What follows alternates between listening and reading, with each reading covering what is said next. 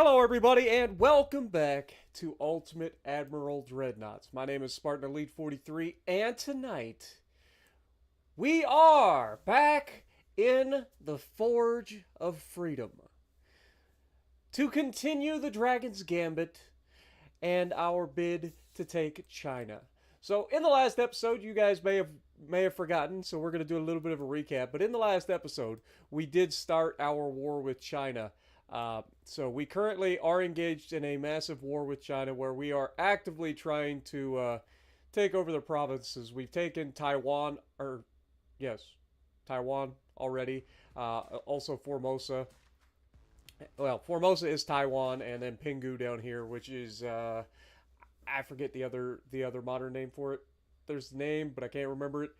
But anyway, what I'm saying is, we're going to be starting the mainland invasion today. Now, we did take Hong Kong in the last one. We also took their outside provinces that they had over here in Thailand. So we took Thailand and Taiwan, so I don't have to worry about getting those confused today. But even though I know the difference between the two countries, it still throws me off every time I say Thailand and Taiwan. I always get them backwards. But anyway, today's going to be the day that we try to start the mainland invasion of Greater China. And so that's going to be our goal for today.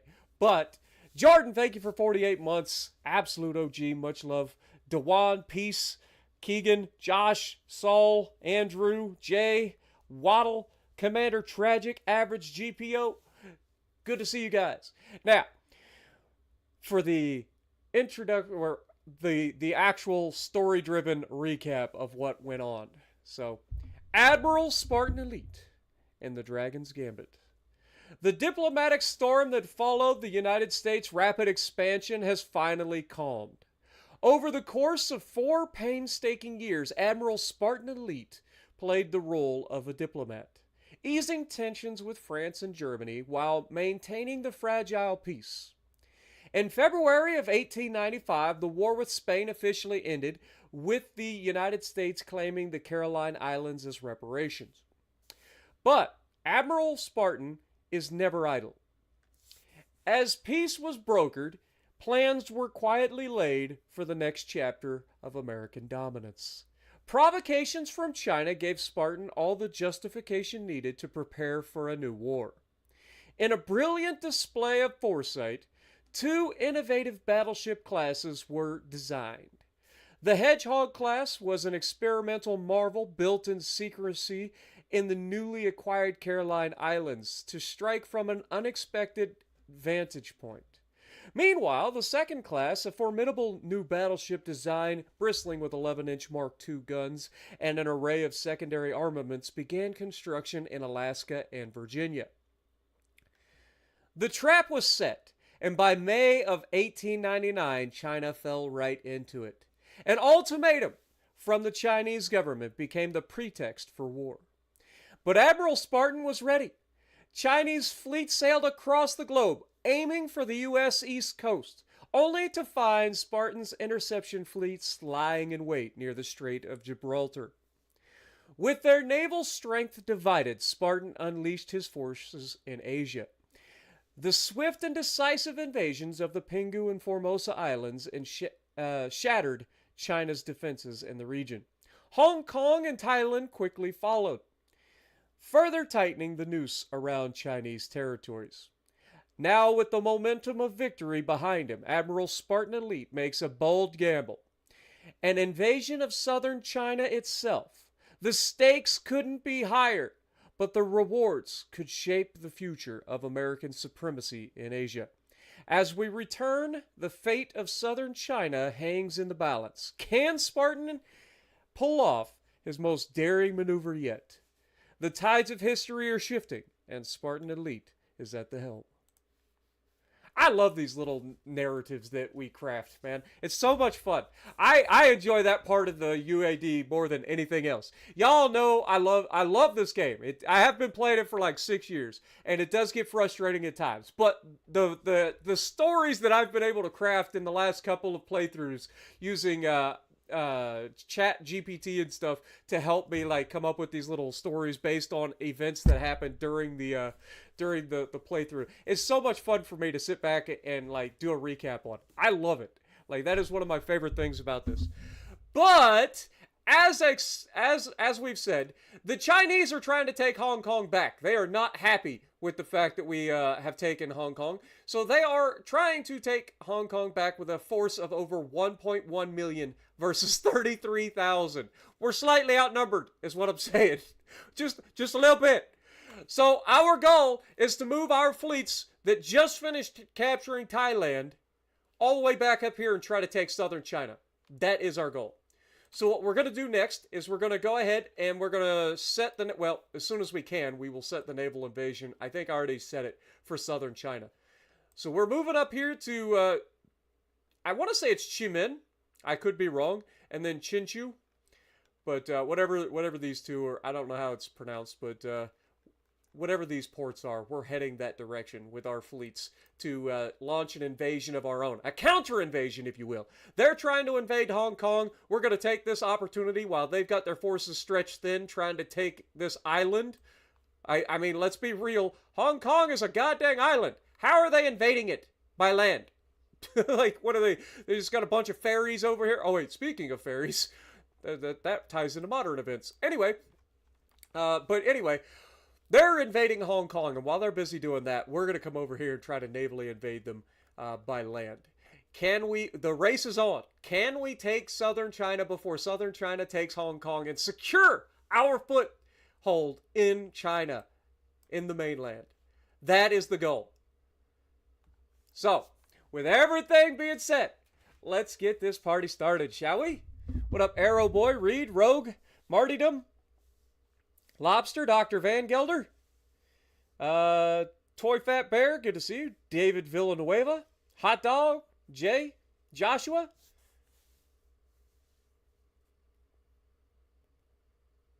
Meanwhile, back at the Hall of Justice. All right, let's go. We are going to be checking out our financial situation because I don't remember everything that's going on. So right now, the Chinese are very upset with us. The French are not thrilled with us. The Germans are not thrilled with us, but they're not actively hostile at this time. And then, of course, the Spanish are starting to get a little bit more frustrated with us again after we whooped them in the previous war. But, as you can see, the GDP is rapidly climbing for us. We started with a GDP, I think it was about $18 billion. And now we're up to $70.9 billion. Our GDP is actively exploding. But speaking of exploding, our debt is actively exploding. $56 million per month in debt currently. Now, we do have $622 million in finances currently, so we're okay to hold a little bit of debt. Let's look at our fleet situation and figure out why we're expending so much money. And let's be honest, the main reason is we're building a whole bunch of new battleships. And these are not our battleships. These are battleships that we're selling. So while it seems like we are losing a ton of money, all of these battleships are going to pay for themselves. Every one of these battleships we're building is building a profit over what it would normally cost. So while we are hemorrhaging money, we're going to make the money back as soon as they're sold. And we got one coming up next month, one the month after, one the month after that. You see the thing here. So while it seems like all hope is lost in the financial department, we're okay. So with that being said, it's time to break into January of 1901. Let the invasion begin!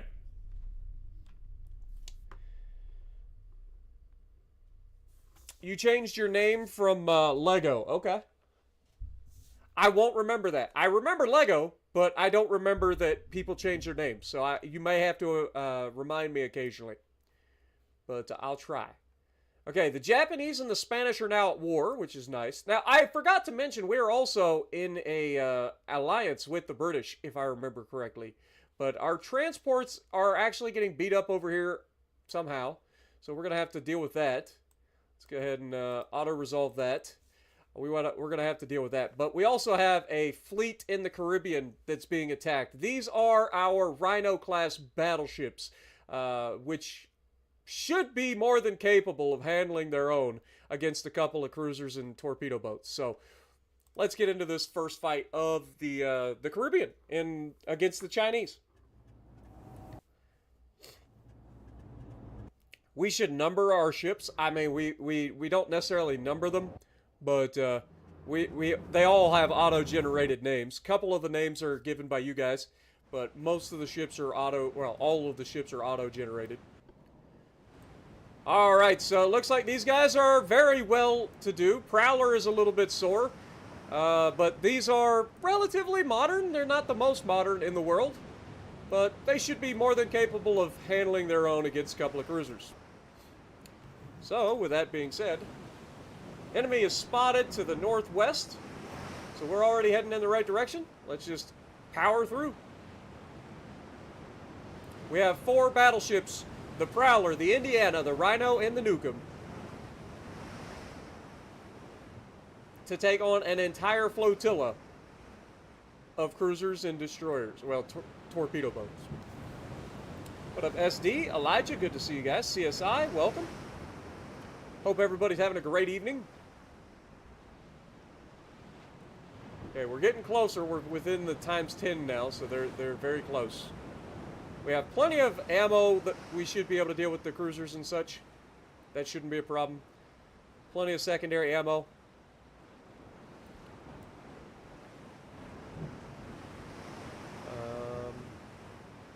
Now they're spotted to the north, so I guess we'll... Oh, never mind. I lied. The game lied to me. It said they were spotted to the north.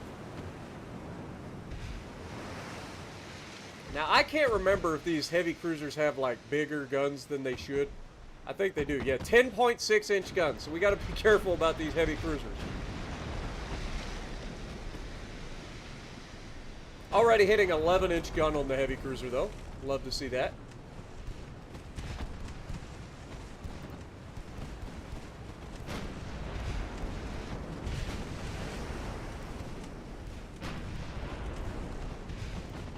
We're going to go ahead and set up a kite, because they have a lot of little vessels. We want to be able to keep our distance as best as we can, deal with them as they get closer, one at a time preferably.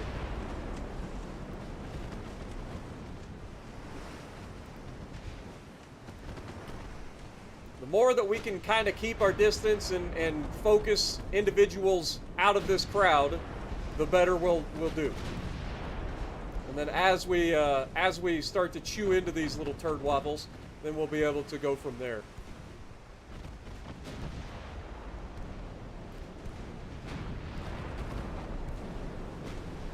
Now, these guys aren't the best trained crews in the world either.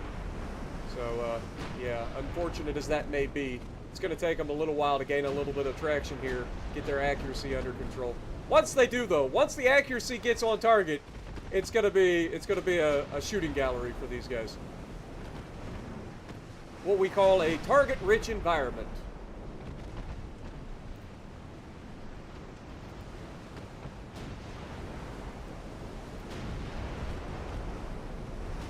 See? Simple as that. Turn our guns on the little turd waffles and murder. Oh, that was a big hit. That was a big hit with the 11-inch guns. Alright. Let's get rid of the light cruisers. They're getting a little too close for my comfort.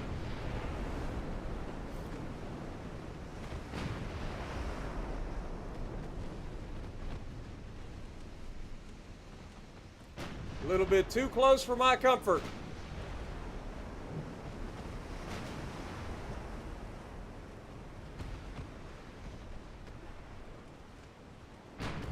How close are these guys to nuke them?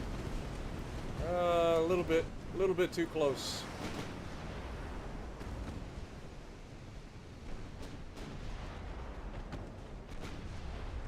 Oh, we got a flash fire on the guy that was actually in the line of fire between us and our target. That's always preferable. Down he goes. First cruiser goes down.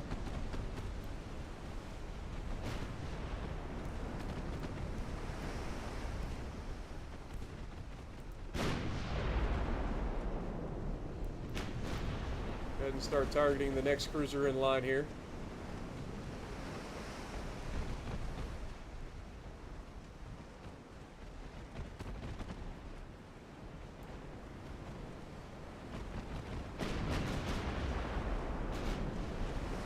All of the 11-inch guns missed, but our secondaries, we do have 5-inch secondaries. So these secondaries, when they do hit, cause some serious damage to these little lightly armored targets for sure. What up, Fat Wheat, D Spurge? Good to see you guys.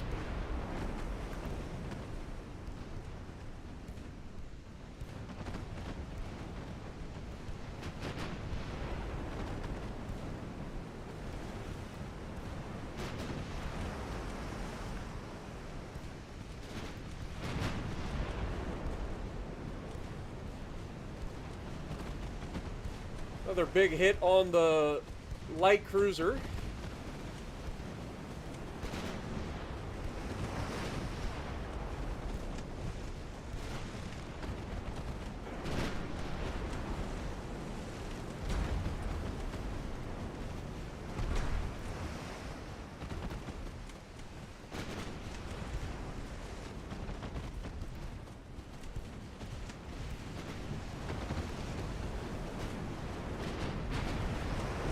Flash fire on the second light cruiser.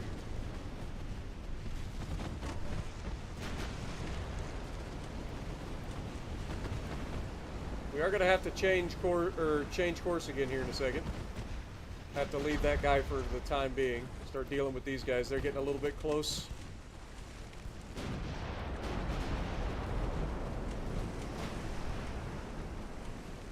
A little too close for comfort. Rid of the torpedo boats. So far, all of our ships are doing pretty well. As long as we keep them outside of torpedo range, we'll be fine. Just got to keep them at a distance. Jeff coming in, dropping a $10 bomb with 10 gifted. Thank you so much, my dude.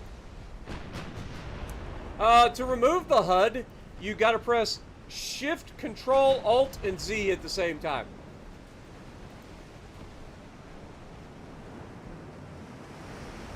So you can actually remove the HUD, but having the information, I wish there was like partial HUD available so that you could like hide some of the stuff but keep some of the other stuff, because it does get a little bit cluttered.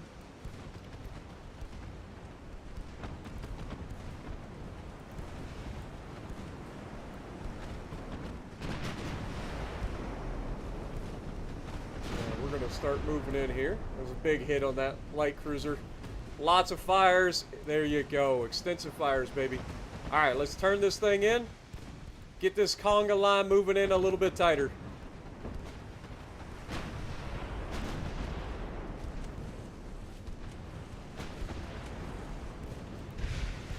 Those big old AP shells coming in from the heavy cruisers at the back that we can't even see at the moment.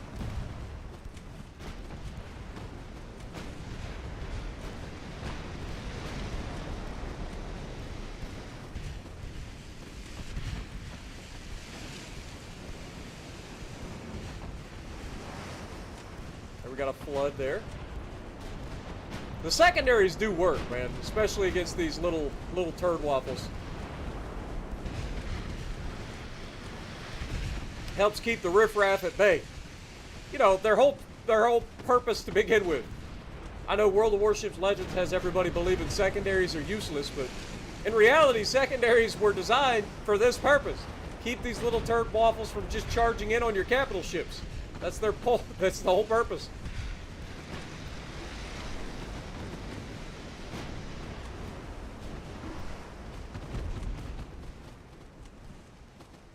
And it's funny when you think about like ships having secondary armament that are 5-inch guns, and you're like, oh, they're just 5-inch guns. It's like those 5-inch guns are the same guns that you get on a goddamn Atlanta.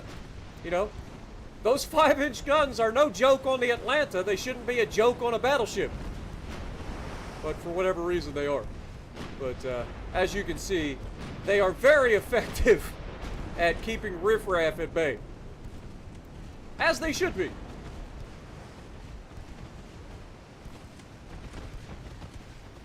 You just like screenshots? Yeah. I mean, there are some beautiful, beautiful moments. I mean, look at this. Got the sunrise or sunset over there in the distance. We got our 4 battleships in a nice line-ahead formation. Little turd waffles getting a little bit too close for my comfort.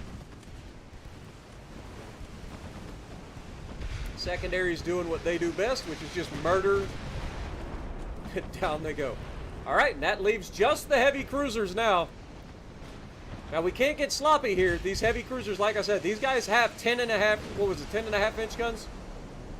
Yeah, 10.6-inch guns. They are out of HE, so they'll be only firing AP at this point, but that AP is more than capable of punching us in the face, as just demonstrated. That is some big AP, man. Considering we only have 12-inch guns on our battleships, they have 10.5-inch guns on their cruisers.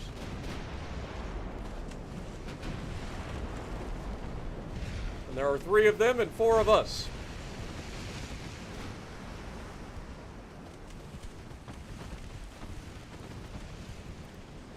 The main difference is we have a lot more secondaries and a lot better armor.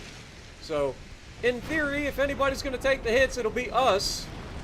But our secondaries are going to be the difference maker here, because they're going to be able to slow these guys down, make them a little bit easier to hit, and also make them a lot less accurate by hitting them.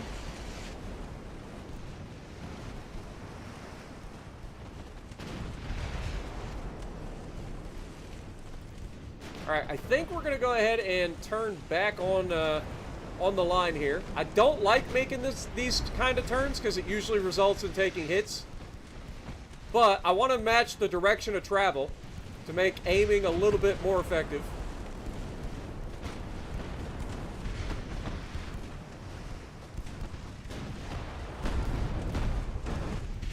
And there's all the hits coming in that we were talking about. As we get in a line, those hits are going to come in. But, ouch! That was a big hit.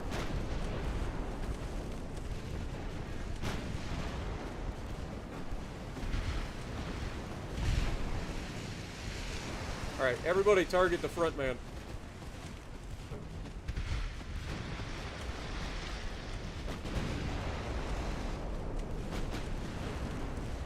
Come on, boys. Land some shots, boys.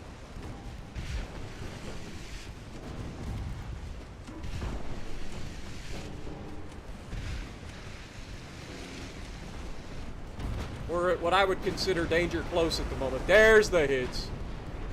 I don't know why we're still shooting HE, though. Throw some AP out there, boys. AP should be more than capable of dealing with these heavy cruisers.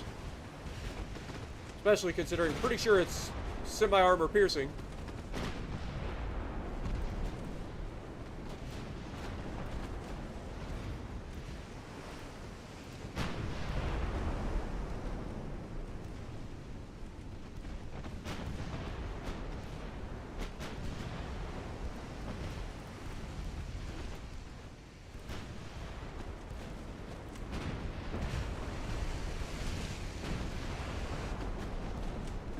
Just trying to keep all of these guys getting hit so that they're all less effective.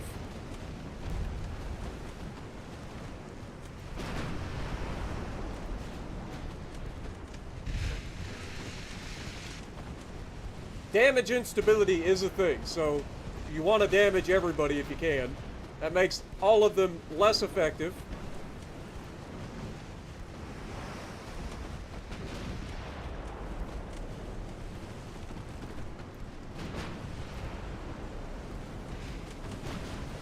Let's finish this guy off. He's lagging behind. Want to get rid of him if we can.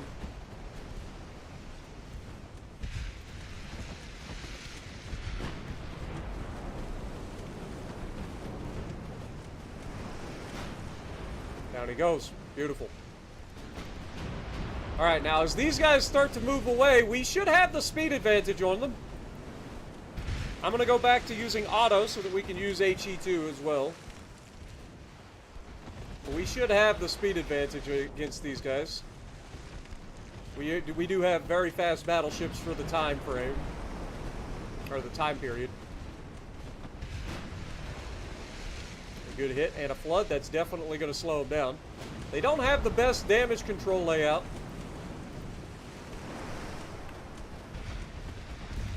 They don't have a lot of bulkheads, so that's good. We're going to take a few hits here from secondaries and such, but it seems like we're doing a pretty good job of absorbing most of the hits. Taking very little damage overall. Come on. Get him, Prowler. There we go. That's a big boy hit. Just right on cue, Prowler. Well done. That's what we're talking about. I was right on time, too. I was like, get him, Prowler. Wham! 23,000 damage, insta-sink. That's what we love to see, man. Alright, at this point, we're just going to chase this little turd waffle down. There's nowhere to run, baby. You're not fast enough. You're just going to die tired. What up, Mitchell? How's it going? Is Yamato powerful in World of Warships Legends? Absolutely. In the right hands, Yamato is probably the best battleship in the game, or at least in the discussion for the best battleship in the game. But it can also be easily countered if it's used improperly. Okay, this guy has made a suicide turn. He knows he can't escape, so we're going to go ahead and turn out, get all of our guns to bear.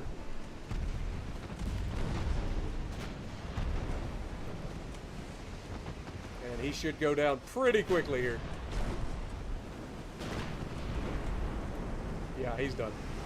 Goodbye.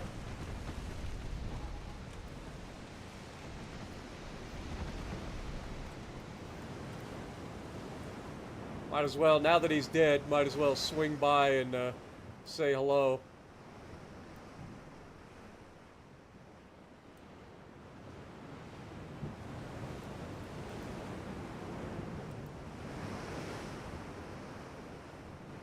Looks like he's gonna sink so fast we don't even get over there to see him sink.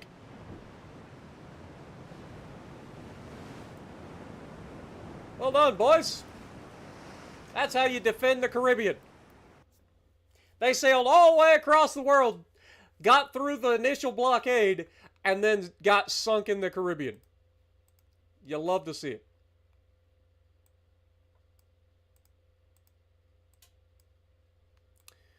All right, so that one's dead. There are several little turd waffle fleets floating around out here that got through the initial blockade, which is not ideal. This is 4 battleships. I thought we had more battleships over here. Let me double check here.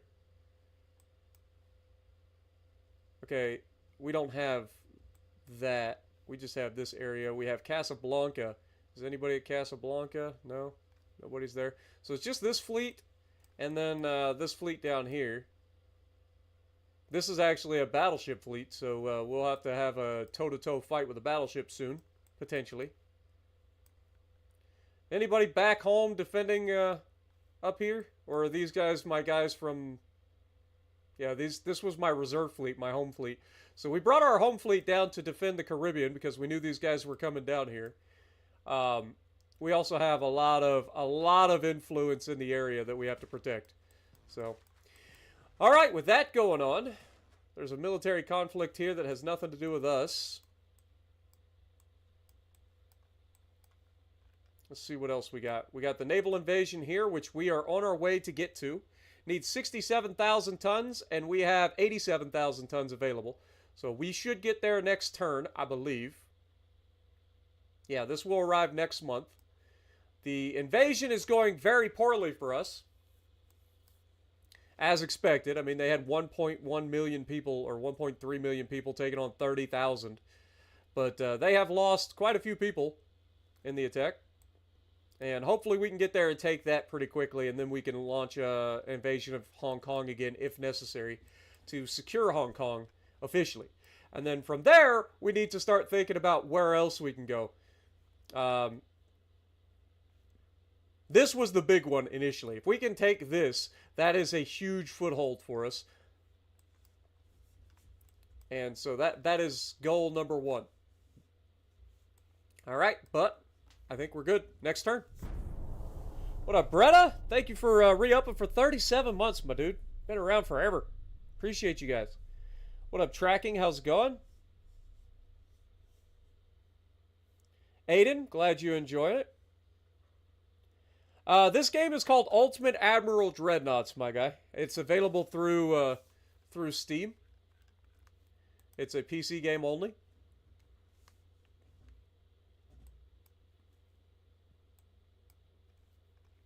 All right, we have one torpedo boat. I'm just going to auto-resolve that. Yeah. Don't have to worry about that.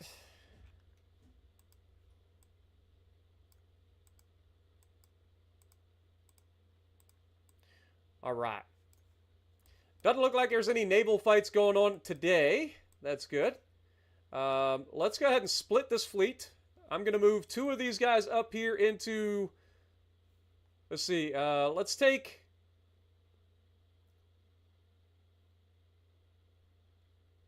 Nukem and Rhino. Split them off to come up here and defend Eastern North America islands and so on, and the East Coast. Leave the other two down here in the Caribbean to protect against that, because we have a couple of straggler fleets around here that we need to deal with. So that's something that we've got to start dealing with. We could even potentially split this fleet and have one of these guys go out a little bit further. If we take Florida and Louisiana and split those guys up to be a little bit further back so that we have a little bit more coverage to keep these guys at bay. Then we've got this naval invasion over here, which we should start to win. Yep, we've got 5 more months of naval invasion, and we are not going to live 5 more months, most likely. We'll see. They are losing a lot of troops, though. So if we can hold out, just hold out, Hong Kong.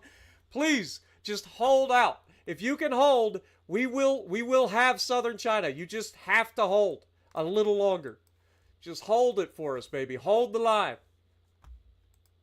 All right, what are we researching currently? We are currently speeding up rangefinders. We will have the Coincidence Rangefinder 2s very soon.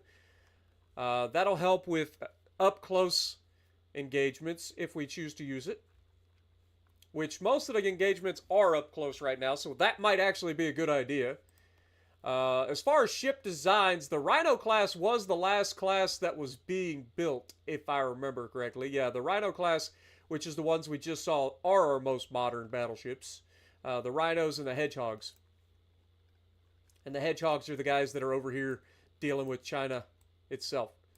And there were a couple of Rhinos that were built up here that have joined up in this fleet as well. So, anyway, moving on. Next month, let's go.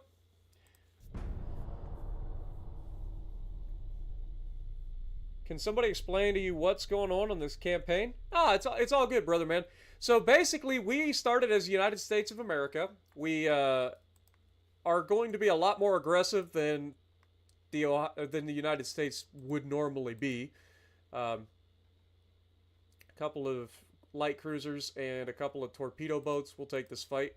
But yeah, so we started as the United States. We went to war with the Spanish following the Spanish-American War.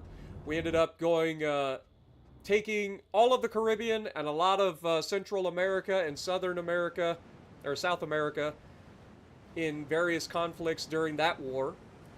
Then we ended up getting, as reparations for winning the war with Spain, we ended up taking the Caroline Islands, which allowed us to stage over in the Pacific area. And from there, we launched a naval invasion, or an invasion, after China reprimanded us and gave us an ultimatum to declare war on us. We let them sail most of their ships across the oceans, where we could have an ambush set up for them in the choke points as they come across.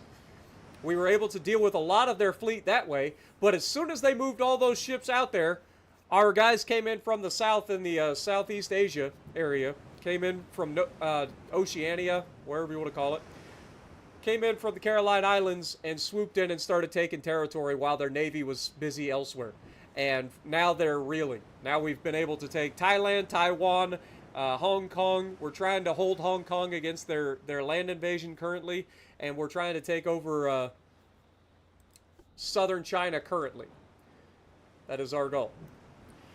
All right, so we are going to have all of these guys get in line.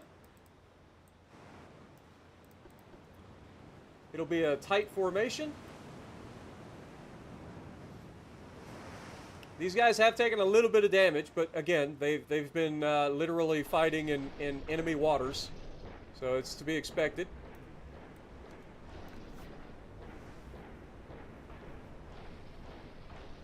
Yeah, no problem, tracking. I'm glad you enjoy, man.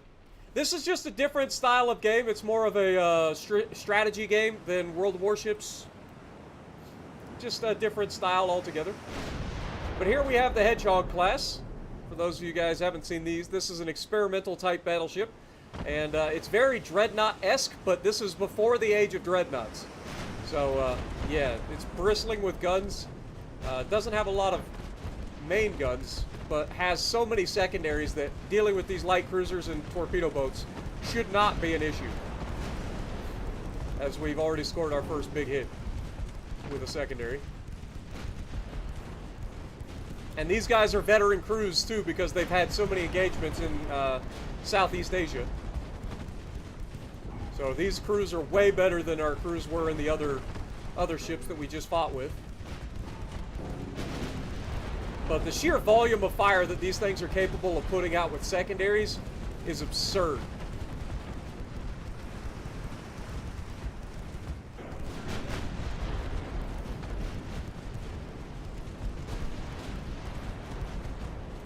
Down goes torpedo boat number 1. The other one's already been damaged pretty heavily and now is about to get wrecked. And then we're going to try to chase down these light cruisers.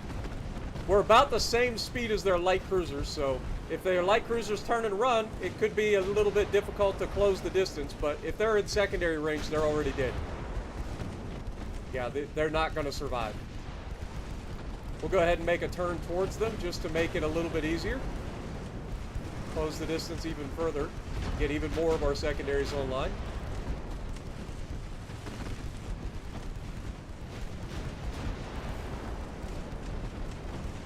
You can see they're trying to deploy their smoke screen. They got a rolling smoke screen out there.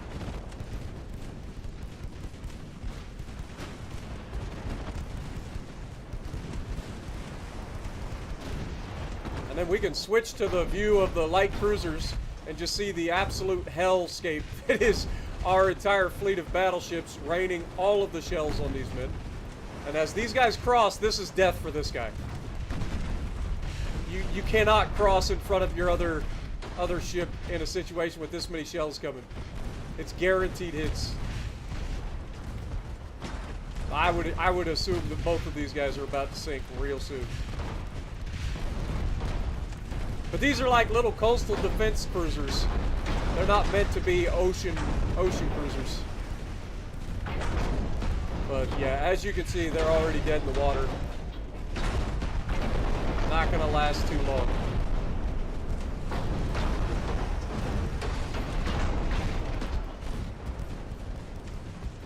The Wuchuan about to go down. And then this guy that crossed in front actually didn't take as much damage as I gave him credit for. I thought he took a lot more damage than that turning in front of this guy. But he's not going to be long with this much firepower aimed at him, that's for sure.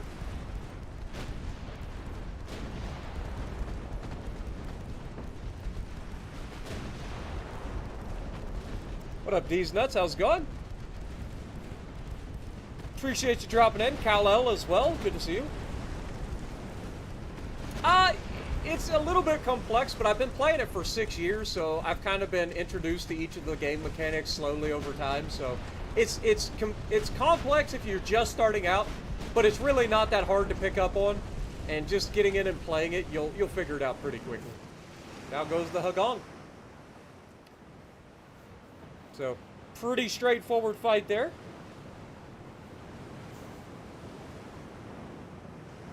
We lost 0 crew members. They lost 606. They lost all 4 of their ships that they sent in. So, it's a good fight. Is this PvP? There is a PvP game part of this, but it's not like the campaign and stuff like that. I think that would be really cool if they would introduce like a multiplayer version of the campaign so you could control different countries and do diplomacy and stuff like that and attack each other. I think that would be pretty cool. But currently that doesn't exist. This campaign is player versus AI. PvE.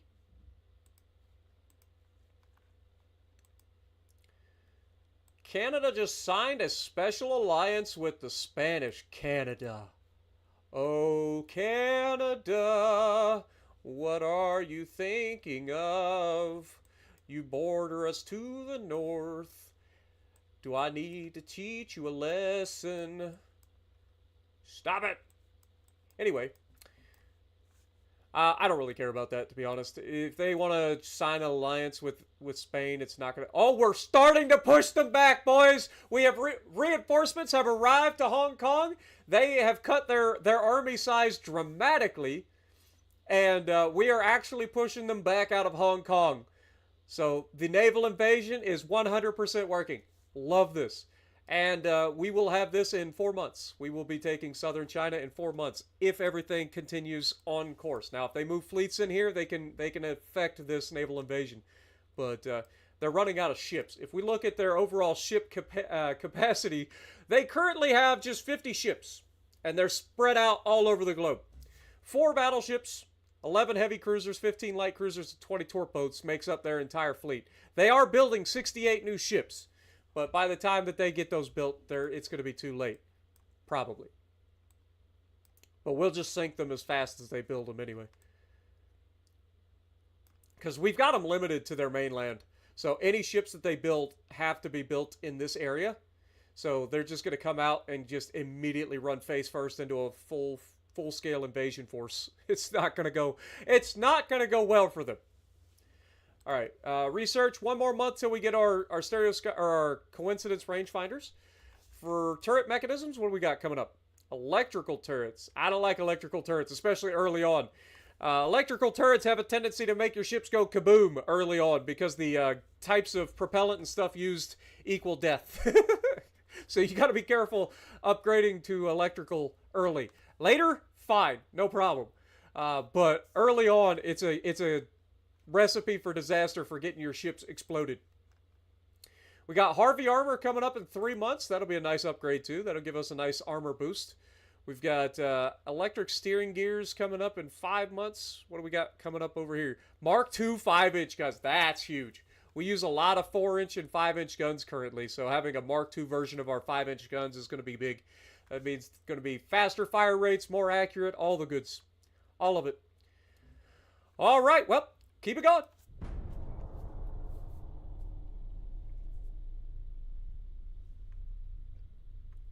What up, Lobster? How's it going?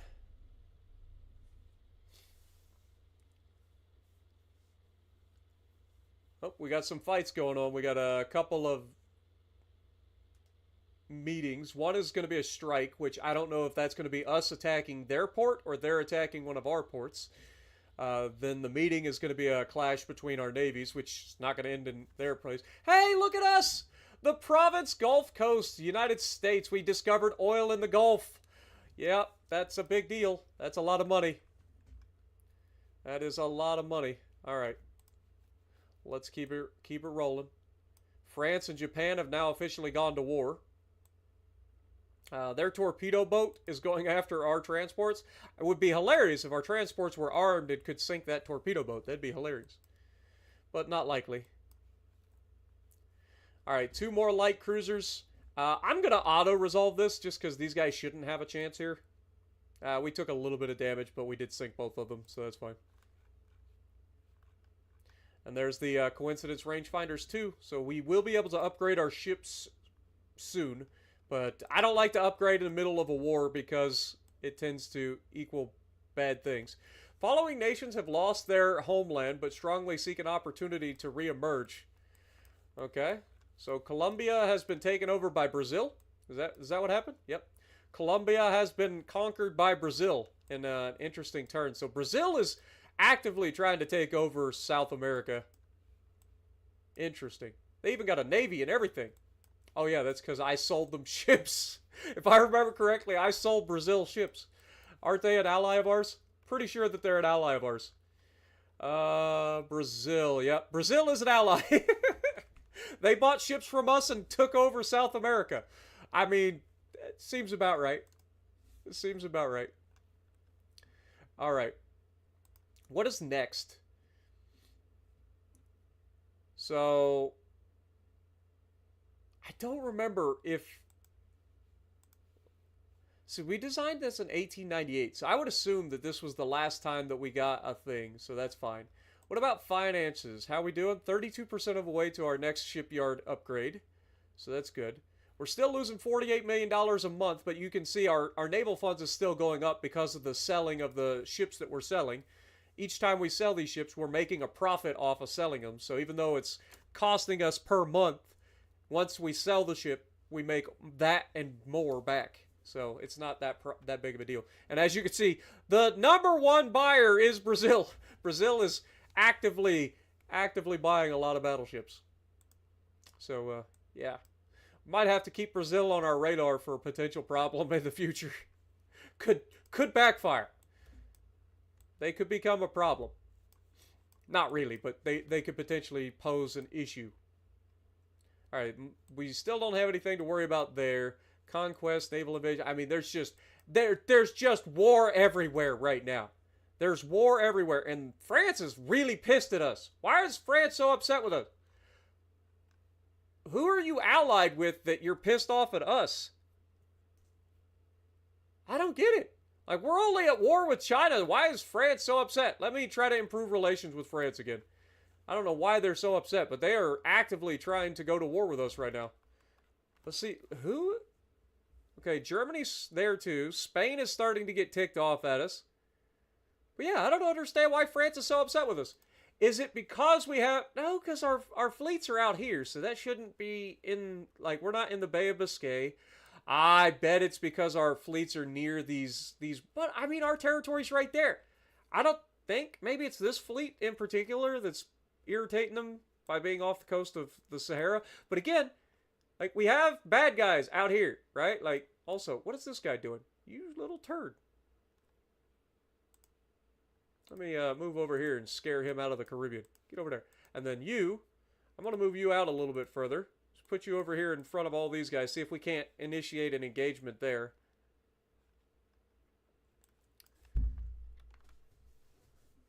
These guys have had the Straits of Gibraltar closed to them because our ally is Great Britain, and we're at war with them. So Great Britain has denied them access to the Straits of Gibraltar, meaning they have to go all the way around the Horn of Africa in order to transit all the way back to Asia. That adds quite a bit of extra journey to their trip. By the time they get here, they might not have a country to come back to.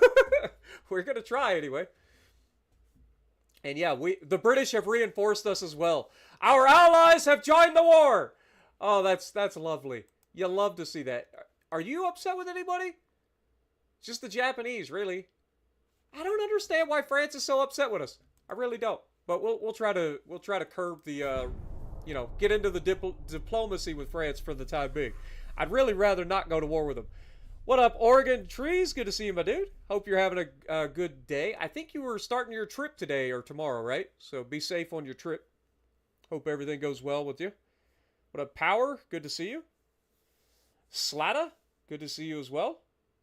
I should play Sea Power. I actually am planning on playing Sea Power in the near future. I just got word today. Can create an alliance with Japan. Now that seems like a bad idea. Because they are currently at war with France, and France already doesn't like us. So I think that we're going to have to not go to do the alliance. Sorry, Japan.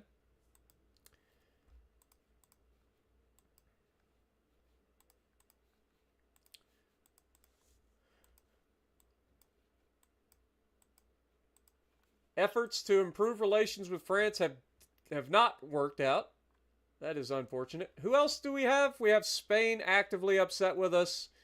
Yeah, I think we should probably try to curb that. Even though they're not really a threat to us, we should at least try to improve relations a little bit. I'd rather limit to the fighting to one country at a time, if I can. You can't always get away with it, but I try to do that whenever possible.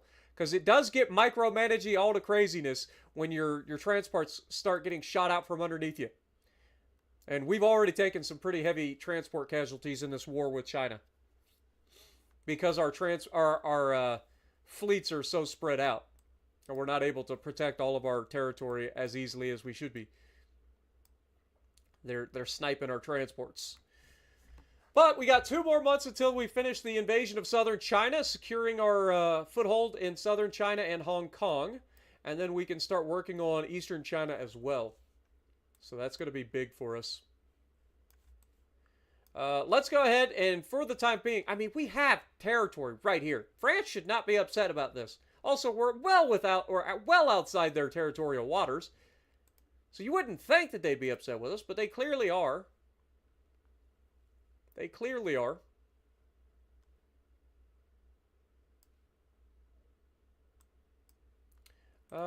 Let's not move them. I think we're okay. These guys are just being annoying is what they are. They're being real annoying. I don't want to split them up any more than I already have. So let's move these guys back a little bit tighter. Make it a little bit harder for these guys to just do whatever they're doing down here. Dude, Brazil is... Wait, China is trying to launch a naval invasion of Suriname? What? Why? China, you bad, bad turd. Stop. We'll have to keep an eye on that. We may have to intervene. Make sure that that doesn't happen. I mean, Brazil is our ally after all. China is our enemy currently, so it makes sense. All right. Keep it rolling. What up, paramedic? Good to see you. You're in New York already. You start work soon? Okay. Will you be safe in New York, my dude? Glad you had a safe trip. Radioactive, good to see you.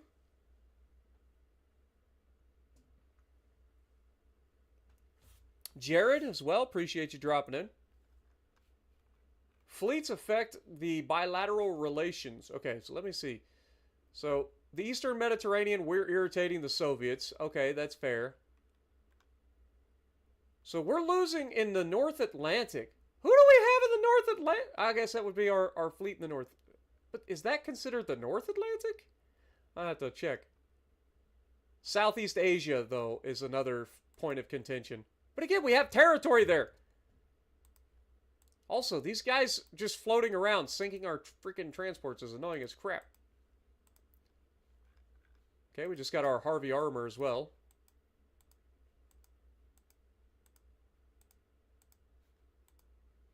All right, 1 more month and we should have this southern China wrapped up.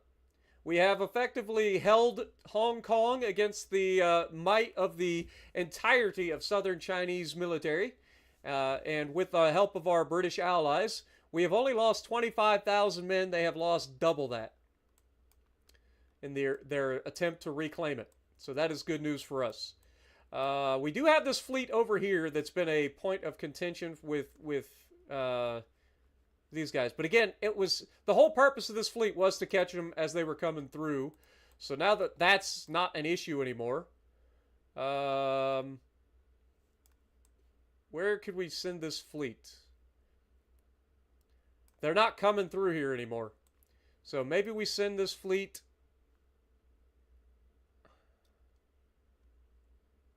over here to Asia as well. We'll send them to Bangkok for now. Let those guys get into Bangkok. That'll be a potential upgraded situation for us. Everybody else is so far away. I mean, these guys are coming back to the area, so they might be a problem. But it's like, there's just stragglers. They're like little torp boats and stuff, so they're not really a threat to anybody. But yeah, next month we should have southern China, so let's go ahead and go forward. Should turn light blue, baby. Fly the American flag, baby. Come on. I want to see it. Southern China is officially blue, baby. Let's go.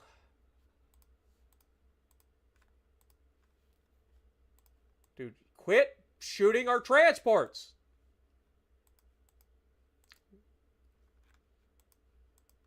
These guys keep blowing up my transports, man. Hurting my bottom line. All right, we need to immediately try to take the next section, which is Eastern China, if we can. So we're going to go up here.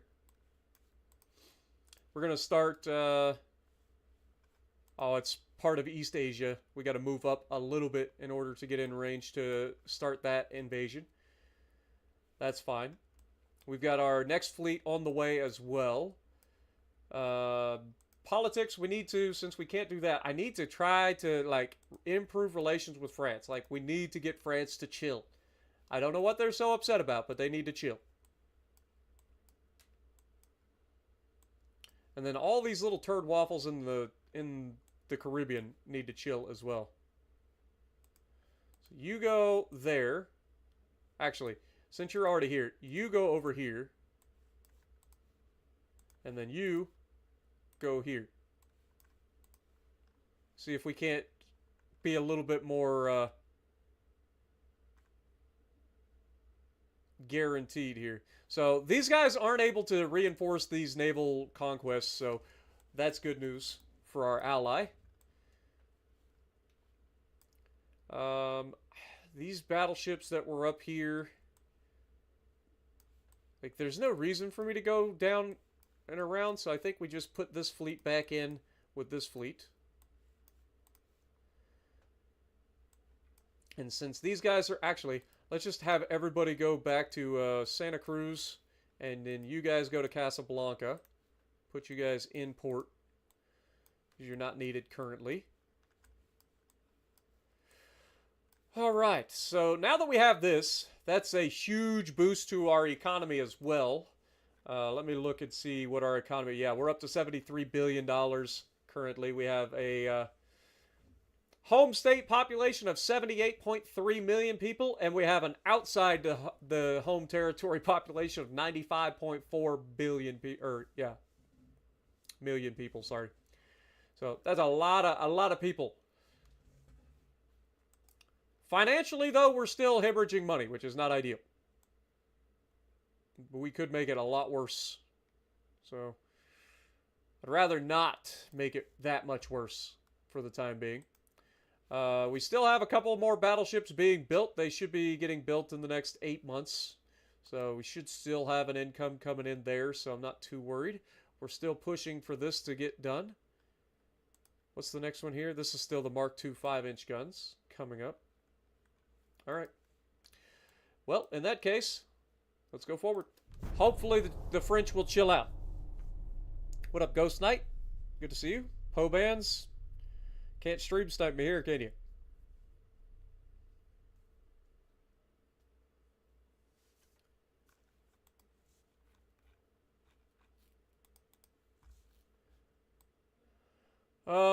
I mean, this shouldn't be a problem. Yeah, that's good. We're able to get rid of them. Heavy cruiser versus these guys shouldn't be an issue. We're just going to go ahead and get that. Now, this, again, it shouldn't be an issue. Yeah. Perfect. Perfect!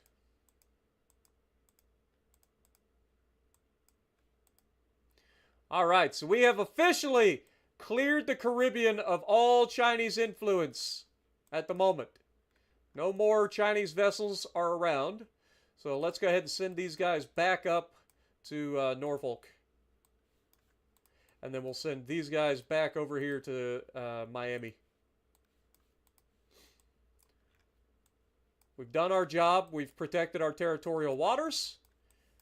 And forced them all the way back to our stomping grounds that we're currently smashing. Also, do you guys see oil? I see oil! Oh, I know where we're going next. Naval invasion! Eastern China. I need 147,000 tons. That is not happening. We don't have that much tonnage. Okay, this is... How much? This is 85,000 tons. We got another fleet on the way. I don't know where they're currently located. Where are they currently? Okay, they're here. This is another 34,000 tons. Yeah, that's still not enough tonnage. I'm not great at math, but that's not enough tonnage. So I don't think that's going to be a possibility. So maybe we move up into the Yellow Sea?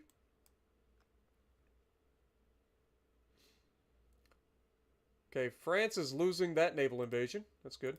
Let's move up into the Yellow Sea and see if we can't take, like, Liaodong Peninsula.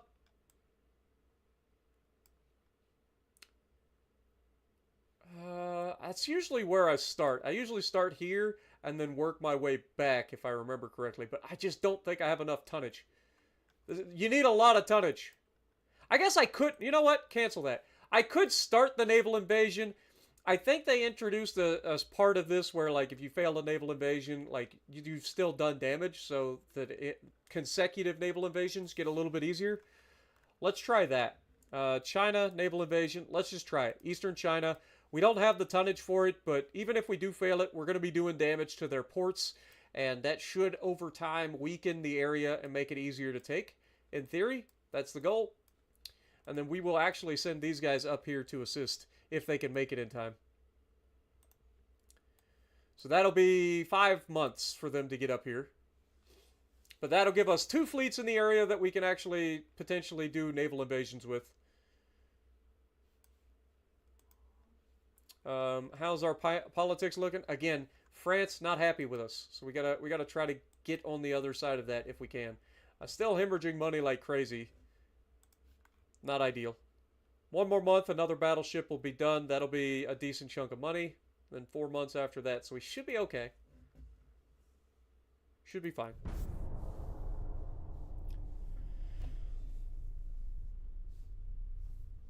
What up, CeeLo? How's it going? Welcome. Manifest their destiny.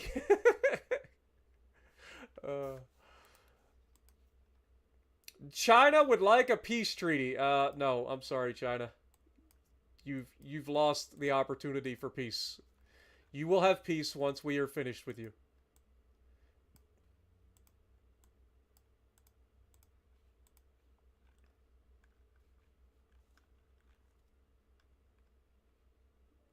All right, so we currently have 85,000 tons. We have a 12%. Oh, I forgot about that too. Like, it actually affects the percentage chance as well. God, these ships take forever to get around the map. All right, let's send them up here though.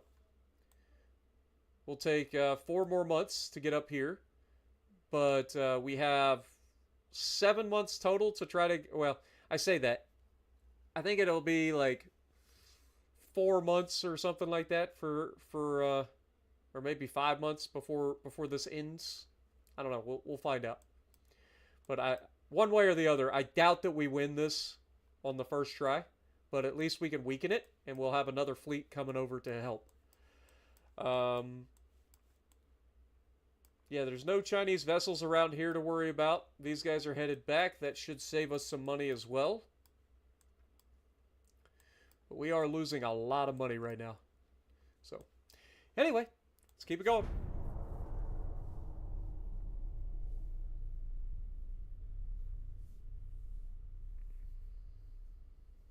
What up, Uncle Breda? Good to see you.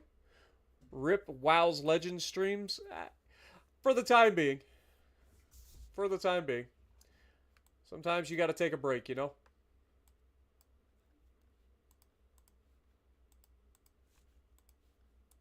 Still getting daily uploads of the game, so it shouldn't be a problem.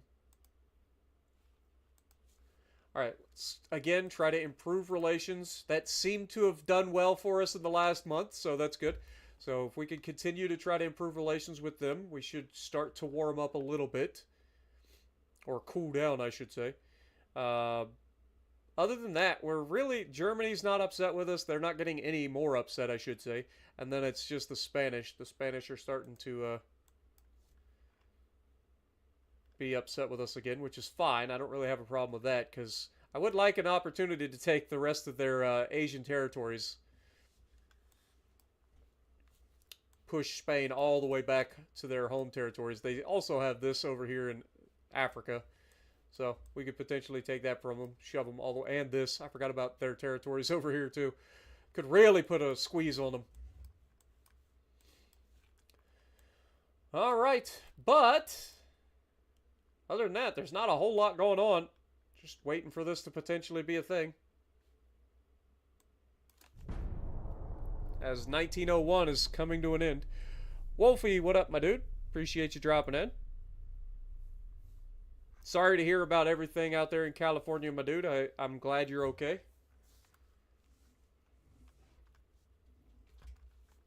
Invade Russia? It's not going to happen anytime soon. Maybe at some point, but not at this moment.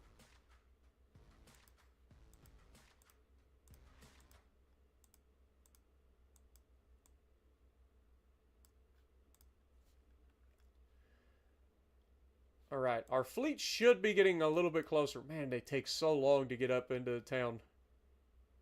Also, this fleet's going to run into all these guys that have been coming back this whole time. See, this is the difference. These guys all went all the way around the Horn of Africa to come up this way. Speaking of.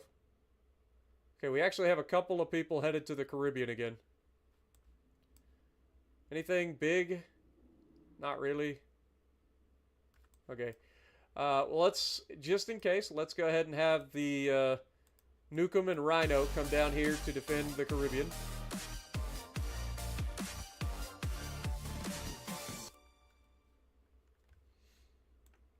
Good morning, Vietnam. Jess, thank you for so much for re-upping for 21 months. Appreciate you. Also, thank you for the $5 bomb. Appreciate you. Guys are always so generous, man. I appreciate everybody. Good morning, Vietnam. All right. But yeah, that's the difference between them having to go all the way around Africa and then us being able to come through the Mediterranean and out through the Red Sea. Our battleships are outrunning them. Meaning they're going to come out all the way around the world and then run into the same people that they tried to avoid up here. Oh, it's going to be glorious. It's going to be glorious, man. All right, next month. Okay, we are definitely going to have to get into the money situation real soon. We're going to have to start figuring out how to save some money. Glad you were able to drop by, catch some Ultimate Admiral as well.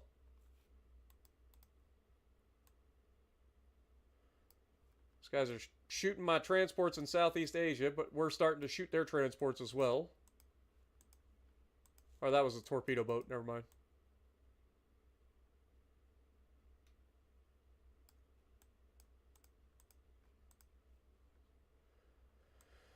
All right. Well, now that we're here, we should be able to protect our transports, but we're also coming in from behind these guys.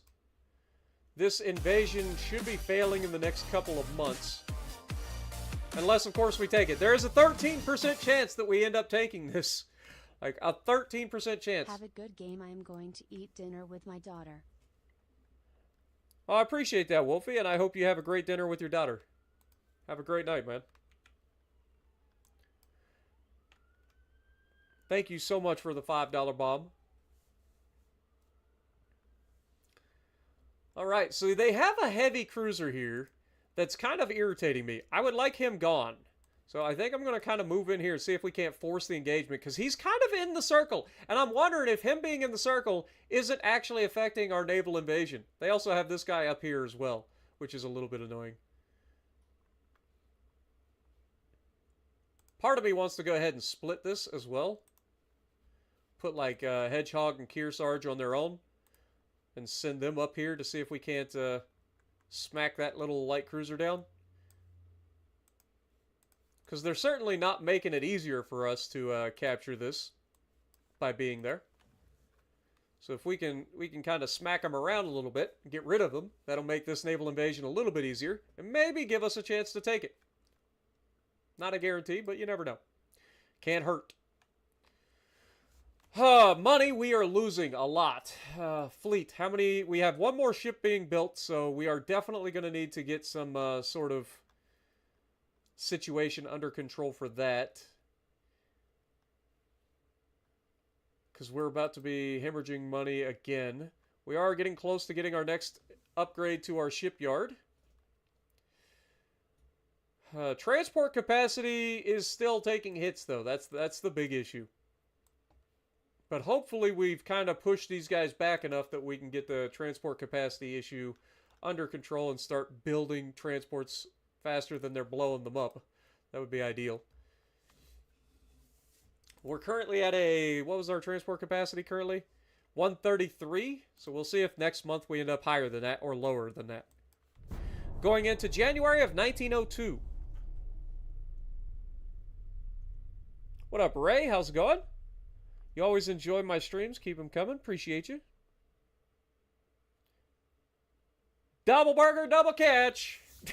Double burger, double catch. Much appreciated, my dude. Glad you enjoy.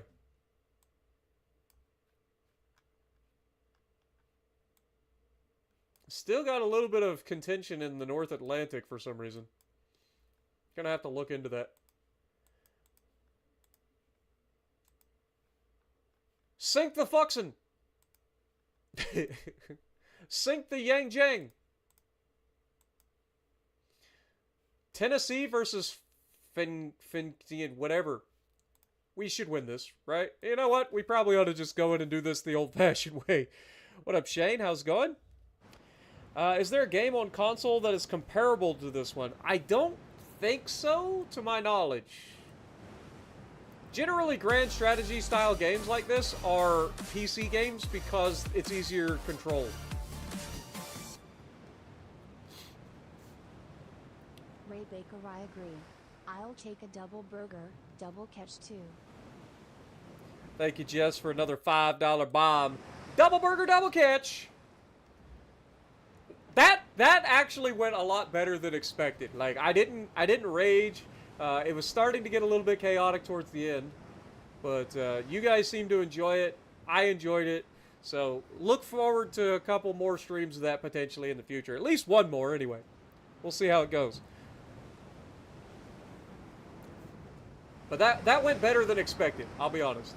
Okay, we have been spotted by the Fang Shin. Now, we are a veteran crew, so in theory, we shouldn't have too much trouble taking this guy down. But, in practice, one-on-one engagements are always a bit fickle.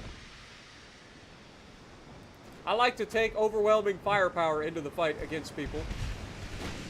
And we have 11-inch guns. Oh, this is one of the 4-inch battleship secondaries as well. We have some 5-inch on there, too. But we do have a lot of secondaries here. And these are the 11-inch Mark IIs. Yep. This is our experimental battleships, our Hedgehog class.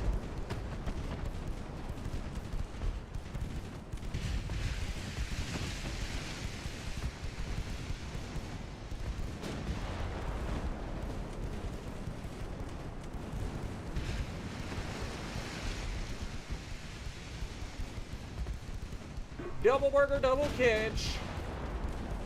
There we go. That's what we need.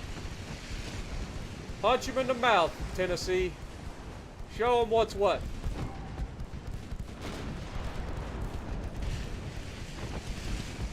Get a little bit of a cinematic going here. Since it is a one-on-one.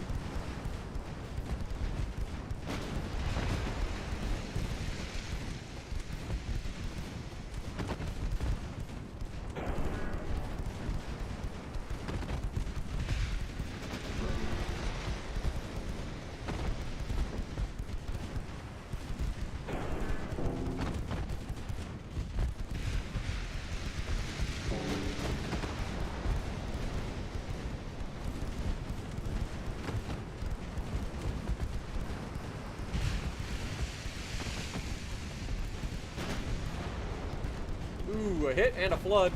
Is that him? He's done? That quick? Nope, he's alive. That was a good hit, though. Only got partial pins. You know what? There might be something to using the HE on these guys.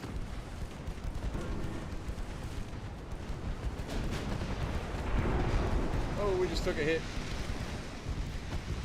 We're fine, but we took a hit. There's another flood, though. That should do it. That should be him gone. If not, then that definitely did. Overpinned him for 5,000 damage. We'll take it. What up, Trevor? Would you like to meet with that cat? Yeah, would you like some meat with that ketchup? You're not wrong. Would you like bread with the ketchup? Right. Double burger, double catch. Single burger, double catch.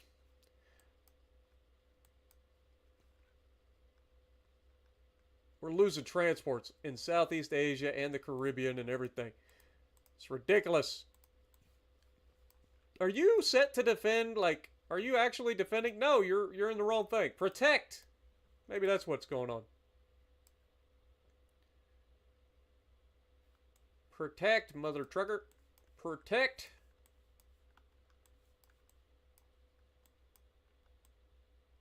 Alright, now we've kicked them out of here. So we'll see if that changes the odds here. Alright, let's get this guy up here with this guy. This guy up here with this guy. Now that we've killed the guys that were in the circle.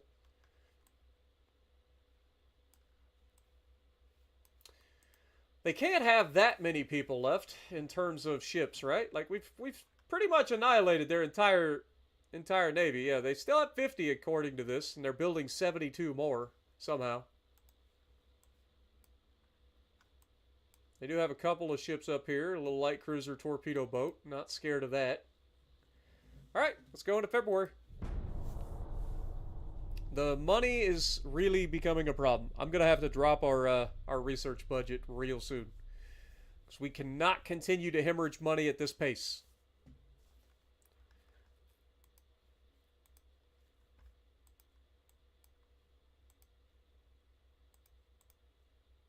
Ooh, we actually took heavy damage in this fight? Really? How? Okay, I gotta stop doing the auto. Okay, Brazil would like a Hedgehog class. That's fine.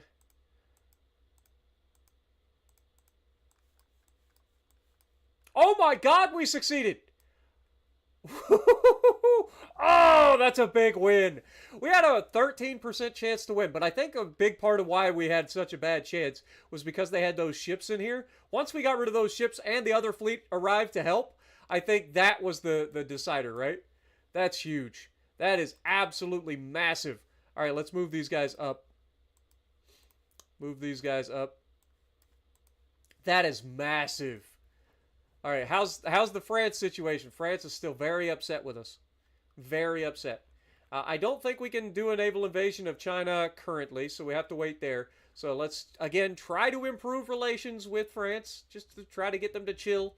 I'd hate to come in and smack France around a little bit, but they're starting to irritate me. They got a lot of outside land that I would love to take. But France is historically a pain in the butt in this game. So we'll see. We'll see how it goes. Finances, though? Yeah, we are losing transport still. We're going to have to drop our expenditures for tech budget at this time.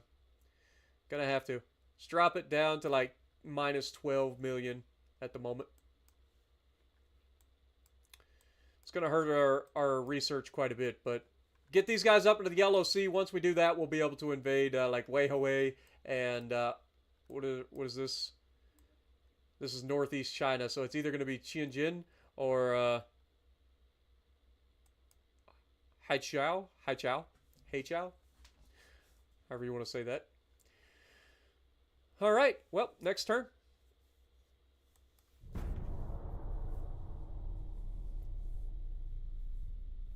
What up, Matt? How's it going? It's you, Matthew. Long time no see, my dude. Good to see you. Hope you're doing well.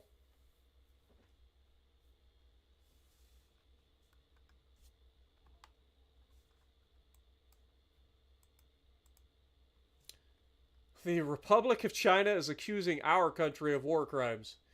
We could pay a bunch of money, which improves our relations with China, which I couldn't care less about.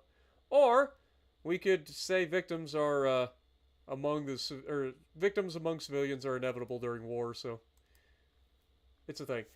Okay, we have battleships here. We have 10 transports, a light cruiser, and a battleship. Battleship with 4 12.2-inch guns. It's the Puyun class. So yeah, let's go in here and take down this battleship if we can. I think they only had 4 of these, right? Did they have 4 or 5 battleships? Either way, this is going to be a big blow to the naval.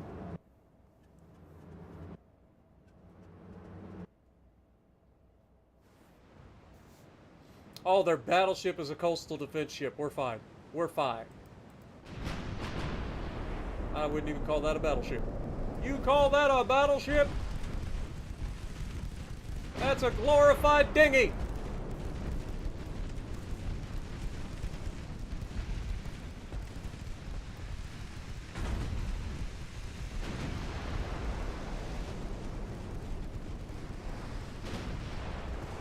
Alright, main gun's here, secondary's over here.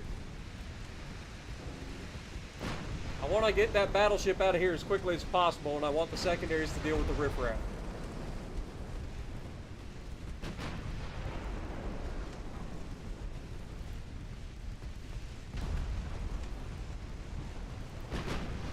Have they improved their torpedoes by chance?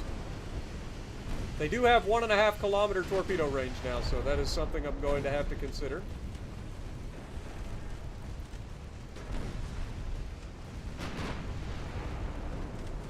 Want to keep our distance a little bit.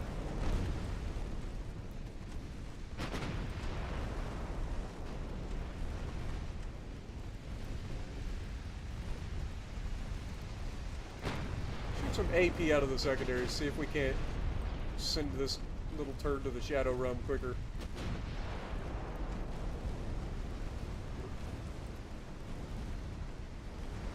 He's getting way too close.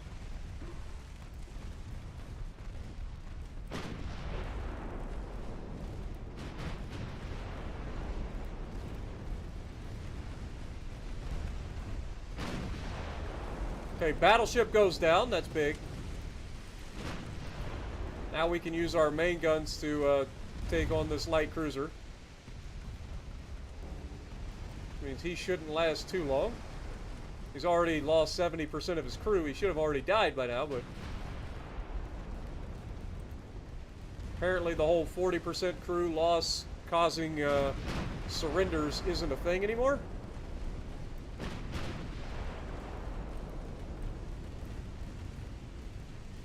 We gotta stay outside 1.5 kilometers, though. This man is on fire everywhere. How is he not dead? All right, now we go get a murder the transports.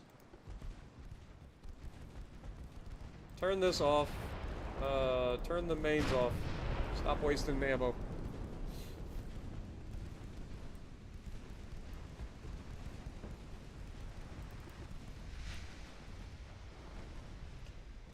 Yeah, these poor little transports got nothing on our battleship's secondaries, man.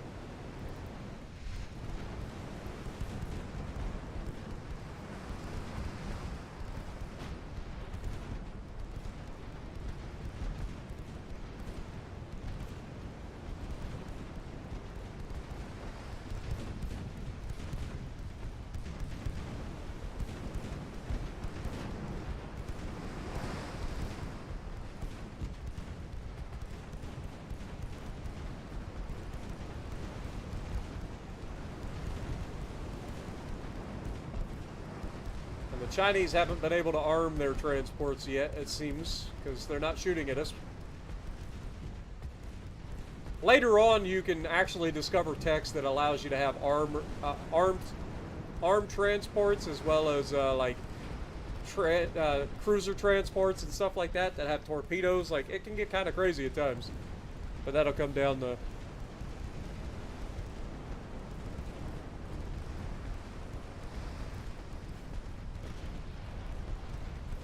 Yeah, I know, Matt. I know who you are.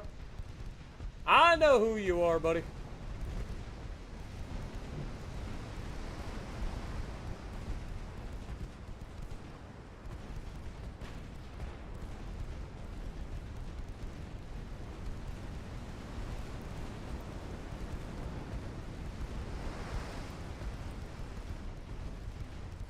All right. Let's take a look at it from this guy's perspective. Look at this. Poor transport, man. He had a bad day.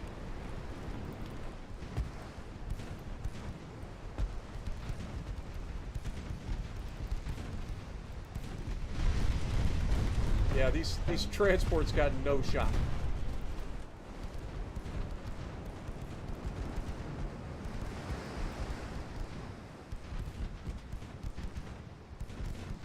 So, I believe...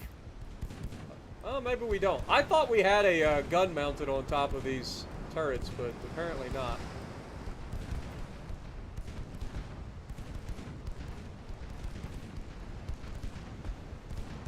Either way, we'll have these transports taken out pretty quick. Alright, Ghost Knight, appreciate you, man. Have a good night. You're feeling quite democratic about these war crimes. It's never a war crime the first time. Or the second, or the third.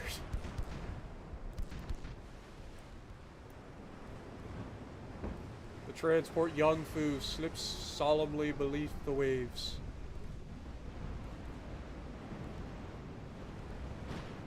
I've never actually let the camera follow a ship underwater before. It's kind of creepy.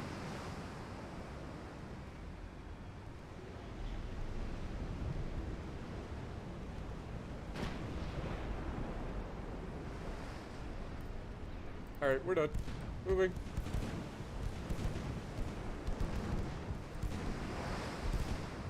These transports are capable of doing 14 knots, so we're much faster than they are. They can't run away. They're trying. And failing. What up, Derek? How's it going? Appreciate you dropping it.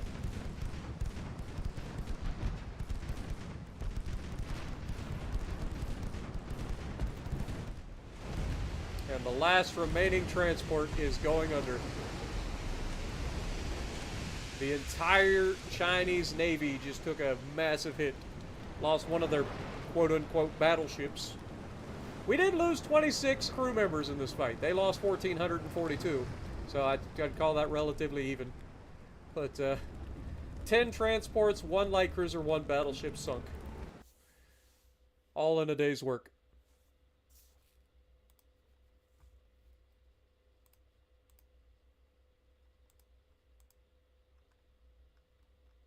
Dude, we are losing a lot of transports, man. Stop blowing up my transports! Where are they in the Caribbean that they're able to break up my transports? Oh, they're all the way over there. Okay. I see you, you little turd. You think you can hide from me?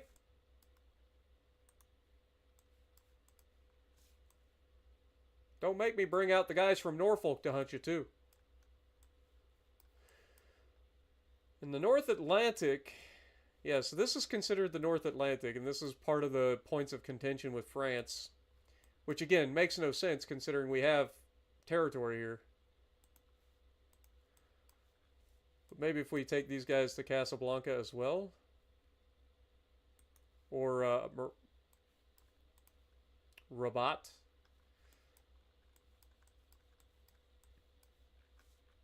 Rabbit? Alright. Who gets invaded first? China. Naval invasion. Choose. Let's go Weihawei and Liaodong Peninsula. That'll be the two. Because I can get those both at the same time. Potentially. Move these guys up here. It'll take like 2 months in between, but hopefully we can move these guys around. Be able to hit both of them at the same time.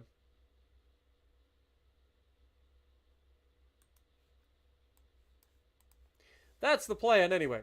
So if we can take this, and then we can work on taking this. Once this falls, China collapses.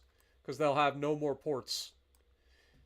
So then all of this becomes ungoverned territory. The British are loving this. They're invading China from the south. Trying to slurp up territory for the British Raj.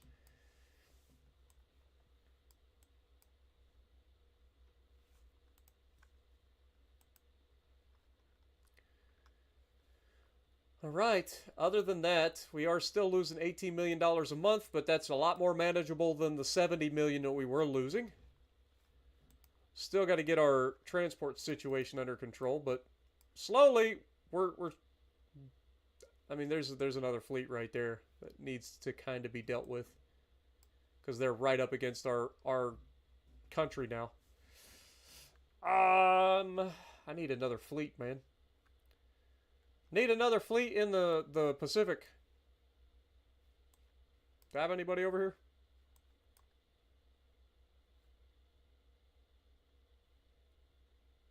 Do not.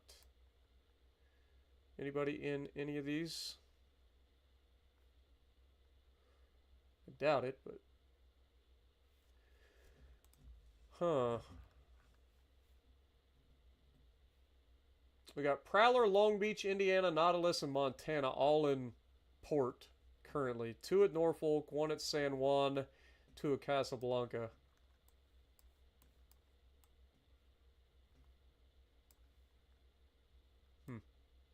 Interesting. Wait a second. Hold that thought.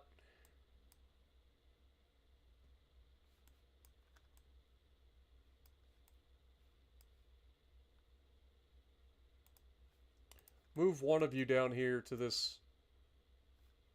Nukem, you can go by yourself. You'll be fine. You'll be fine. Go down here. Stop them with these two heavy cruisers from being able to do something about this. What is this actually? It's one torpedo boat. He's annoying, but this is the priority.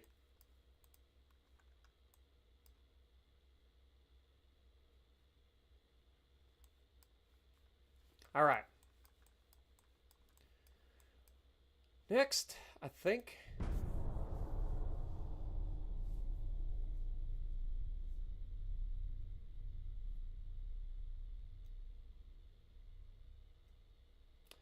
Sorry to hear that, Derek, but I appreciate you dropping in, man. Hopefully you get feeling better soon.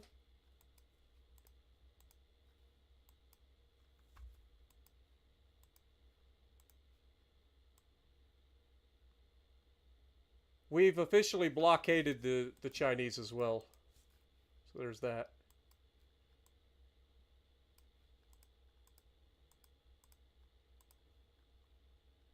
Alright, so we have the naval invasion going at Wei. 100% chance to succeed there. I think we have to wait one more month before we can do it again. Let me check in with France, see... Okay, so the relationship with France is cooling off a little bit, so that's good. Let's continue that. I don't have anything in here that's of particular importance right off the top.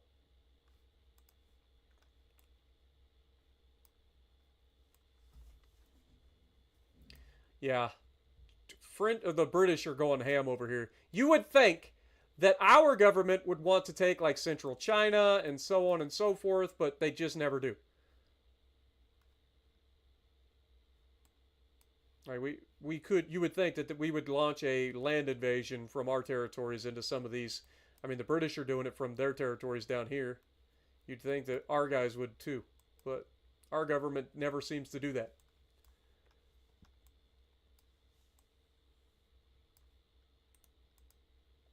All right. Well, I think we just go forward in time because there's not a whole lot going on. Apparently, they did just print out a bunch of ships, though. That's what it looks like. 48 ships left. I guess they may have built a couple of smaller ships here. That's where all these guys are coming from.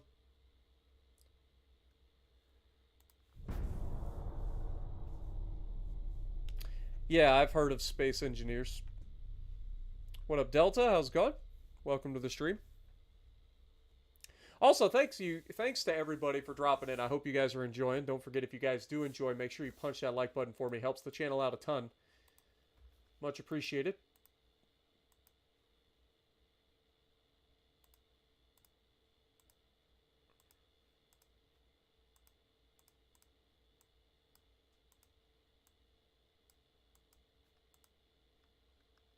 Okay, we did end up sinking that.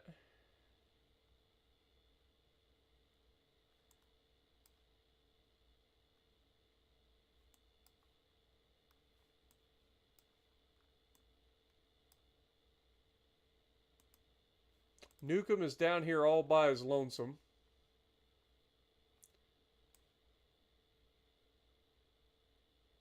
That is a massive fleet. I need an all call. All call! Norfolk, you guys are being shipped down to the Caribbean. Where is Prowler? Wasn't Prowler over here too?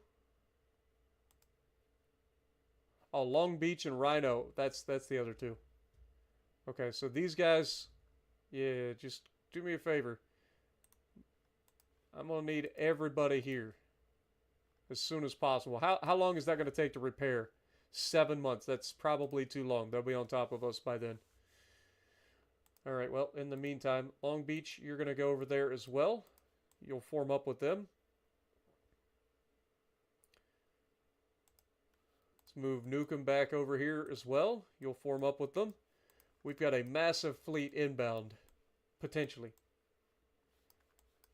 I want to make sure that we have everybody ready in case that is the case.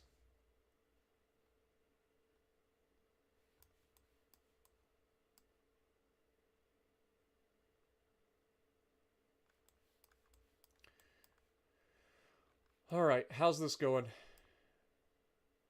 100% chance next month we should also be able to start our naval invasion of the Liaodong Peninsula.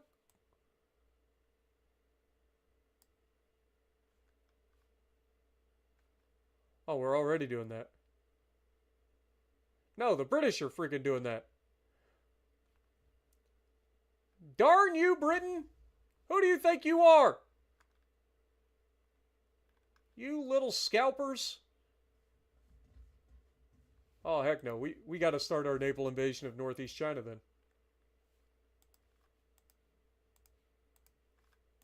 The British are coming in trying to scalp all of our territory from us that we worked our butts off. They came in late during the war. They have helped a little bit, but we've done all the legwork, man. And now they're just coming in trying to take territory. It's bullcrap. It's almost like they're a freaking empire and that's what they do. But we got to stop that. Hoping that this is the territory, but if it's down here, then we can move these guys down here. So we'll see. It's just a shame that they're invading this up here. Alright. Politics with France. Oh wait, no, we already did our politics, so we can't do anything else. Alright, Waddle, appreciate you, my dude. Have a good night. Enjoy. Can I start playing WoW's PC? I've played WoW's PC occasionally.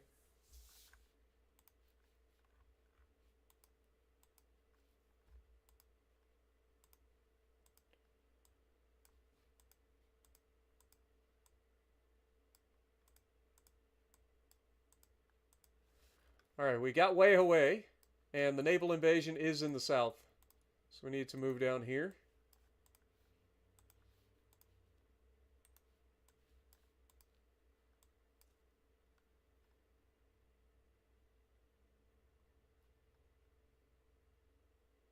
And hope that they fail this, personally.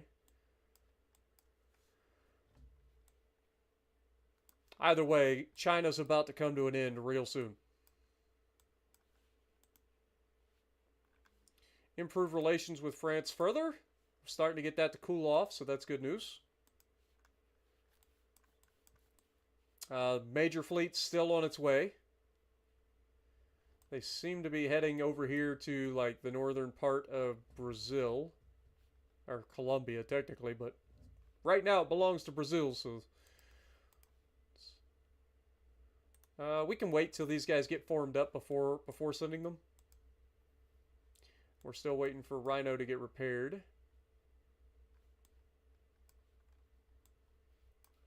Alright. In that case, how long will this take? It's going to take 7 months, and it's a lot of tonnage. Got it. Next.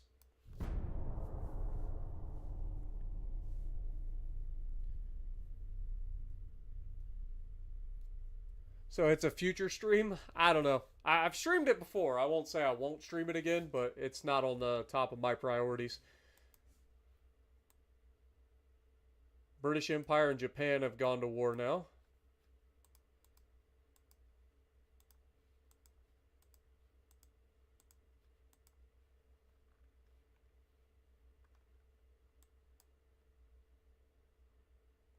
We have 119,000...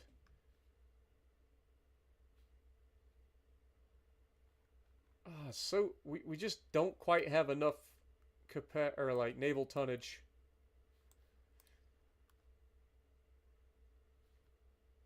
It's close. It's close. We'll just have to wait and see what happens. We're still losing 12 million per turn, And our transport capacity is starting to grow again, so that's good. That'll hopefully bite into the amount of money that we're hemorrhaging each month.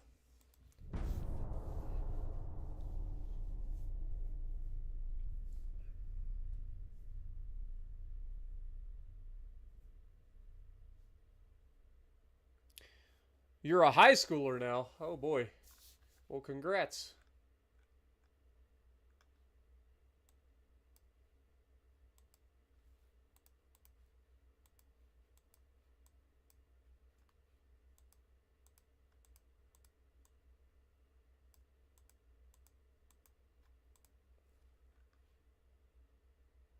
We have a 24% chance, so 1 out of 4 chance, basically, to take this.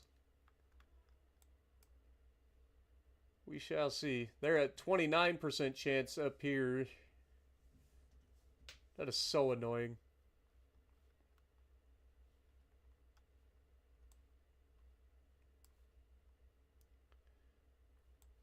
These are the kind of movements that make you want to attack an ally. I'm not gonna lie. These are the kind of a movement that really irritate me as somebody who's trying to be super aggressive.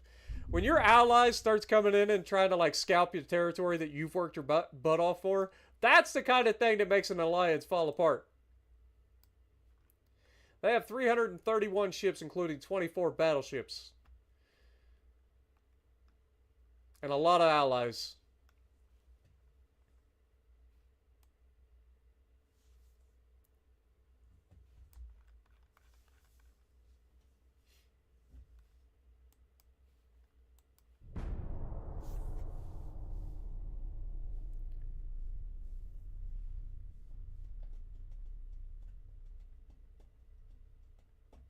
I have done Brother Monroe's Dreadnought Improvement Project. We did that with the last playthrough that we did.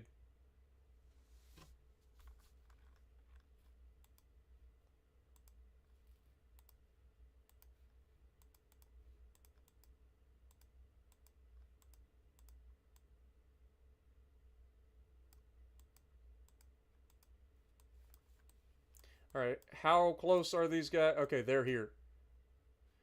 Alright, move these guys down here. Time to head these guys off of the pass.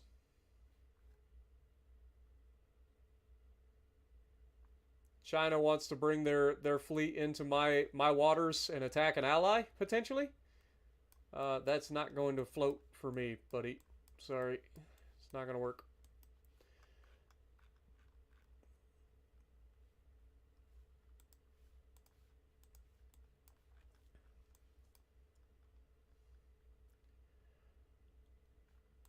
All right. Well, yeah. I mean, we just keep it going at this point. Really not a whole lot. We are starting to make money. I think that means we finished our shipyard expansion project.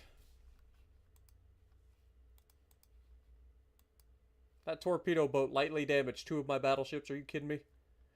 All right, now we have a big naval battle here, guys. This is likely the last naval battle of the war with China. We have 3 battleships against us with a handful of heavy cruisers and a whole bunch of light cruisers and torpedo boats. This is a massive naval battle. This is one of those kind of battles that may have to be split up into multiple battles depending on how well it goes.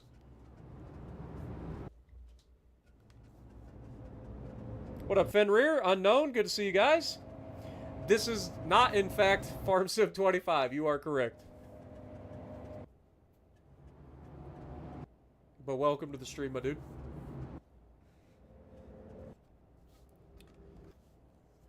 We are about to have a massive naval battle here. 4 of our big old fat chunky battleships versus 3 of their little tiny coastal defense ships and a whole bunch of heavy cruisers and a whole bunch of light cruisers and a whole bunch of torpedo boats. So this is going to get interesting. Prowler, Long Beach, Newcomb, and Indiana. It's up to you guys to defend our allies and our territory. What up, Frostman? How's it going? Appreciate you dropping in. I thought about bringing the ships from Casablanca. You're not wrong. But I think that these 4 battleships should be able to handle it. Again, I'm not real worried about their battleships. Their battleships are mostly coastal defense ships. Their heavy cruisers are a little bit scary, but that's about it. Everybody else should not be an... Ow! Dick! Actually, their heavy cruisers, I'm pretty sure, are also like coastal defense ships. And we already know that their riffraff we can deal with. And the problem that you run into when you bring too many ships into a fight like this is you start running into grouping up too much and having like issues like controlling everything. You start taking unnecessary damage. Now the one thing that might bite us in the butt here is that some of these guys are not the best trained crews in the world. We've got their different level crews on these different ships, so we'll see. In theory, it should not be an issue. In practice, we'll see.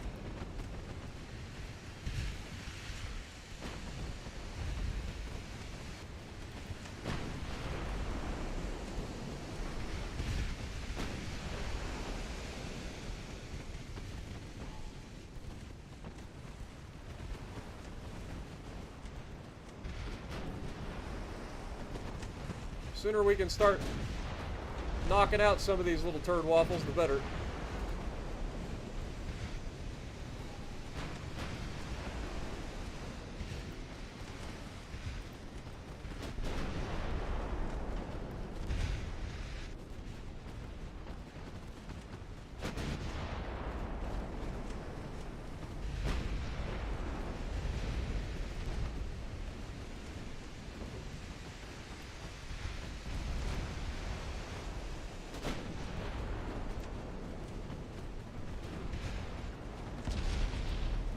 Oof, that was a big hit. Nukem just got slapped by somebody. That was a battleship caliber gun.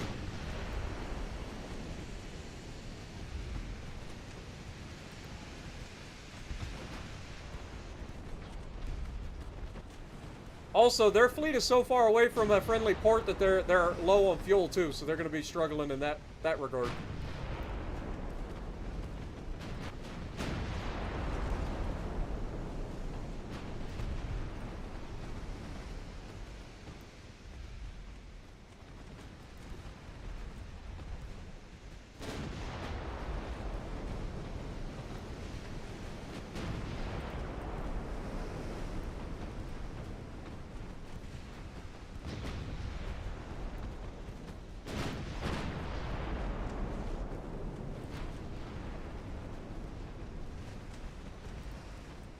Try to get rid of this light cruiser that's right here.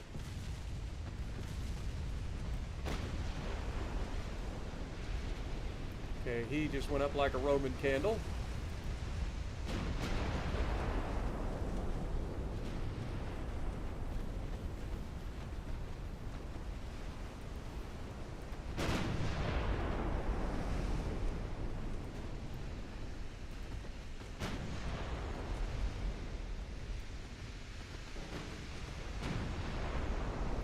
Trying to use all the little tricks that I know to get any advantage that I can get. We need these people to start dying real quick.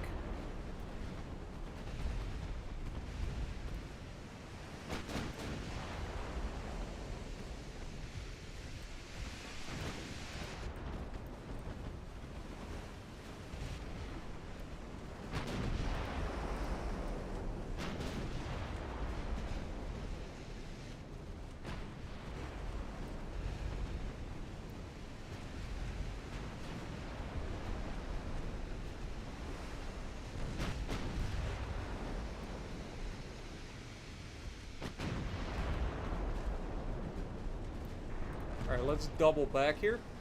Get away from these torpedo boats for a moment.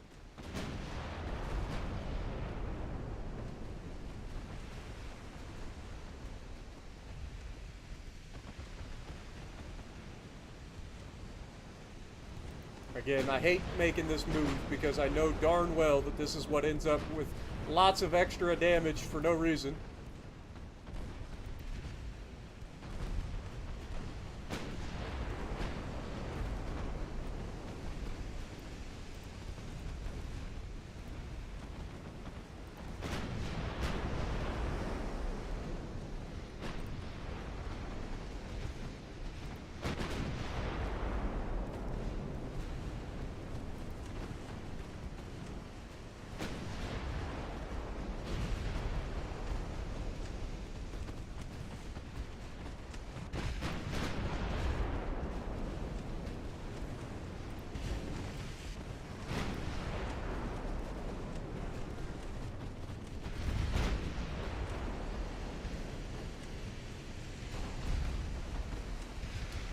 So far, we're doing pretty well. Again, just trying to micromanage a little bit more than normal, just so that I can get an advantage anytime we get ships stacked up like this. Basically, it guarantees hits. If we can aim at the guy behind, we're almost certainly going to hit the guy in front. So that's why I keep changing the targets. It's a little cheesy, but sometimes you got to do it. It is 4 versus like 40. So I feel like that's fair.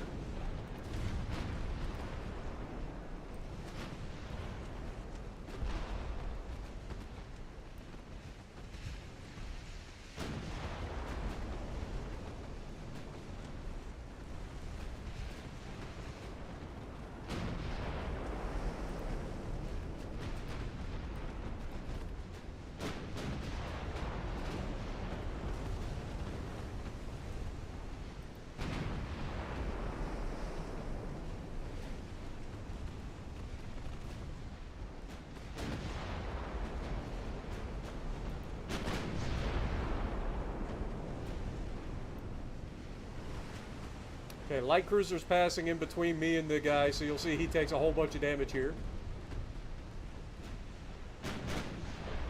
There you go, see what I mean? So you can kind of use that to your advantage to guarantee more hits than you would normally get. Like if I target this guy in the middle back here, we should be able to hit this guy with a lot of more shots pretty quickly. Depending on the angle that they're coming from, that is.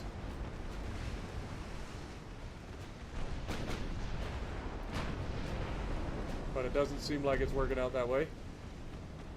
So we'll go for the easier target at the moment, the guy that's closer.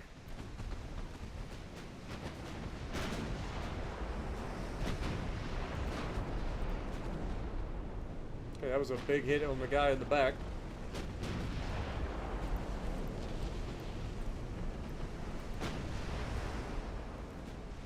We're taking damage for sure, but we're dealing a lot more damage than we're taking.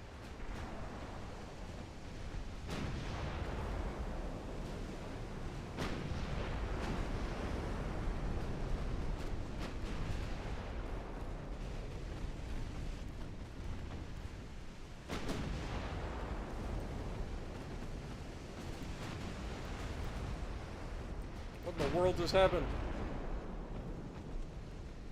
I think Prowler just took a nasty hit.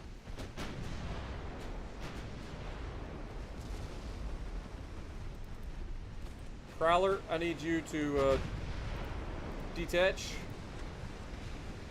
Get yourself out of there.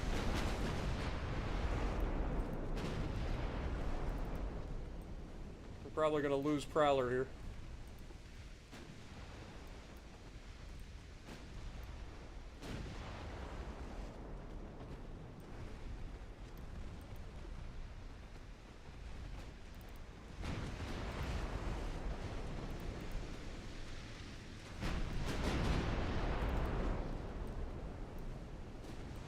If we can save Prowler, that'd be great. Rather not lose a battleship. They are rather costly in manpower as well as like just cost in general. Which is why I wanted to get rid of these heavy cruisers. The battleships aren't that big a deal, but these heavy cruisers have pretty big guns as well. They have like battleship caliber guns, basically.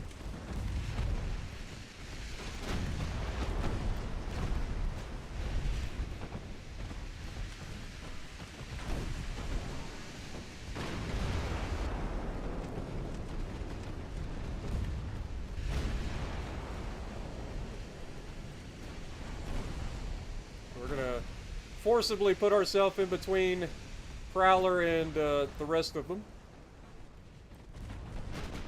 Just want to guarantee that these guys go down.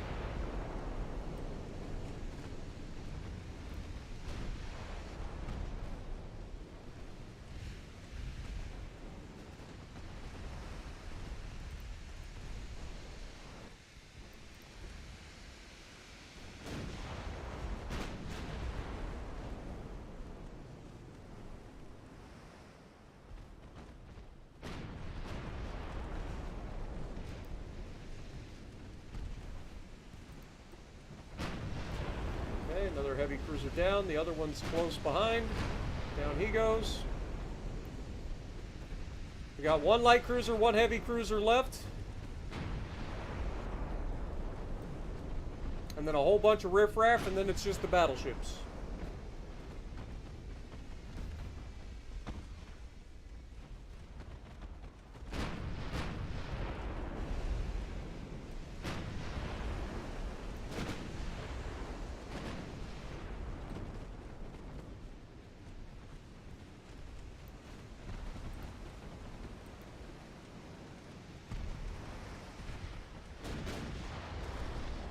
There we go. That should be that heavy cruiser down. Alright, we'll have... Prowler should be good to go ahead and follow.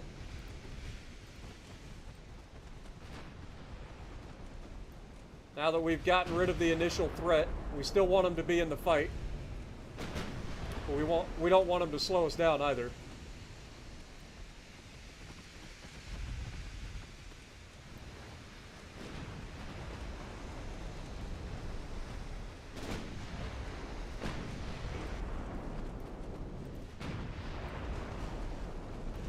Come on, get rid of that little turd. Or forget about him, one or the other.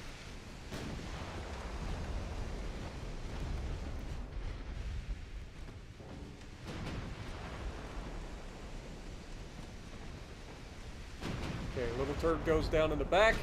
Now all hands on deck to get rid of the riffraff. These guys should go down pretty quickly. What up, medic? Welcome back.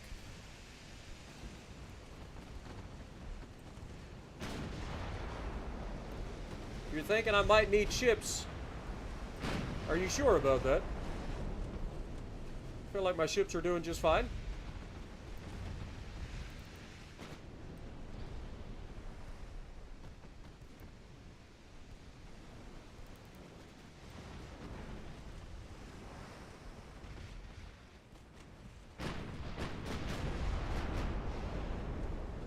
I'm no expert or anything, but they seem to be doing okay.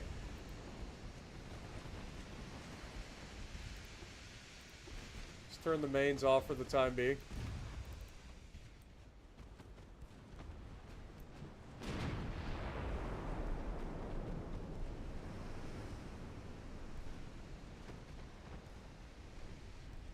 Come on, Prowler. Get rid of him. Keep that riffraff at bay, baby. You got a seasoned crew for a reason.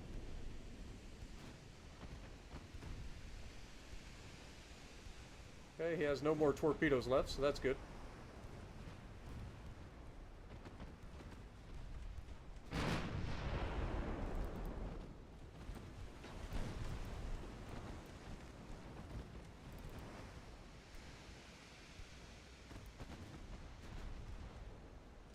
As soon as this goes down, that'll be preferable.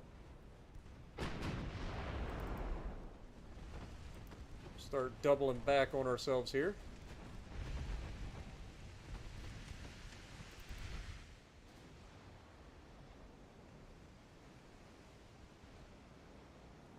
We're out of all of our secondaries? Alright, well, in that case, Prowler.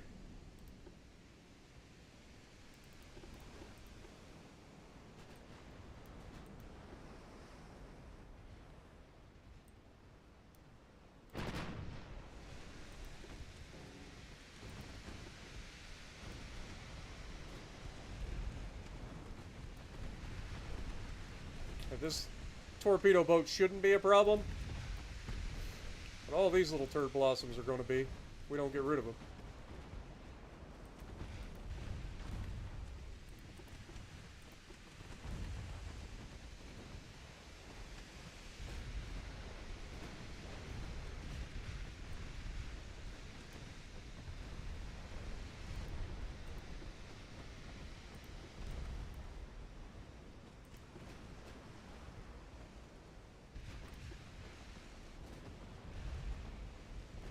Basically, I'm trying to save the main gun ammo for the battleships at this point.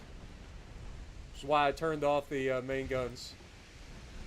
Because the secondaries are more than capable of dealing with these torpedo boats.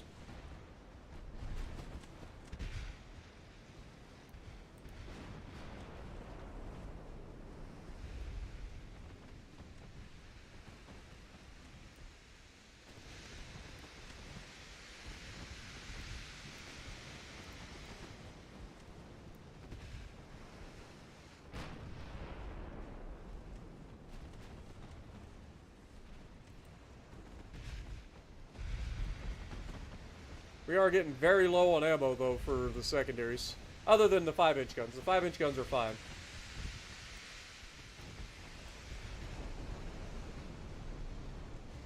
Okay, this guy's dead. Beautiful. Now we can swing back around and start dealing with these guys getting a little bit closer.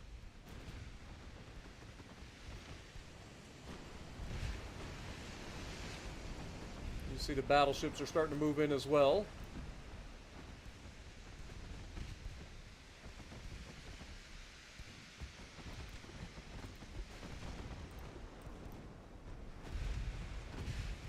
Down goes another one.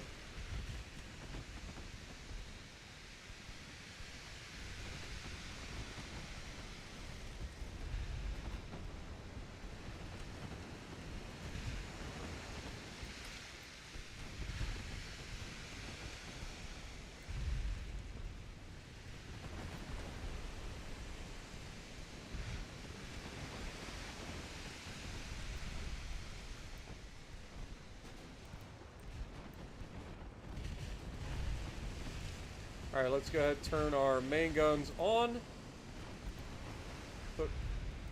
Target the big guy, and then have the secondaries work on this.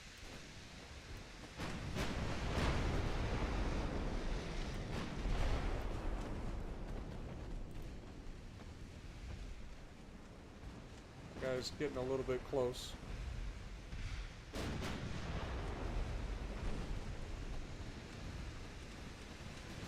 If we can stop these little torp boats and deal with these battleships, that would be great. There we go, good hits. Looks like the torp boat's fighting for survival right now. And down he goes.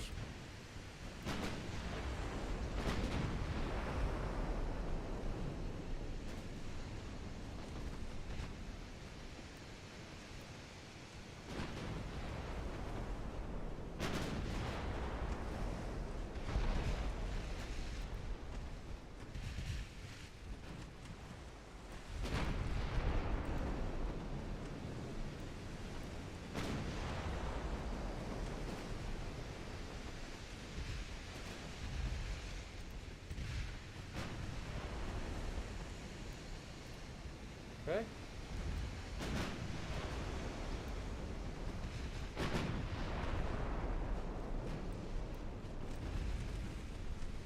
Another torpedo boat goes down.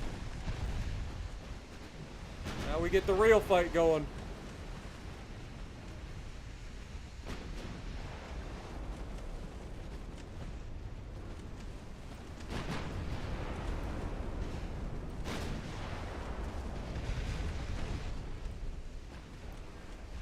Bunch of battleships going toe-to-toe on open waters.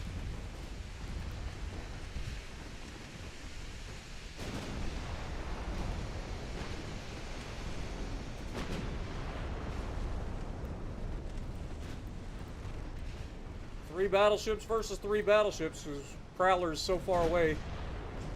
Okay, one down. One down, two to go, boys. Come on. Bring it home.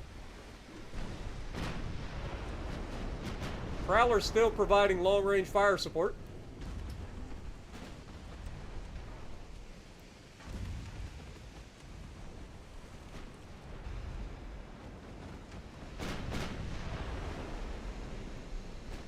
Getting some solid damage.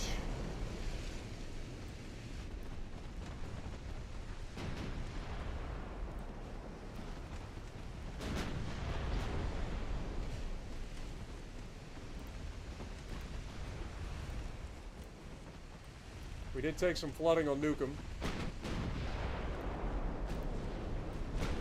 Okay, one more down. One to go. Nukem is getting kind of taken here. Hopefully we can force this guy back and... Ah, beautiful hits. Beautiful hits. That might just be a kill shot right out the gate. I think it is. I think he's done. Hell of a fight, boys! Send that little turd waffle to the Shadow Realm and call it a day. That was beautiful. You guys say I need more ships.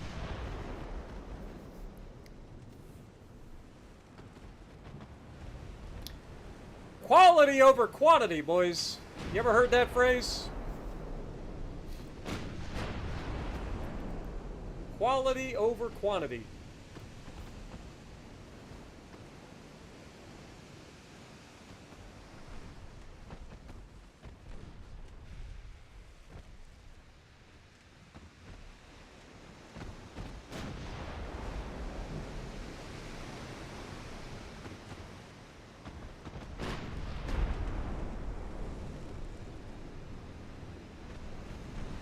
Nighty night, sunshine.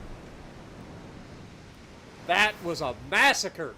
I mean, we took some damage, don't get me wrong. But when you consider the damage that we took, we lost 266 men. They lost 7,410. We lost 0 ships. They lost 32. They gained 43 victory points. We gained 5,127. Look at the list of casualties. And then you got our 4 ships down here at the bottom. Prowler coming in, despite taking heavy damage, sticking in the fight, doing respectable 146,000 damage. Nukem coming in, living up to his name, 286,000 damage, the most damage out of all 4 of the ships. Indiana coming in with a close second of 216, not really a close second, but a second place 216. And then Long Beach showing that there is something out there in California, 203,000. Not too shabby. That was a great fight. That was a great fight, man. Ah! You never know when I'm going to yell. I yell all the time. It's a thing. Hey, we didn't lose any transports this time. Shocker. Beautiful. All right, well, in that case, we should be able to go over here. They failed their naval invasion too. That is perfect. I guess I don't need to go to war with Britain after all. So we'll get this taken. This is northeast China, and then we'll go up here and take Liaodong Peninsula, and it'll be over. It'll be over, like Jiren says. But we got a few more months sitting down here first. That was a great fight, man. I love those big naval battles like that, where we're like a couple of ships versus an entire navy, and we just slowly, methodically take ourselves in. Now, we are going to wait a little bit to improve our shipyard size for the time being, and then get a little bit of extra money here. Because we ate into our budgets quite a bit, and actually, we're going to eat into that a little bit and bump this up. We got to go to 69% for the memes. Nice. All right, France, we can't improve relations any further with them. Let me look at America here. So the Germans are starting to sniff around. The Italians, for whatever reason, are starting to sniff around. And the Spanish are starting to sniff around. So we're going to have to quell this tension sooner rather than later. But I'm hoping to wrap up this war with China today.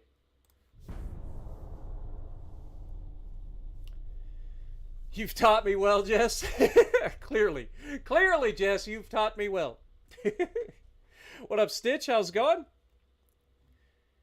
Pirate sounding, yar. Yar, matey.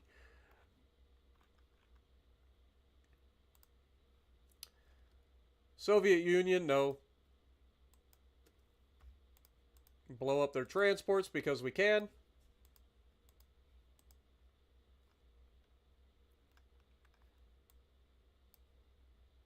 Brazil's ordering another ship. That's fine.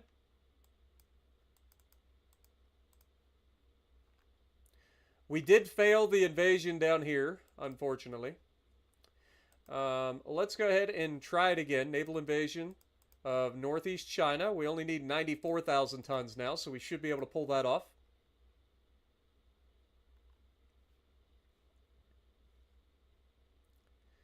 And if I had to guess, I'd say it's probably going to go up here, and that would be ideal, because then I could take both of these at the same time. I'm hoping that that's what happens. I'm hoping that it switches my port. Since I'm closest to this port, I'm hoping that now it says that we have to go up here. If that's the case, then we can take both of these at the same time and end this war. That's our goal. It's a bit cheesy, but hey, sometimes you gotta cheese. It's what it is. It is what it is. British are still trying to take territory in southern China here. But I'm hoping that we end the war before that becomes a problem. Next!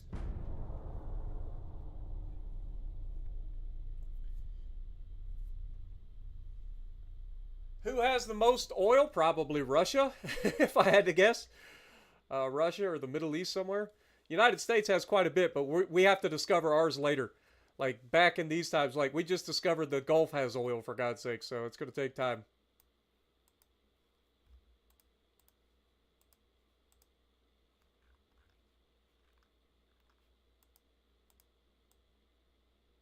And we've officially launched a naval invasion. Please be in the north. Oh, it is. It's fucking perfect. I love it! You'll love to see it, baby.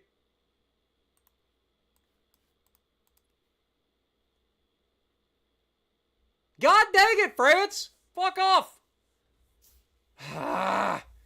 These guys pissing me off with this trying to snipe my territory, man. Why is France even getting involved over here? You're already irritating me. I can't launch a naval invasion until their freaking naval invasion's over now. God darn it. That's annoying. That is real annoying. France, I'm warning you. Stay out of my business. Or you're next. You've been asking for it. You don't want to poke the bear, man.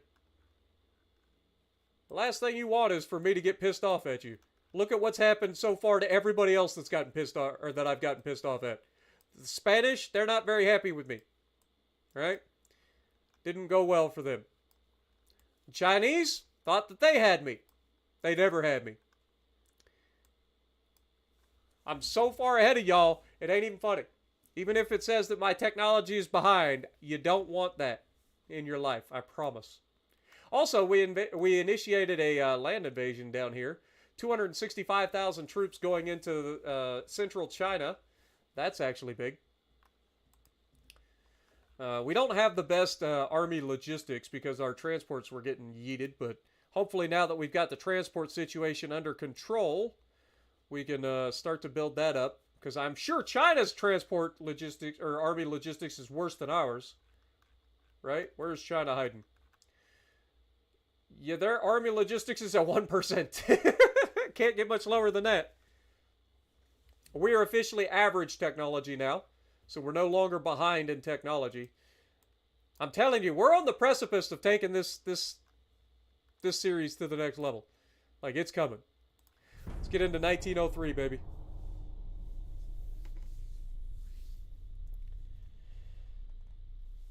More ships wouldn't hurt, though. You're not wrong. We do have a lot of ships. It's just our ships are so spread out because we've had 2 wars that are on opposite sides of the planet.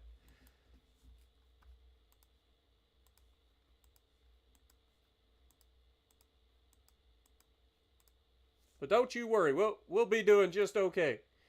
And we are officially pushing in. Plus, we have the British to help us. So the British are helping us push into central China, which is big for us. How's this naval invasion going? They're actually at a 100% chance to take this. You mother trucker. You mother trucker. France, get the fuck out of my territory. This is mine, man. You didn't do anything in this war. What did France do during the war? Nothing. They come in at the end, they get into a fight with them, and solely try to steal my territory. Meanwhile, they're over here taking Japan, which is actually somewhat impressive. France. France is starting to get on my nerves. And you guys know what that means. I have territory to consolidate. France, you don't want this. I'm warning you. I'm warning you. You've been poking the bear for far too long and getting away with it.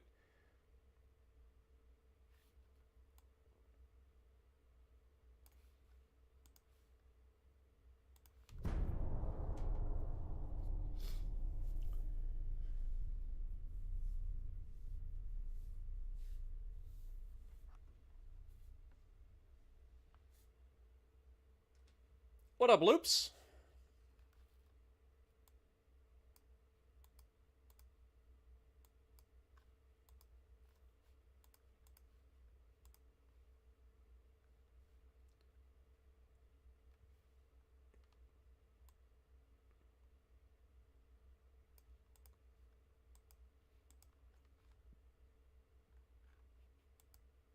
Yep, some more Chinese vessels have showed up in Southeast Asia.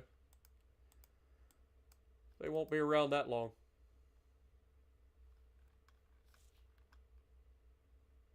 Can't believe the French showed up to try to take this territory out from underneath my nose. So did the British, man. That is annoying as crap.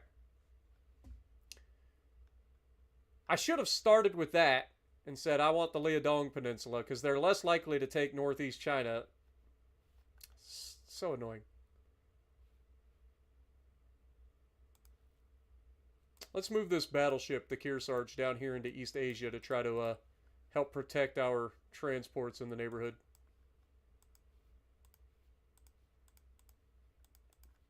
That'll give us some influence down here.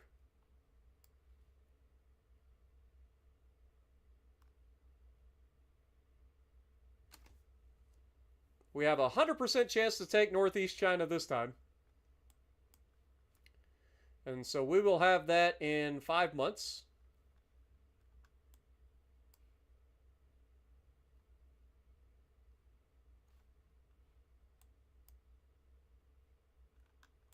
I wonder if I'm contributing to some of their ability. Let me move out of their area. I shouldn't be, but I want to move out of their area and see if I can get this. Also, northeast China has oil. So we're going to be taking that too.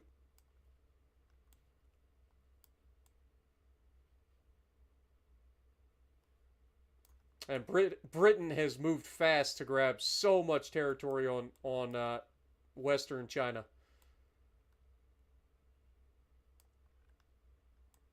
Dude, Britain is going to be a powerhouse to deal with later on. They're going to be a problem. But that'll be for future Spartan to deal with. Right now, we need to start to look at dealing with the relations with Germany and Italy. So let's go ahead and try to get Germany to chill out.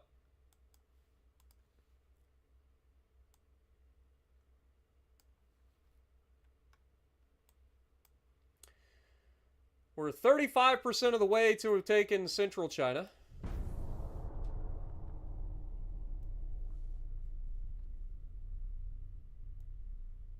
Minus 5 million. What happened? They took out some of my transports in South or in East Asia and Southeast Asia.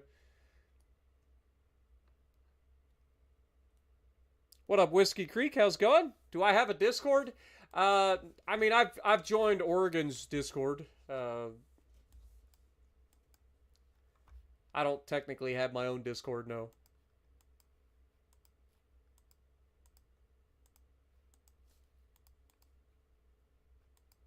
Egypt is hiring us to build another battleship. All right, 51% of the way to take in central China. They are 3 months out of that, and I am 4 months out of that.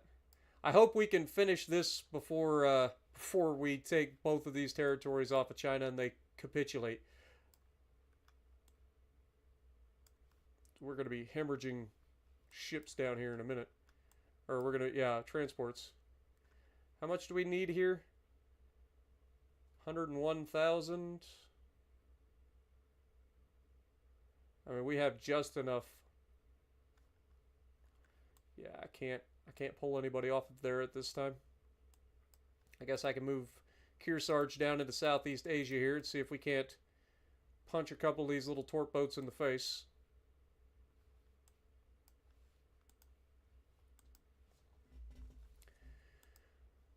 All right. What we got coming here? Torpedo contact exploders. We don't have need for that. We're going to have a 3-kilometer torpedo range now. That's nice. Starting to get into a range of being usable.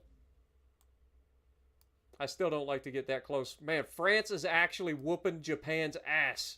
Dude, France and Britain are going to be a problem. I need to deal with these little empire problems before they become a bigger problem. Like, France and Britain are starting to become a bit powerful. Britain, of course, but France is reaching out there too. They're spreading all over the freaking place. And they took Hawaii off of us. You know what? I think France is the next thing that we need to start thinking about. What is France? France has 249 ships, but most of them are tiny. I mean, almost 100 of those, about half of their ships are torpedo boats.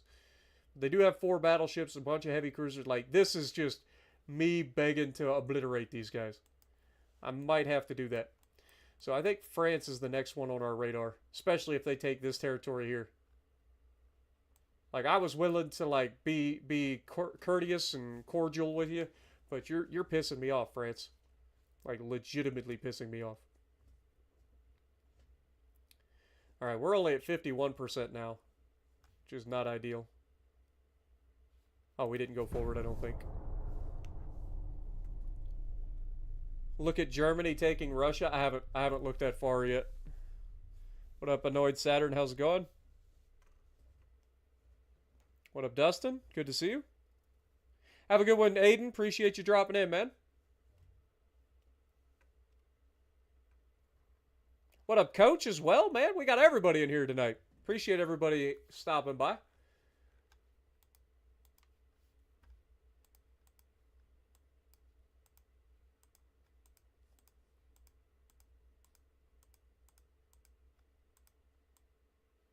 All right, let's see. Yeah, Germany is starting to get... Man, Germany, Britain, and France. We're going to have a doozy of a map cleanup to have to pull off here at some point. Meanwhile, the Ottomans are actually spreading quite a bit too. I would have thought that these guys would have been mopped up by now, but clearly not. Clearly not. Oh yeah, we're gonna take Central China. That's huge. This should be taken either next month or the month after.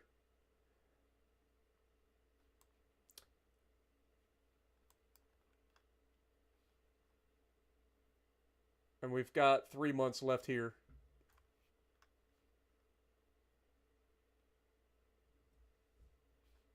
And France is going to take that, which is annoying.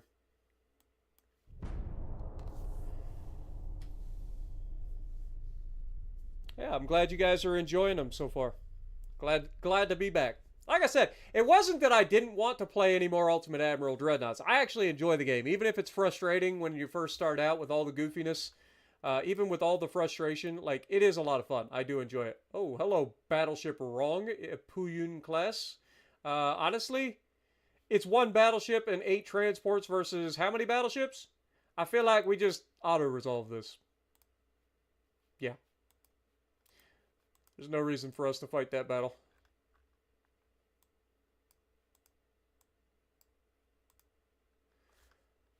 And Central China is officially ours. Now we need to get us to expand from Central China into Northern China. Get that oil. We gotta get oil. America smells oil in Northern China. We need it. Nah, they won't be around long enough to be Northern China much longer. Next month, they lose the Liaodong Peninsula, and the month after, they lose northeast China.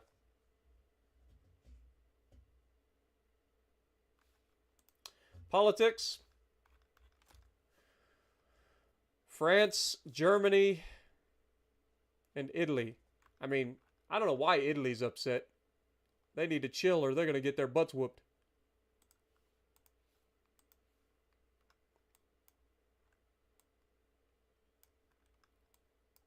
I can imagine Germany's getting upset because we were in the neighborhood of their territory over here, Kiautschou Bay or whatever.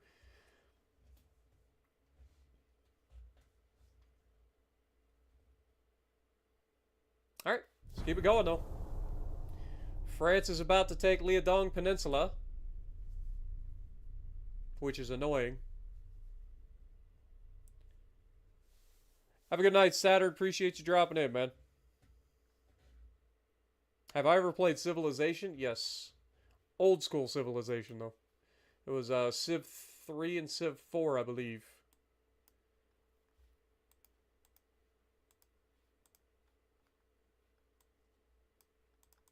How did they get back into the Caribbean? Okay, France took that. That sets the stage for us and France to get into trouble as France takes over Japan as well. Japan's going to be capitulating shortly.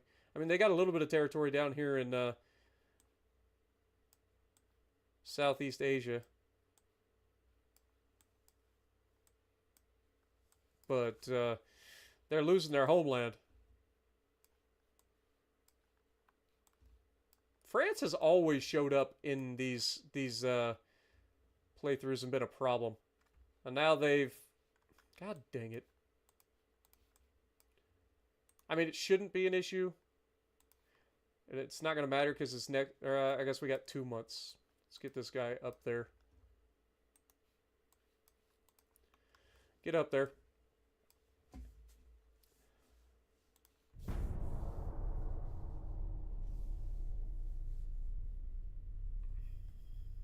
Yeah, our chance dropped to 26% because they ended up losing one of their ports, so they ended up spawning their ship over in our territory where we're invading.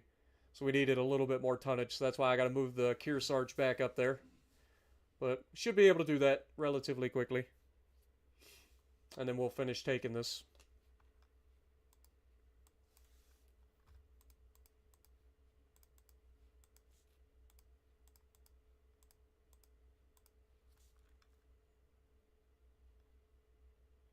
So, as you can see, we need 94,000 tons. We have 93,000 tons. Kearsarge will put us over that limit. We'll be able to take this, no problem. No problem. And then within 2 months after that happens, we'll have the war over. And it'll be peacetime. And then we got to start rebuilding everything, getting ready for the war with France. And by rebuilding everything, it's time to start building up cruisers and stuff to defend all of our port cities and all that stuff. Because transport losses are a problem when you're this spread out, as we've already showcased. Now that we're starting to get our transport capacity back up, our money isn't as big of an issue. But sooner rather than later, we need to make that a thing. We got a new Dreadnought battleships coming in 10 months. I'm going to speed that up, get it done in 6. Actually, I'm going to do even better. I'm going to spend some money.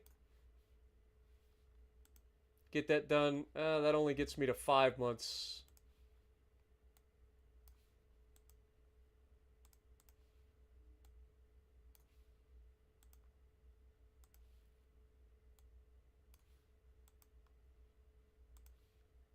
Okay, so apparently we need 75%. Nope. Come on now. Alright. So that's going to cost us $25 million a month to try to get that up there. But getting the Dreadnoughts done, that's going to go a long ways towards helping getting us over that next section. Especially if our next goal is going to war with France, which I think it should be. We need to start dealing with these empires. They're growing way too large. Britain is an ally, so we want to try to keep it that way for the time being. I don't mind their expansion. Germany's starting to become a problem. France is becoming a problem. I need to try to nip one of these empires in the bud early. Otherwise, we're going to have a mess. So, anyway, let's keep it going. So, this month we should have the Kearsarge coming in.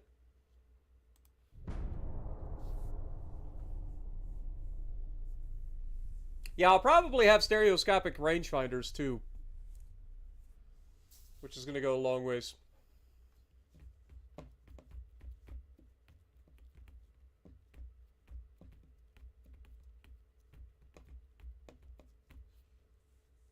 Yeah, I think it was Civ 3 or Civ 2 that I started with, but I think it was Civ 3. And then obviously Civ 4 I did on Xbox 360 back in the day. Red Cross urges the Republic, we do not negotiate with our enemy.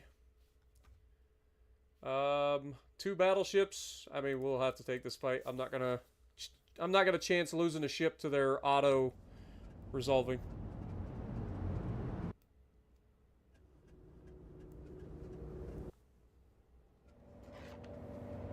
But we're gonna have a lot of new tech that we're gonna be able to use real soon. Including dreadnoughts. Like real dreadnoughts, not the fake dreadnoughts that we've been using. Not these experimental looking dreadnoughts. Actual dreadnoughts. As for all of these guys,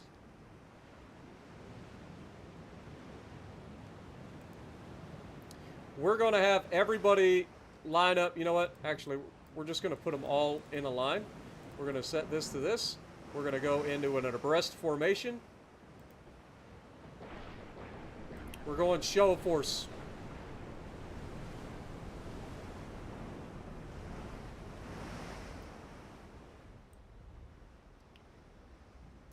Let the eagle soar, baby.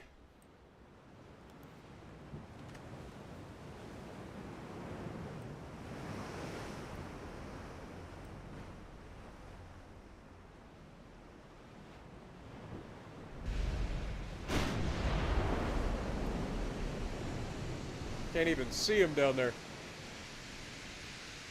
But yeah, we'll be designing cruisers. We'll be designing destroyers or torp boats, whichever we can do. We're going to be. This is the part where we start to actively build our navy, not just battleships.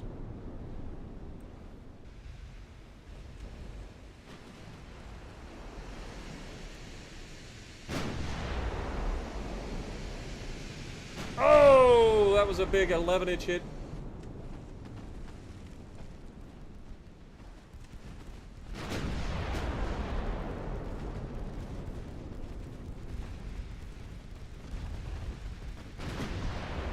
Little destroyer doing 160 damage to us with his little freaking 5-inch guns.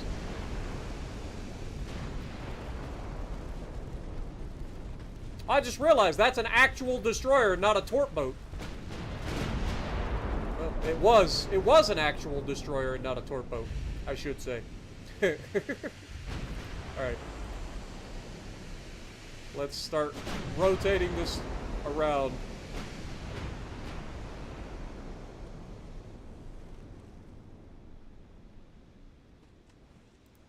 And now, since we're getting into a column, let's get into a column. Line ahead formation. Fill in, boys.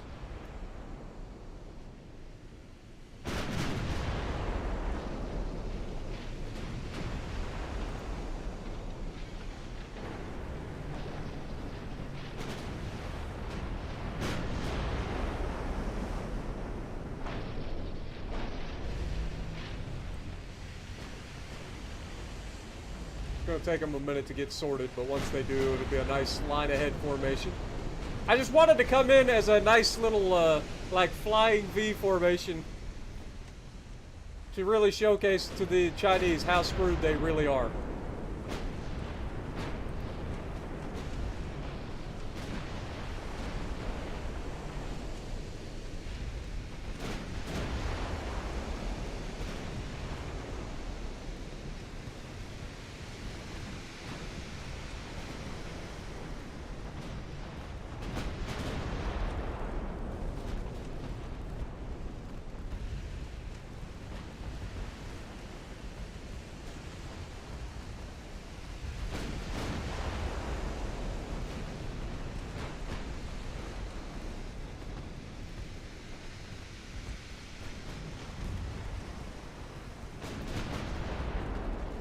Alright, let's go full broadside.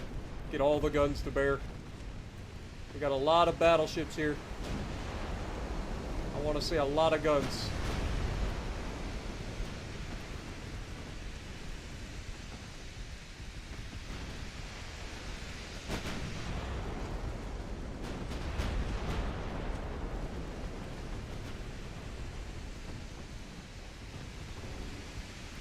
Remember, we've unlocked a lot of new technology during this war, too, that we haven't started putting on any of our ships. Meaning that all these ships are going to be potentially able to be upgraded, as well as the new ships are going to be outfitted with, like, the top-of-the-line tech for us. So, our next class of ships is going to be incredible, and then these are going to be not only outdated, but they're also going to be updated to being even more useful than they are now.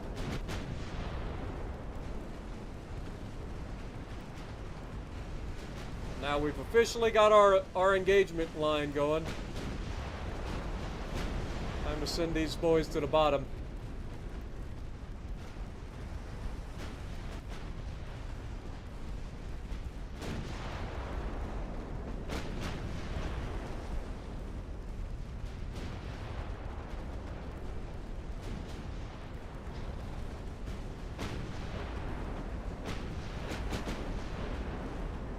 Down he goes. Burnt them to a crisp.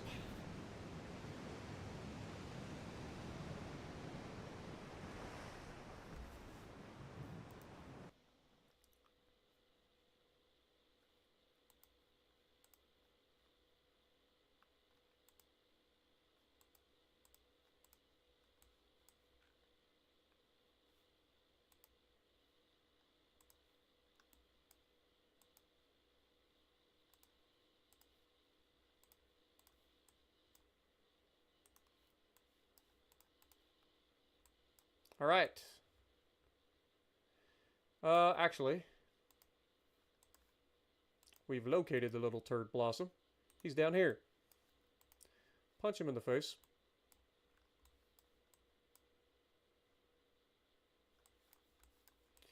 All right.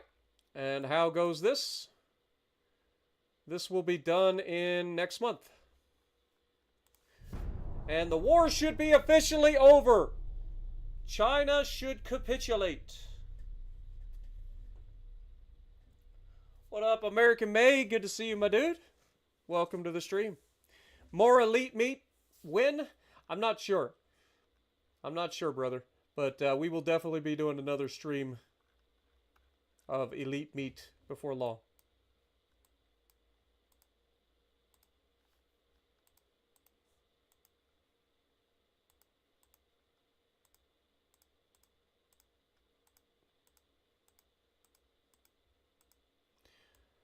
All right, so they don't capitulate right away, but they should capitulate within a month of losing their last port.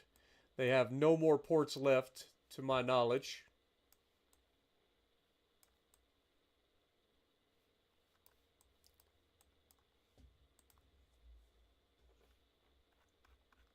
Let me double check though. Where's China? China, 0 ports left, so they will capitulate. Who's our next enemy? I mean, obviously, France seems to be the one closest, but Italy and Germany are both sticking their nose in there. So I think Germany, I'm going to try to improve relations with you on this turn.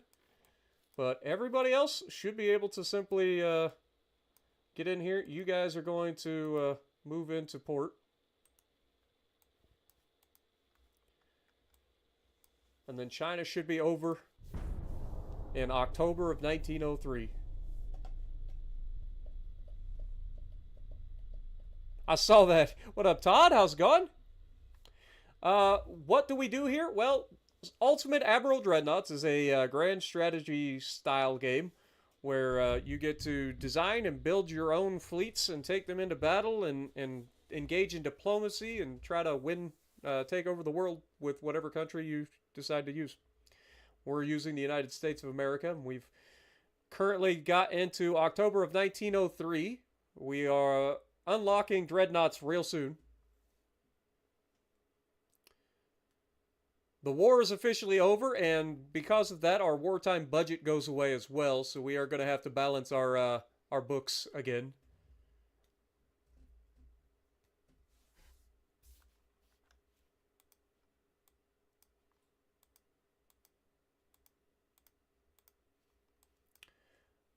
All right, let's get everybody in our fleet.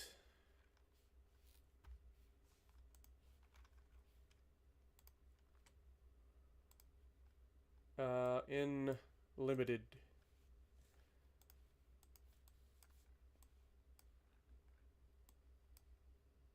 Get you guys home as well.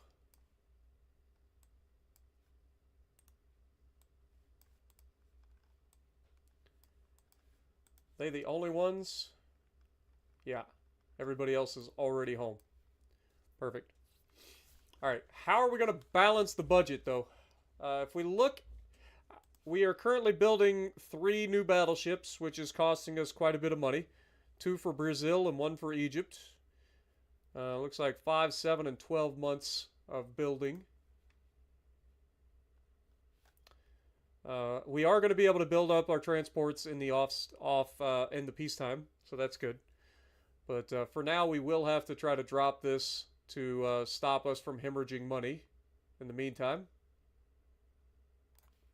drop it down to 53%, which is highly unfortunate. But we are going to be done with battleship or the dreadnought hulls in 3 months, which is fine. We're also getting Capital Ship Towers 2 unlocked soon. We're also getting Mark III 10-inch guns soon. All right. Politics. So let me see our current situation. So Germany still upset with us. Italy is still upset with us. France is upset with us. Spain is slightly unnerved. So let's go ahead and improve relations with Italy for the time being. Because we can't do it with Germany because we just did that the previous month. Or at least attempted to. And now that we got everybody home, now we're making money, which is where we want to be.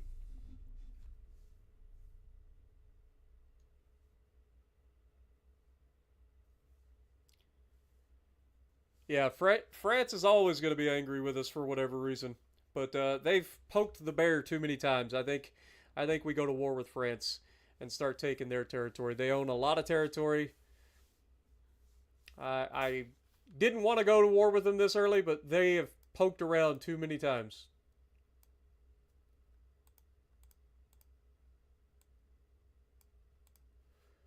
All right. Finances, we can go ahead and increase our finances here for the tech again. 2 more months and we finish that. We get a 900-ton destroyer in 9 months. So we're a little behind on destroyer development, but that's fine. We're ahead on battleships, and that's what matters to me anyway. Fleet-wise, everybody should be home, so let's just double check and make sure everybody is limited. Oh, these guys still haven't made it home, apparently. Got some repairs going on. I also probably ought to go ahead and do some upgrading, because a lot of these guys haven't been upgraded in quite a while.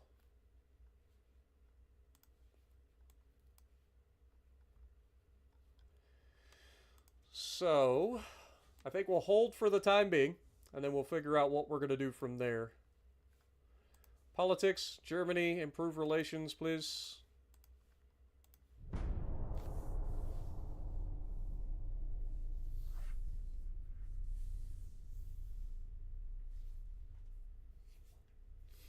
I'd rather not go to war anytime soon. I would like to build up our new dreadnoughts. I would like to build up our cruisers and stuff and destroyers to get them spread out so that we can protect our territorial waters. Otherwise, we're going to run into a lot of trouble real quick.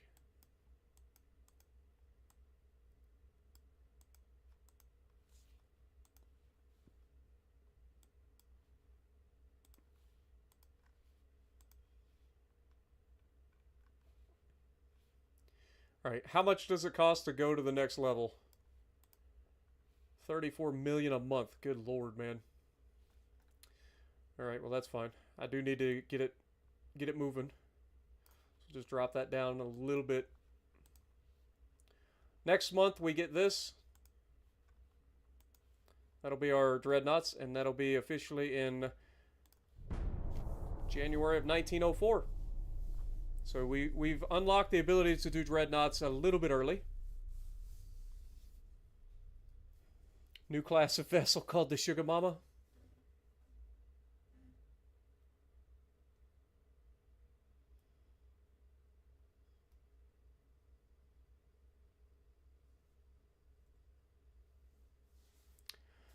All right.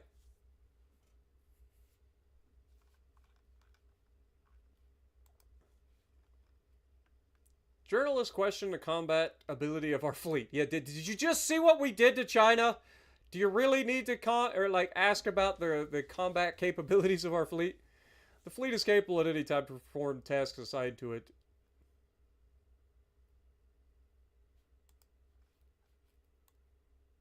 And we've officially unlocked dreadnoughts. My favorite type of freaking ships, man. Let's go. Let's go in and get us a new design, shall we?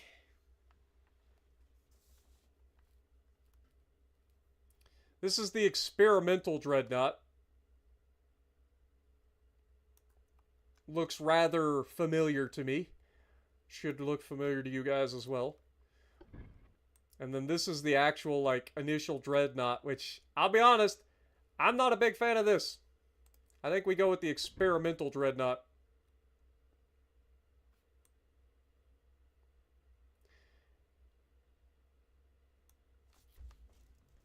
Alright, let's see what we can build. Enhanced Fire Control Tower 2. Throw that on there. Secondary, we've got a cage mast. That's all we got? Is a cage mast? I mean, if that's all we got, that's all we got. Let's crank this up. I need big chunk.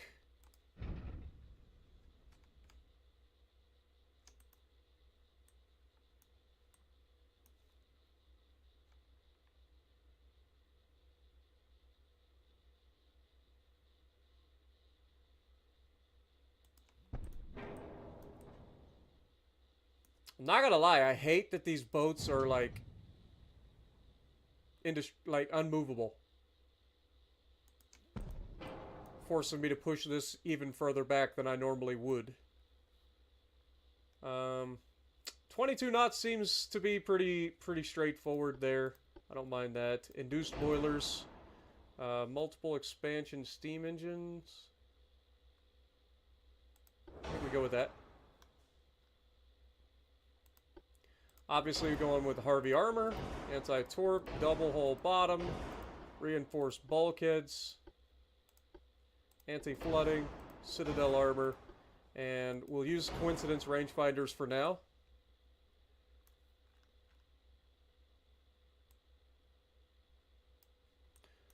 What is our hull? 21 knots seems to be like the best speed for this.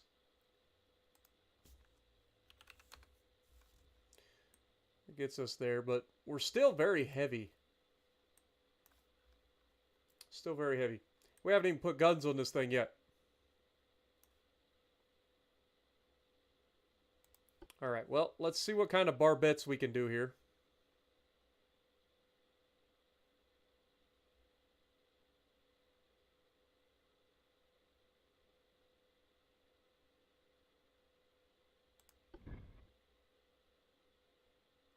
Potentially do this. I'll think about it. We're going to need funnels. That only gets us 28% of our funnel capacity. That gets us 43. Wish we could have a little bit more funnel capacity there, I'm not going to lie.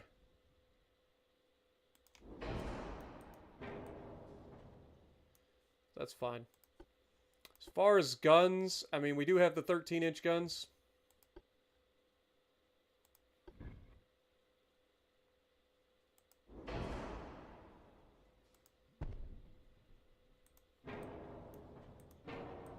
Can't quite pull that off. Was hoping we could.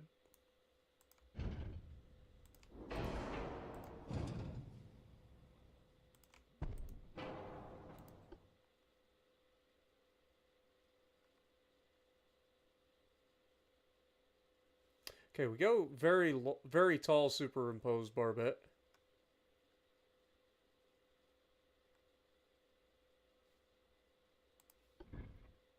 Okay, that's way too big though.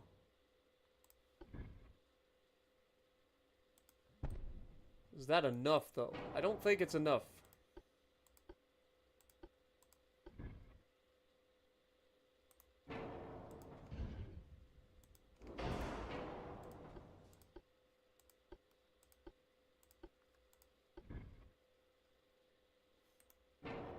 Come on, man.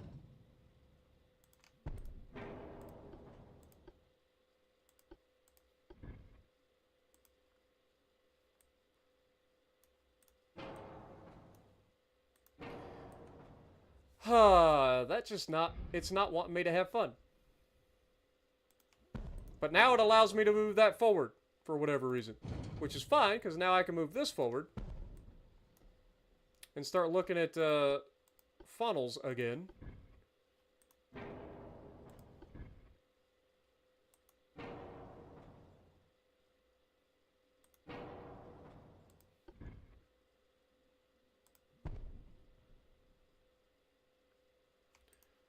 Come on, there's plenty of room.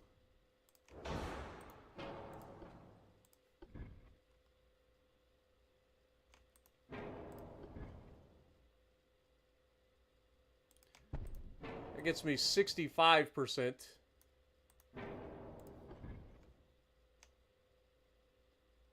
gets me 77%. I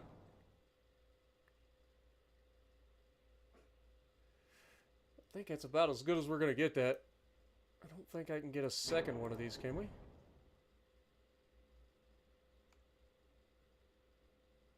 No.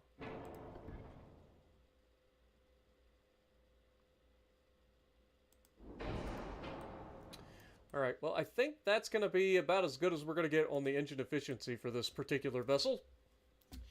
We need to put the guns on the back.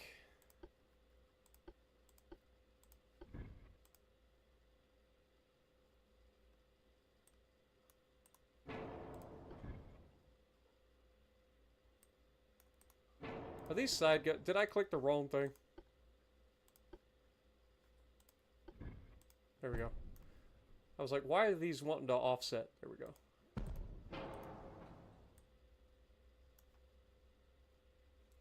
Alright, so that gives us 8-gun broadside, a standard style, which is fine. Let's go ahead and throw our casemates on here. We have the 5-inch Mark IIs finally. So let's go ahead and do that. We'll throw 5-inch casemates on this bad boy.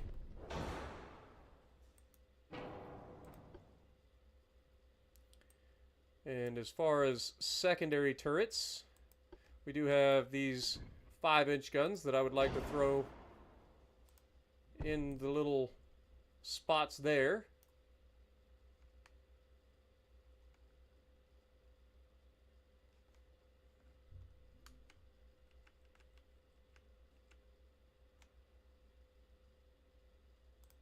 We can throw those there. Is that going to remove that boat? It did. Beautiful. Freaking beautiful. Now we can throw one of these on here.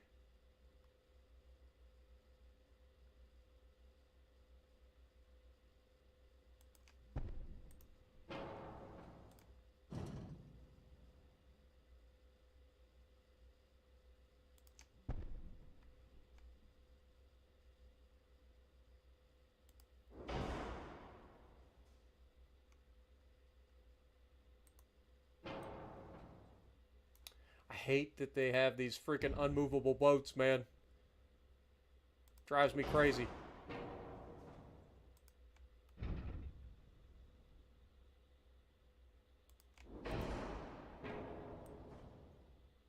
We don't need lifeboats where we're coming from, okay? Alright, casemates. Should be able to grab some smaller casemates and throw in some of the other mounts, I think. Maybe I'm wrong. Maybe there are no smaller casemate mounts anywhere. Fair enough. Alright, well in that case, we should be able to throw some 4-inch guns in the little mounts, right? No? Seriously?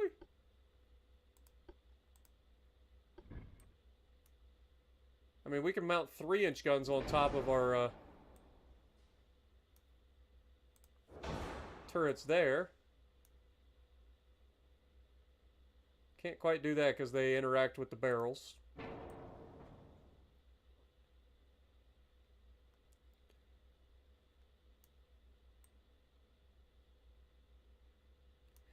I ain't gonna lie, I kinda hate those. It interferes with my look of my ship. What up, Tuna? How's it going?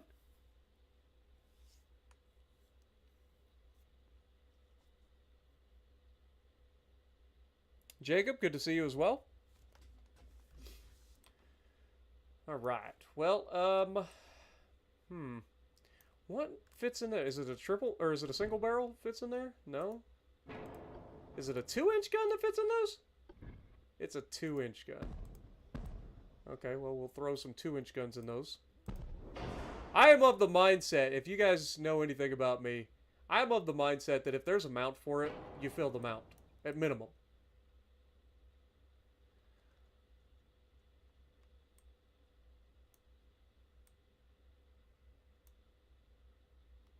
These don't have very good firing angles, unfortunately.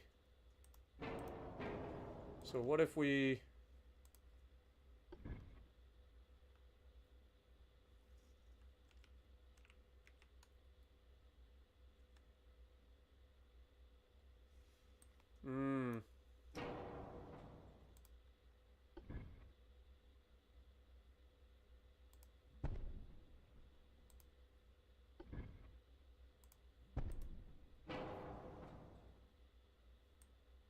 I feel like that didn't do anything at all.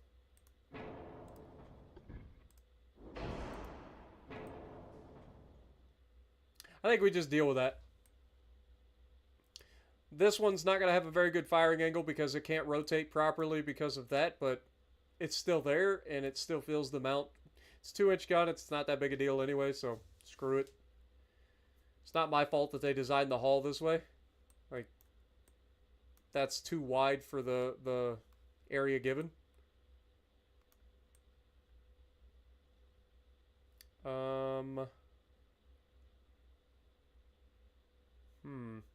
I think otherwise, I think that's about as good as we're going to get, isn't it? I don't think there's any, like, we could potentially maybe look at, like, secondary barbettes, but I don't think that that's going to happen.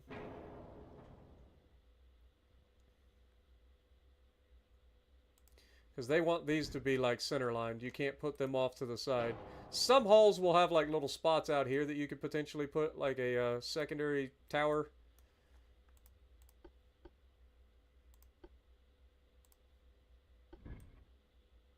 But, yeah.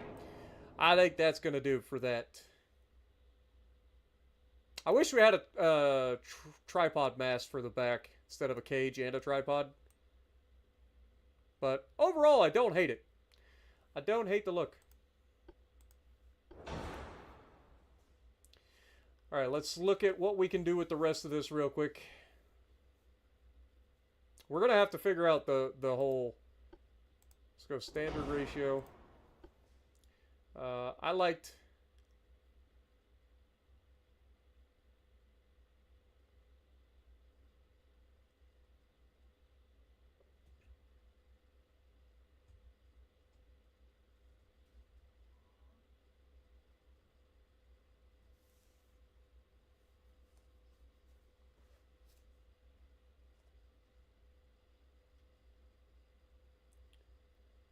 I kind of like having base views HE, and then I like SAP for my main guns, but I feel like that hasn't been working out for us.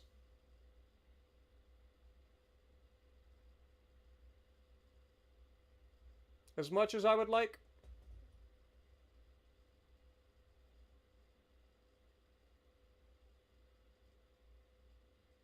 I think we stick with it for now, because we are going up to 13-inch guns. We'll see. If it doesn't work, we can always change it later. Standard shell size should be fine. We've got ballastite and picric acid.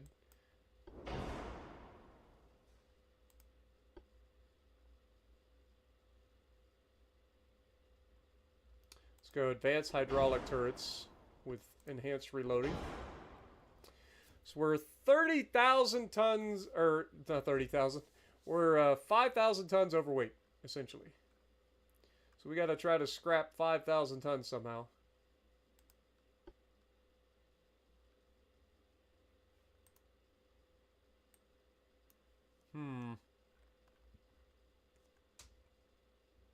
Alright, so right out the gate we can drop this. Let's go to like 9 inches on the conning tower. Make that 2 inches. We've got a 5-inch main deck.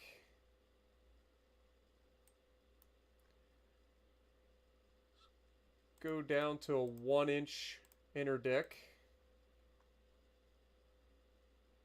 And then try to change our armor here. Let's go like a 9-inch barbette thickness. 4 inches, maybe a 5 inches side armor.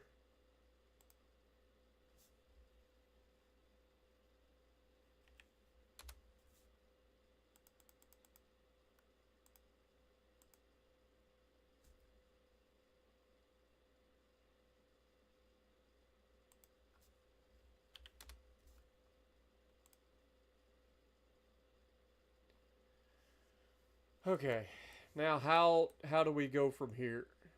What is our reload on these guns? Currently 82 seconds. That's not actually that bad, given that these are 13-inch guns.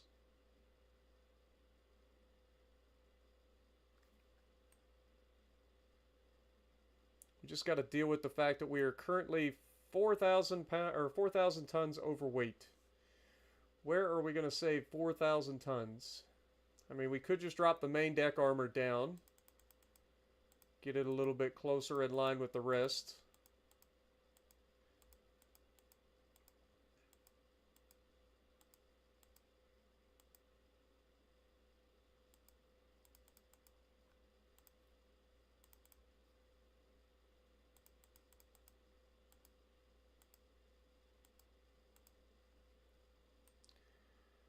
Alright, still 4,000 tons overweight. Good lord. It's got to be the engine. It's got to be. Oh, we can drop the range. We don't need all the range in the world. That helps.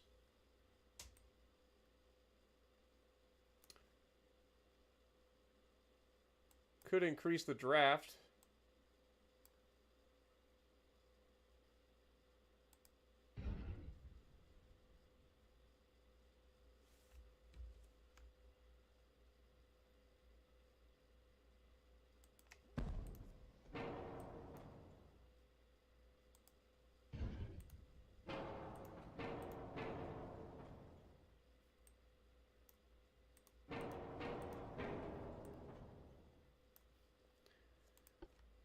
Five-inch secondaries again.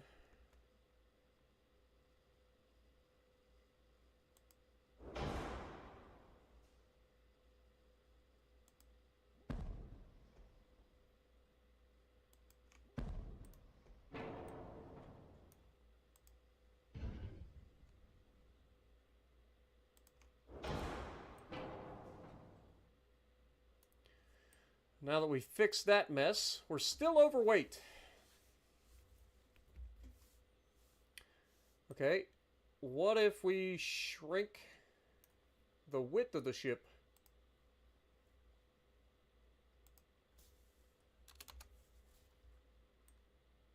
It doesn't really help us. I thought that would help with the speed in the engine because you wouldn't need as much horsepower to do the same sort of speed.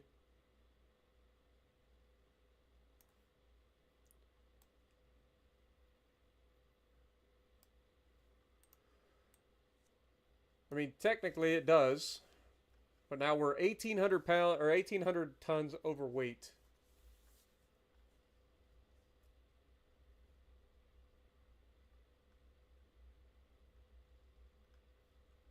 Where can I save 1,800 tons?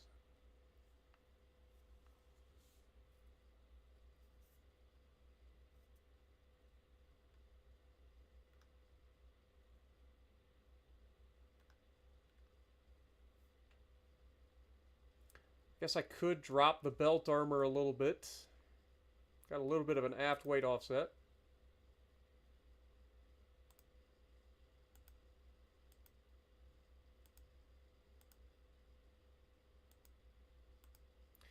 And we're not going to have much armor on this ship, man.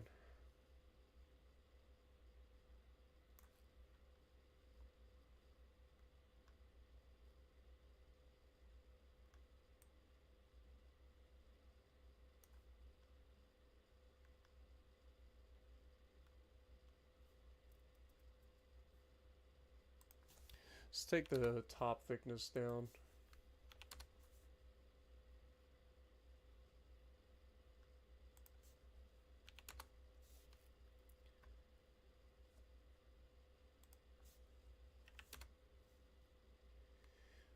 Thousand tons still. After all that.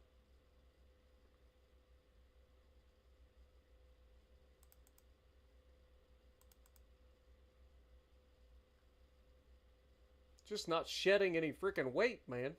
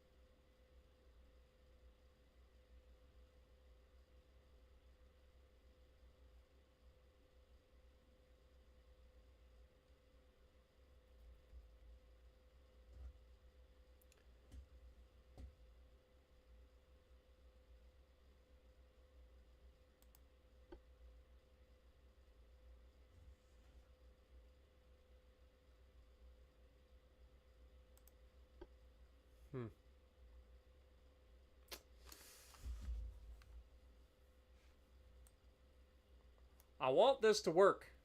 I just don't want to sacrifice anything else in terms of armor to make it work.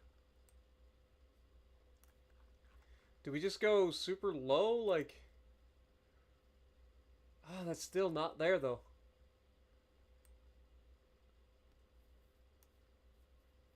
Still not there.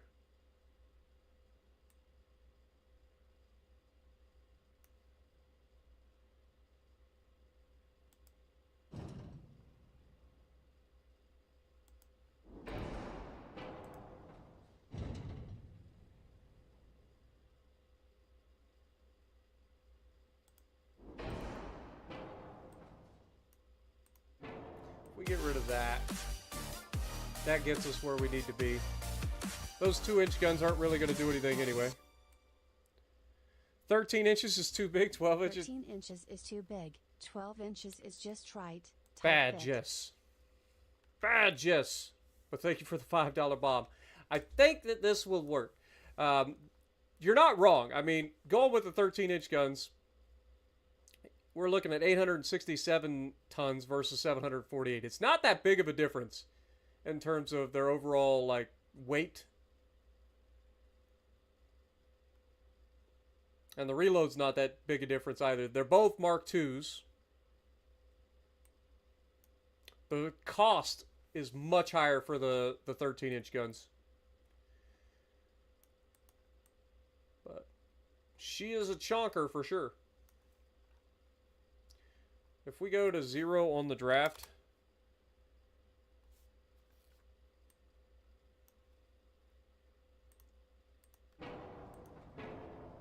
I hate that it doesn't automatically lower things. Oh god.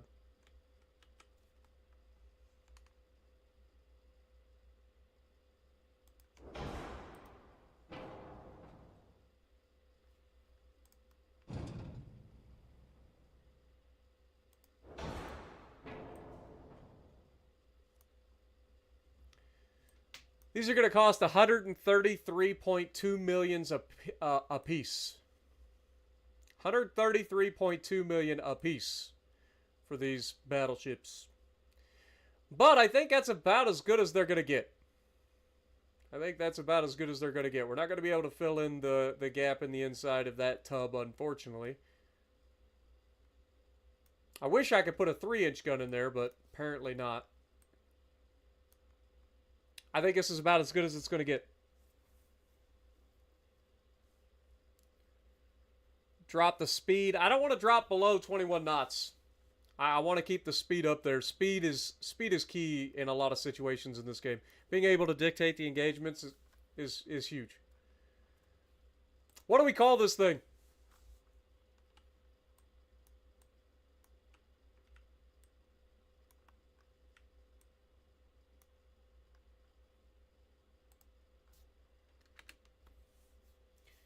Put your 5-inch guns. Oh yeah, I forgot about that. I was supposed to. Oh, god dang it. You're not wrong.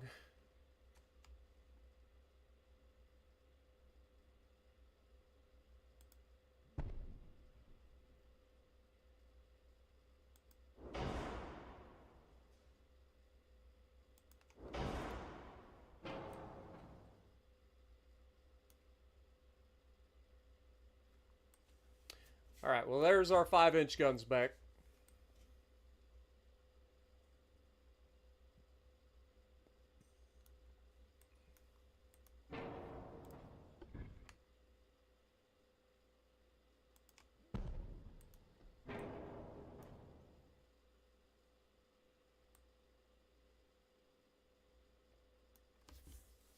USS Spartan, what up, Sean?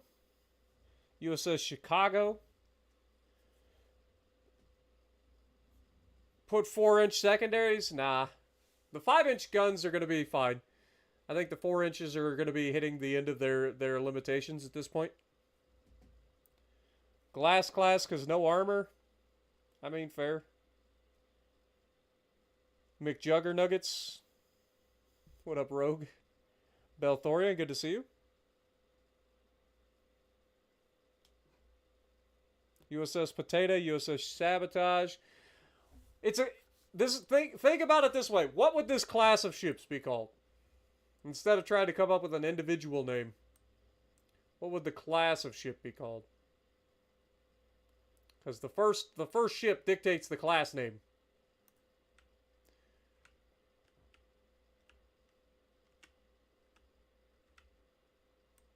Gotta have a good name. First time we'll have 13-inch guns. Like, she's our first dreadnought. We could just call it dreadnought. The Bear class, the Freedom class. What up, Nate? Alex? USS Lancaster. Beast. The Beast class.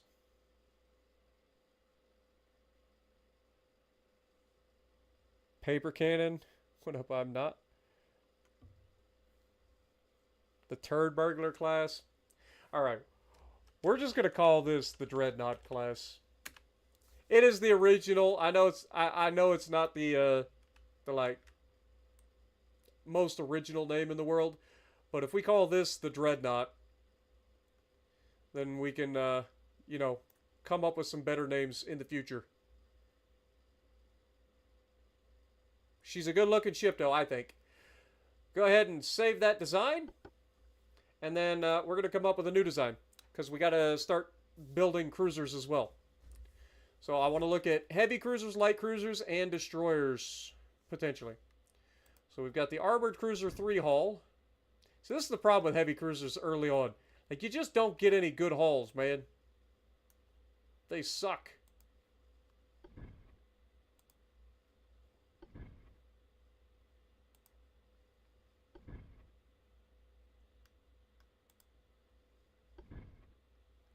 Same thing for the light cruisers, man. You don't get any good-looking cruisers.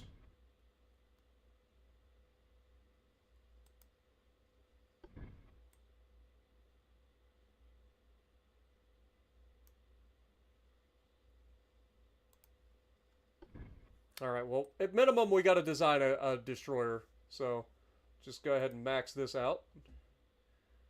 850 seems like our maximum currently.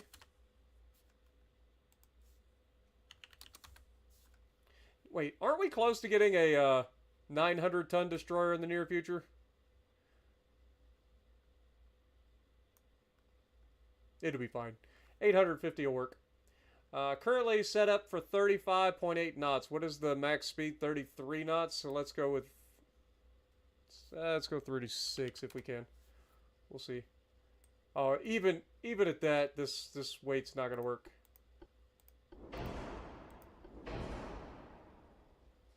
Yeah, she's too heavy for this speed.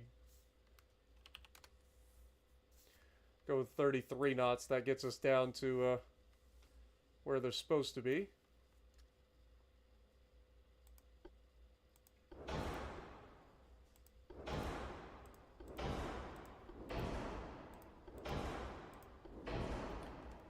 Throw all the mine sweeping and mine placing technology on.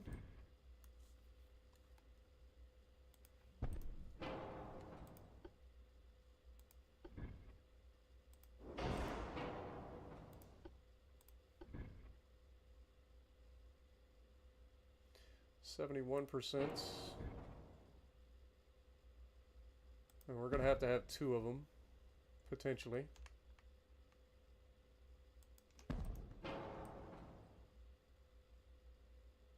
If we don't go induced boilers, yeah, we got to have induced. Have to. Alright, well then, in that case, what can we do in terms of torpedoes? What if we move this back? Then we could put the torpedoes in the middle.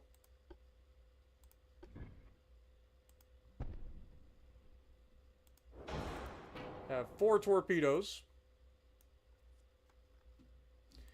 As far as main guns go, we do have the funky barbettes that we can start throwing on these, which is hilarious.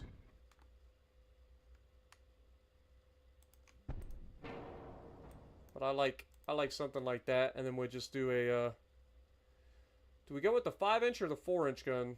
This reloads at 8.2, this reloads in 15.8. This almost twice as fast a reload. I feel like 4-inch guns are going to be the better option here.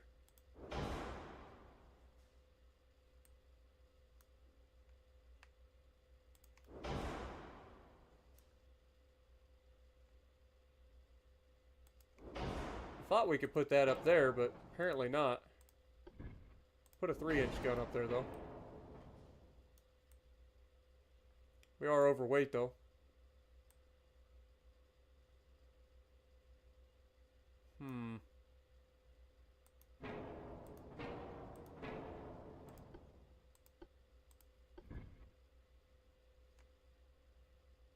What if we go with, like, a wing turret design on the front?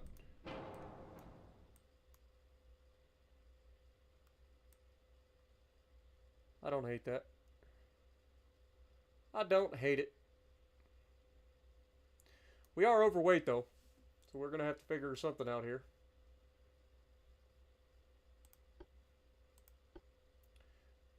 Yeah, max HE's fine. Base fuse, preferably. Semi-armor piercing, standard shell size. Ballastite with picric acid. Advanced hydraulic turrets. Enhanced reloading. That cuts my torpedo range. I don't want that. Go with the 18-inch torps. Coincidence, 2 rangefinders. Okay, so we're too fat. So we could cut back on that.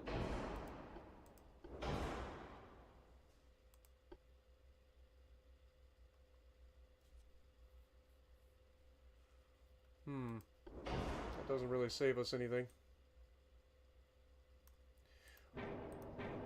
Okay, what about, if we don't want an armed rear tower, what if we just take a regular rear tower?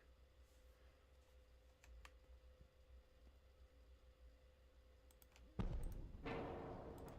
then we can scoot this in. Still overweight.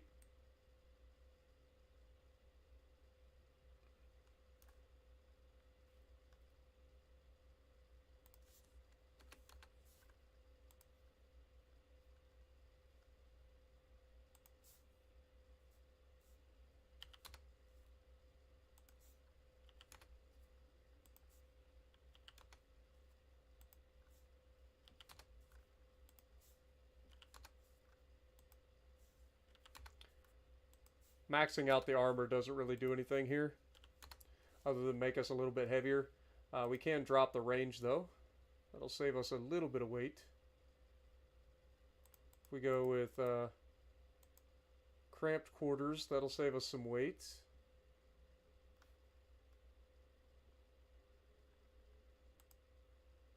Standard bulkhead saves us quite a bit of weight.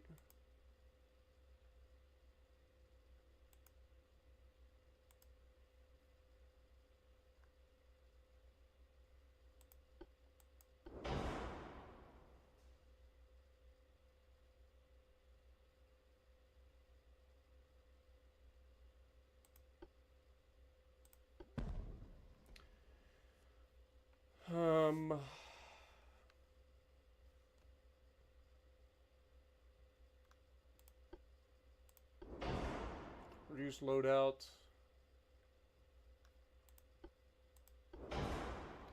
Hydraulic turrets.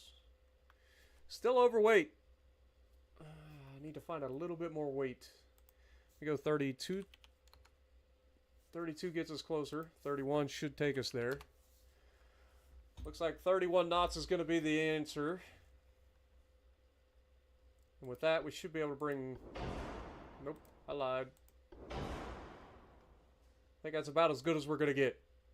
That gives us a minesweeper as well as a mine hunter or a mine layer that's armored as best as I can possibly armor this thing, with 4-inch guns and 4 torpedoes, 4 18-inch torpedoes. And honestly, the Sharky, I don't have a problem calling it the Sharky.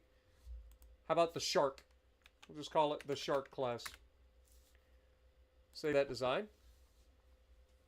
Alright. Now I've got to come up with a design for a cruiser. I need a cruiser of some sort. I hate their heavy cruisers that are currently available. Uh-oh.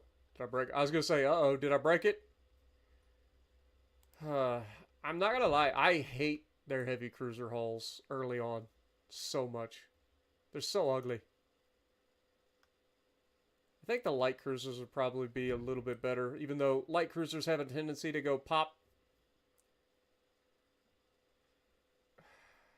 Which is going to be better for us?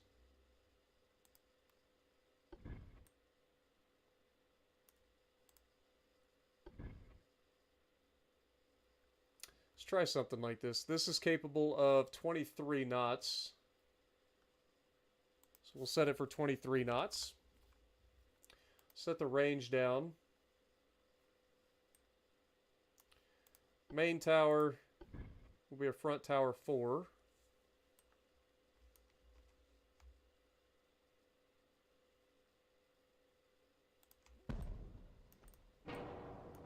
Like I said, I hate these early cruiser hulls so much.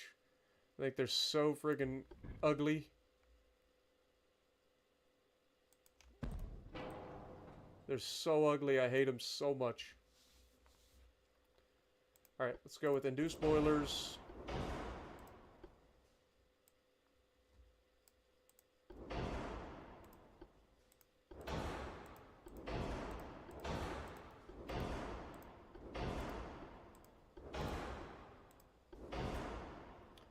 Alright, funnels wise, what do we need to keep this thing? We would need 3 of these.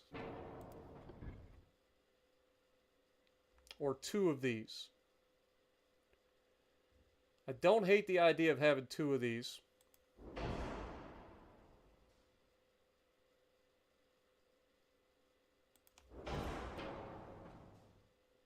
That would allow us to potentially have an extra gun in there. I say potentially, because part of me wants to see if I can... If I increase the beam...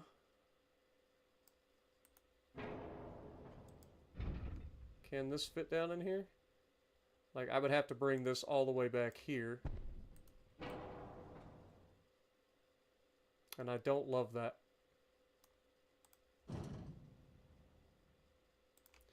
So, beam is not going to help us here.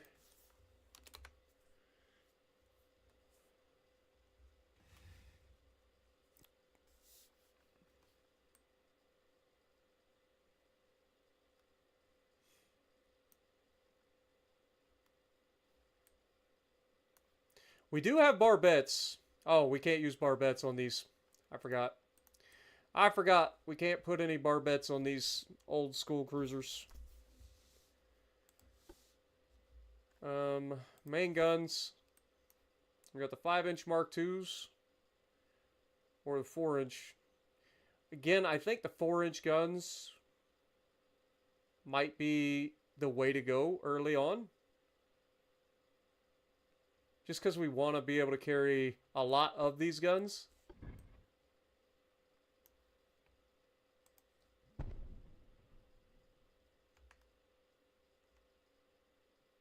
How about try that again? That there. That there. 4-inch gun there. 4-inch gun there.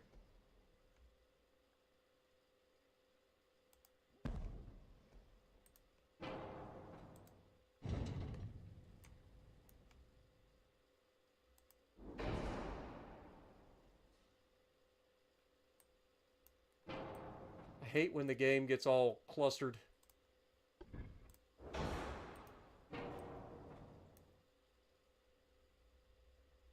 There we go. So at any given moment, we could potentially get... let's see. I kind of want to move this forward. I ain't gonna lie. We move that forward, we can move this forward. That allows us to put another 4-inch gun in the middle.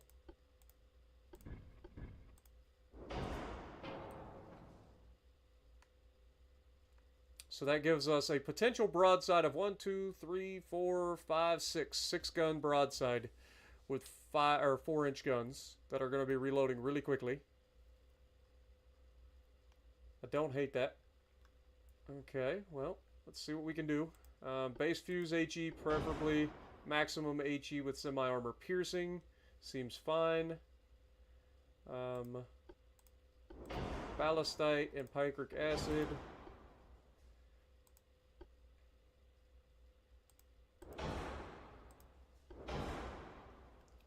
All that is fine.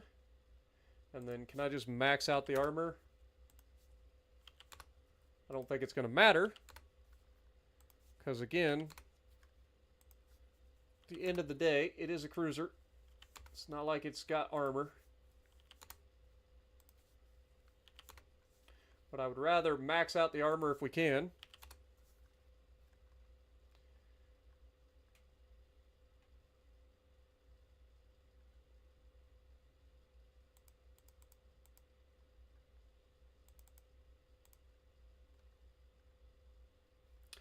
Now, how fast are these currently reloading?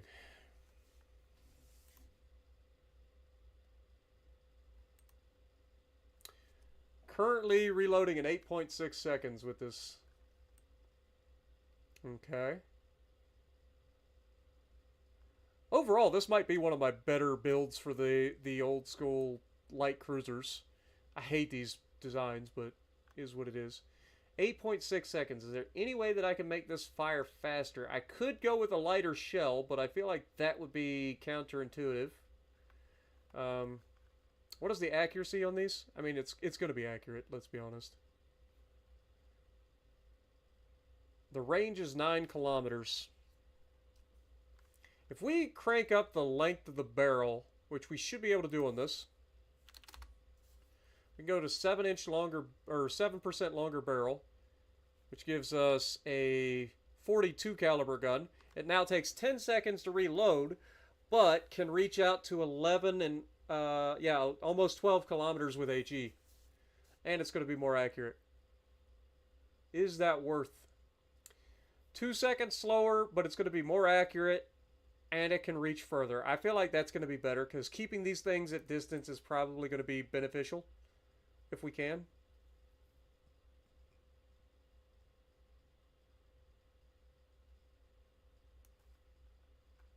Yeah. It's probably a good idea. Probably a good idea. Since we have base fuse HE, I feel like using capped ballistic for the AP would be a good idea. That way, if we do come up against like a heavy cruiser or something like that, we should be able to do some damage to it, in theory. Also, I just noticed that we do have some casemates. You guys know the deal. If I have the opportunity, I will utilize casemate, or I will absolutely fill the casemate slots.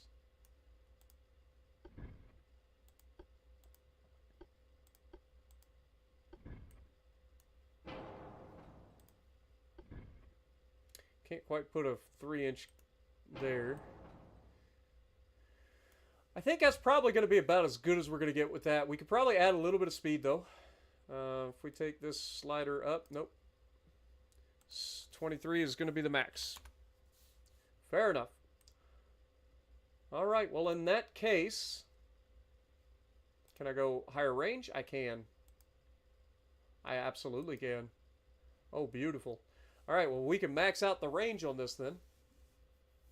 I also just realized that we could have went with a longer displacement, but I don't think it's really going to benefit us to do that. I don't think we're going to get like an extra thing. This is a pretty compact ship.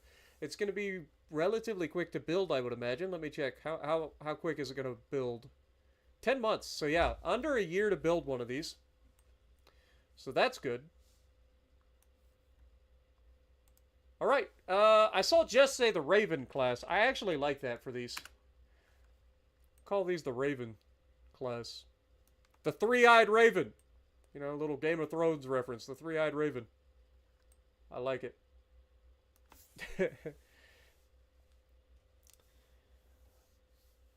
We could do... Yeah, I was going to say, that's the other thing we could do. We do have the ability to throw underwater torp tubes on this thing. Might as well. There's no reason not to, right?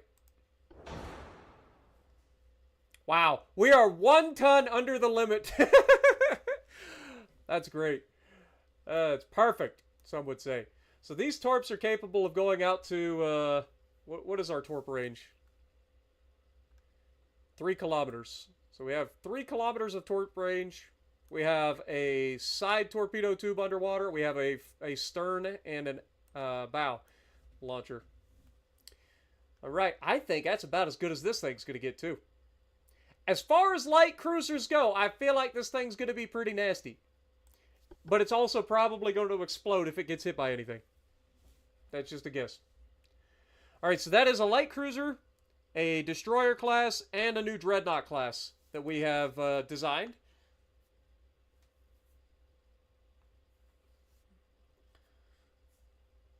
That's a whole thing. The next thing that we need to start doing is refitting our current classes. So let's see what we currently have. I want to set... So we have Hedgehogs, Nautilus, Prowlers, Rhinos, and Tortoise. So we're not going to build any more of these, so we'll get rid of that. Get rid of that.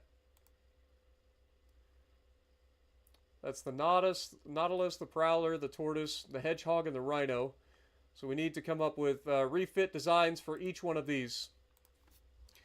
Basically, we're just going to give them the better tech so that we can get them refitting.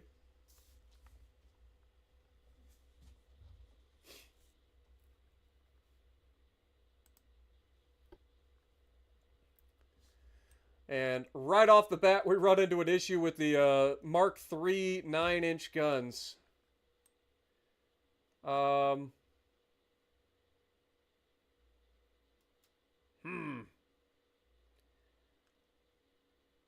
Honestly,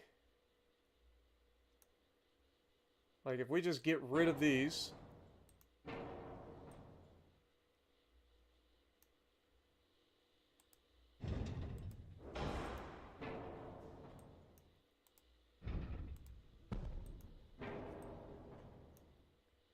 We still have these getting upgraded to Mark IIs.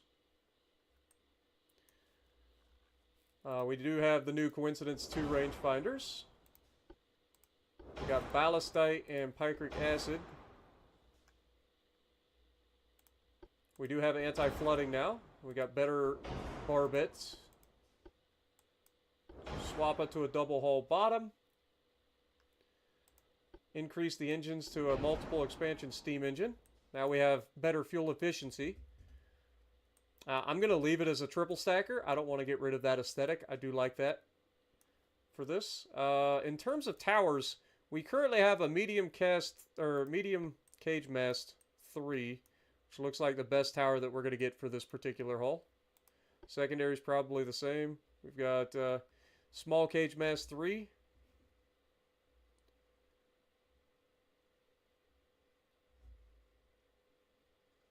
I mean, technically the medium cage mast looks like it would be better.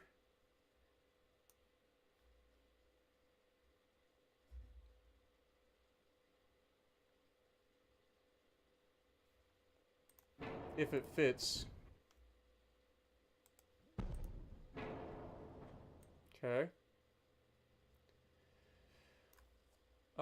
Is there anything else? We can swap out the armor for Harvey armor. That'll save us some weight. And because of that saved weight, we still have 9.8-inch guns. These are...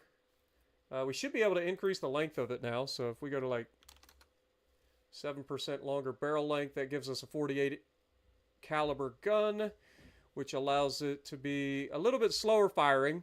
It's going to be 49-second reload, but should be more accurate. And it is now capable of firing out to 21.8 kilometers. So yeah, range isn't going to be a problem. It should be a lot more accurate too. In terms of the secondaries, I don't think we want to increase the range of these, right? I mean, we could absolutely do that.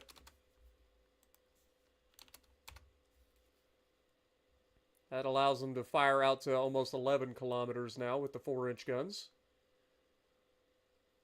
Just allows them to engage at a further range, which is never going to be a bad thing.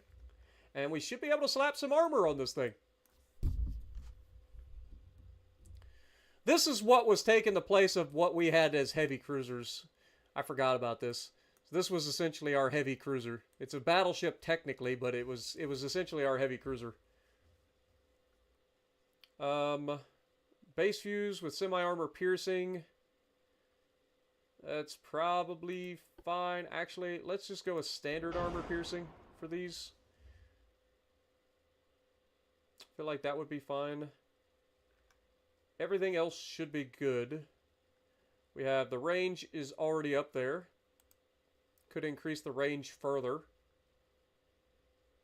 Or we could actually go with a little bit faster.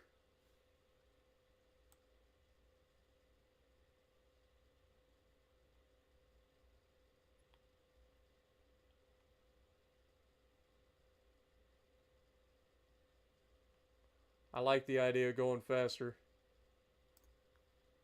Okay, about 19.7 knots seems to be about as good as we're going to get there. It's got plenty of armor. That's why I didn't worry about that. I mean, it's got 12-inch belt armor, 11-inch fore and aft, 3-inch deck armor. Like, this thing's going to be a tank and a half. And it is now Speedy Boy. Bulkheads? We're at maximum bulkheads. What are you talking about?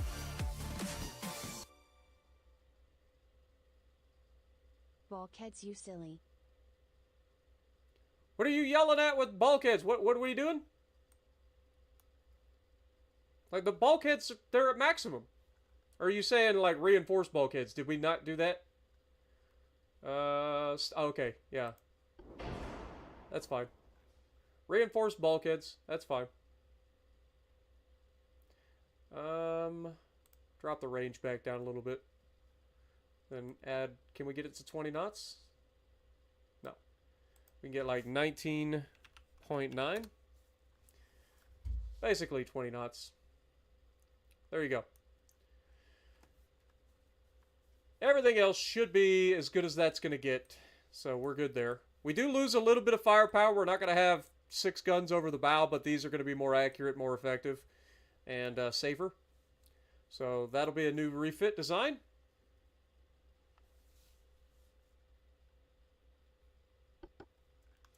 I think we can actually just go up here and look at our other things. So that is the Nautilus. So we should be able to look at the Prowler now. I forgot you can do the refits from here now. This is another one of those that's going to look drastically different than it currently does. As soon as I click this refit button, a lot of stuff is going to change on it. Let's get rid of these little 5-inch guns on top. This has 12-inch Mark II guns, which is fine with me. Let's go with multiple expansion. Actually, I'd rather stick with the hydraulic steering. Harvey armor, barbette 3, double hull bottom, reinforced bulkheads, anti-flooding. Base fuse HE with semi-armor piercing seems fine. Standard shell size, fine. Ballistite, nitric acid, coincidence. Enhanced reloading. Advanced hydraulic turrets. Again, has good chunk of armor on it, which is good. These guns are going to reload in 75.7 seconds. They are a 46 caliber gun.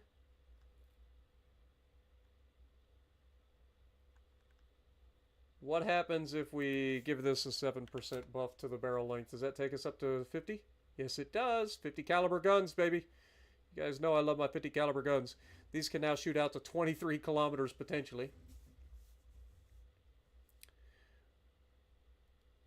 I'm not going to be accurate out to that far, but they can do it. In theory.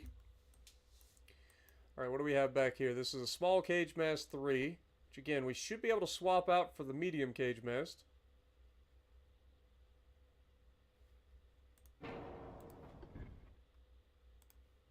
So that gets an upgrade. We have plenty of engine efficiency. All of our 5-inch guns are now Mark IIs.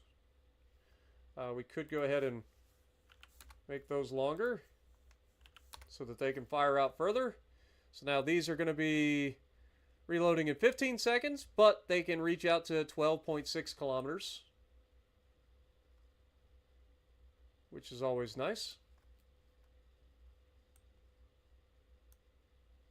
Alright, and other than that, range is fine. Speed is currently 18 knots. I think we can take that up to like a little bit higher. I lied.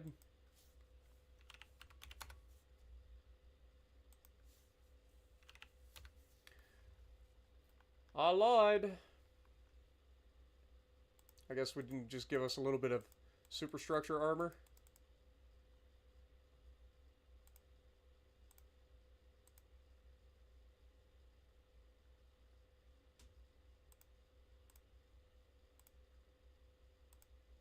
A little bit more deck armor.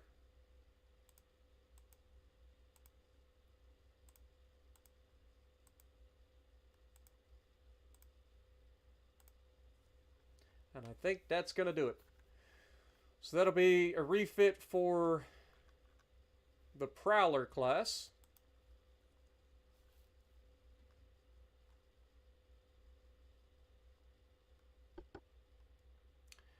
Okay, so now we need a refit for the Tortoise. This little bath toy that we got. I know you were yelling it in chat. You guys got to remember that it's hard for me to look at chat while I'm like concentrating on what I'm doing in building. You guys know that out of all the points during this game, this is the part that gets me when I'm building. Alright, so again, getting rid of the little turrets on top of them. That's fine with me. Everything else is going to be better around the board. We now have a much better engine capacity.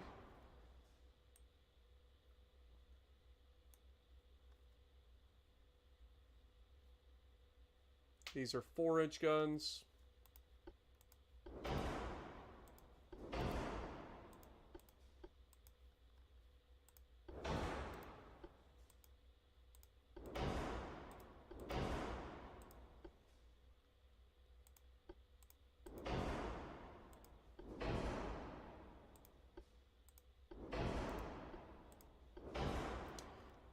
Right.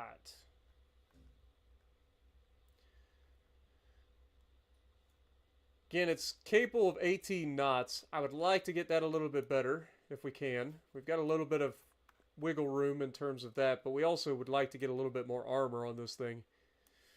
So I don't think we're going to increase the speed. We could save a little bit of weight by changing the funnel situation.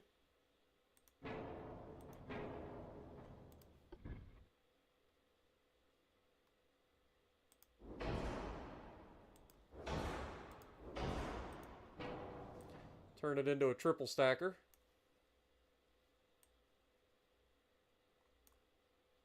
That saves a little bit of weight.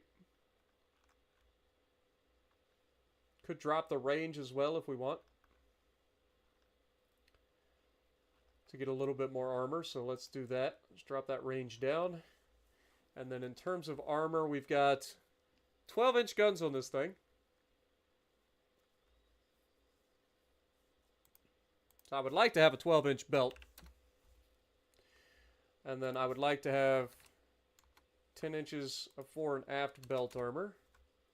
And then this is the part that we really need. Let's go with 3-inch deck if we can.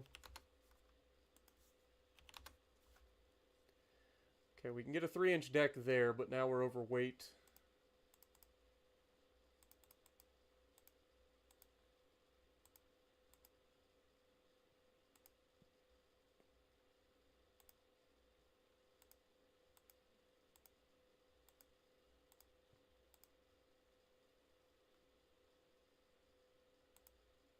There we go. That'll do. Should do anyway. The one thing we didn't do was increase the... This is going to cost me. I want to be able to keep the range advantage and accuracy advantage.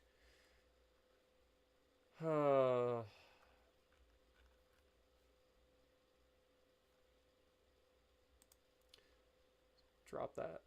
That should be fine. That should be fine.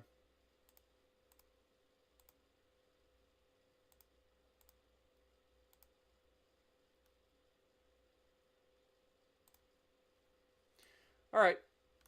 That'll do for this.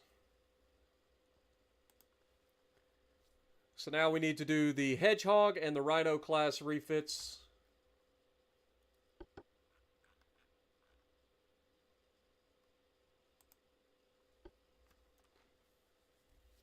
Not exactly sure what kind of refits that these things can get, but I'm sure there's been some tech that's been brought out since these things were built.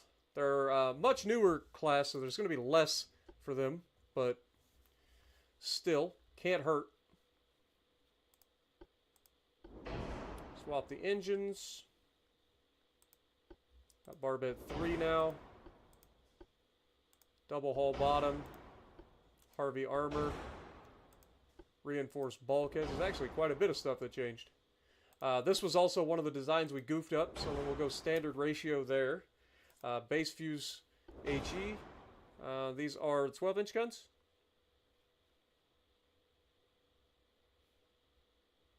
What are the guns?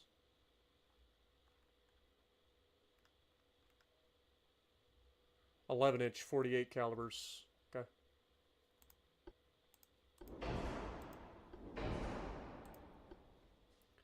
We'll go with a standard armor piercing. Advanced hydraulic. And then coincidence 2 rangefinders.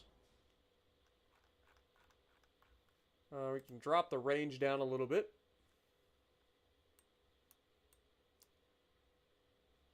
For some reason these guns now have a poor sector of fire.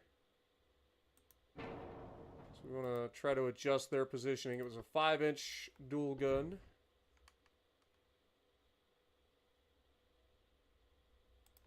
Something like that. I hate that it overhangs the side, but that way we don't lose our 5-inch gun.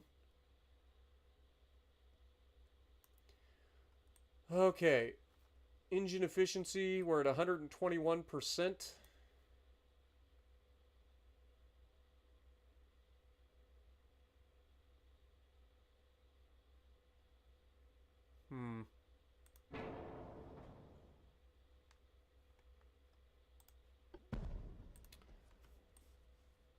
Guess we'll deal with that. Alright, well, let's make him...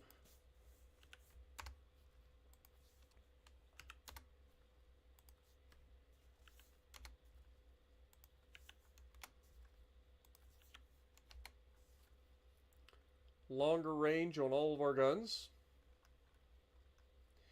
We are now 57 tons overweight, which shouldn't be that bad to figure out.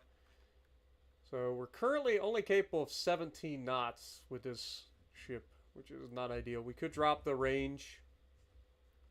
Don't really feel like doing that, though. We already don't have much in terms of armor on this ship. Oh, this is one of the experimental ships, isn't it? And it makes more sense. Could drop the barbette down to like a 9-inch barbette. Does that get us there? No, not quite. Not quite. Oh, 5-inch casemate. That gets us there. Perfect. Perfect. Alright, everything else should be good. These will be upgraded to Mark IIs. Save the design.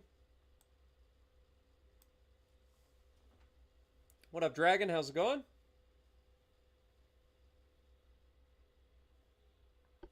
It's gonna be costly, you're not wrong, but at the same time, it's gonna be worth it. It's a lot easier to refit older ships than it is to build new ones.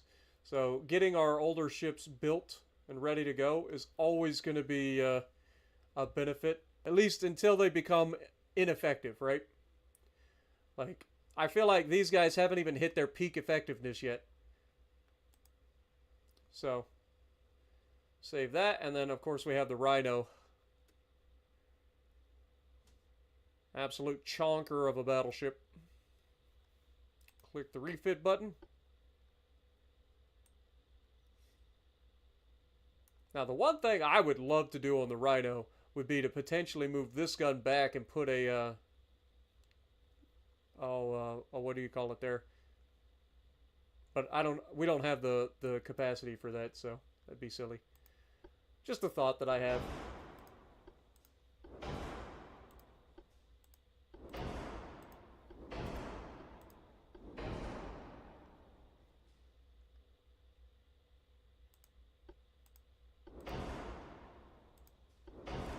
These are 11-inch guns as well.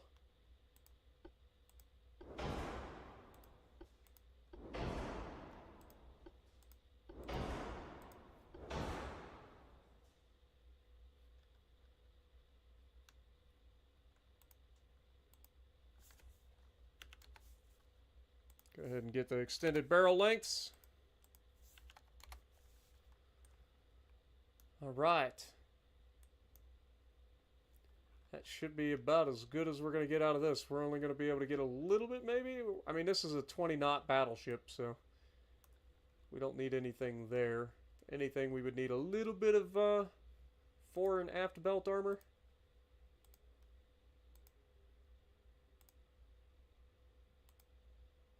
And that's about as good as we're going to get. All right. Save. And that is all of the designs for this moment. We have a new dreadnought that we need to build. We have a new destroyer that we need to build. We have new light cruisers that we need to build. And then we have all of the refits to our current fleet that we need to take care of. It's going to be expensive.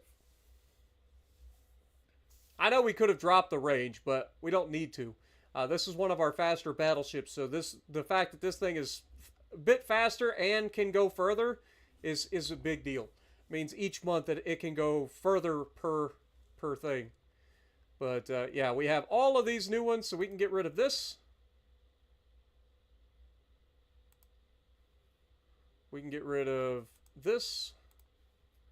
Get rid of this. Get rid of this. Get rid of this.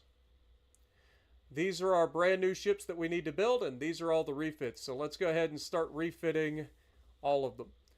I don't remember how long it'll take to refit these. But it looks like it's only going to take 2 months, so we'll go ahead and do that. That takes us almost all the way up on our...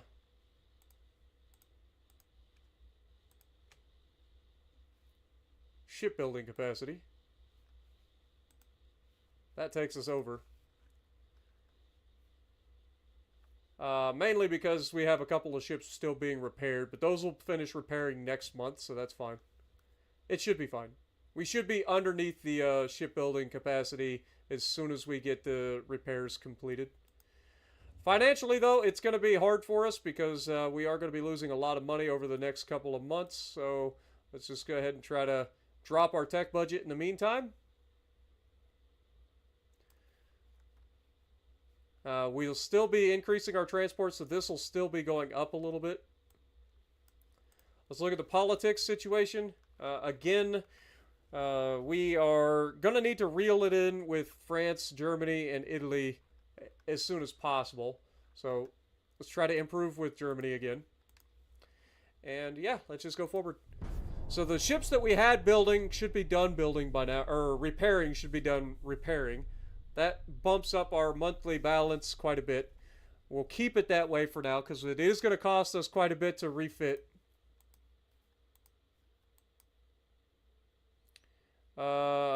Sorry, Romania. I'm going to have to say no to your Shark-class destroyer.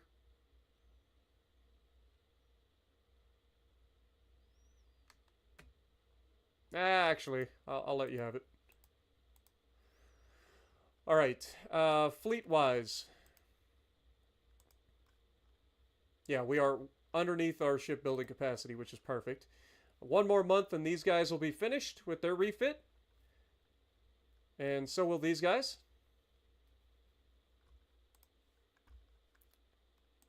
So that's perfect. We are upgrading our shipyard as well. So let's go ahead and keep up politics. It did succeed with Germany, so that's good.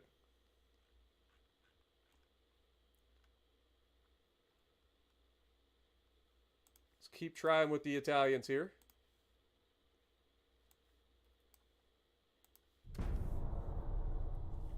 The new 47 is pumping out some good graphics too soon. Yeah, thanks, Jason.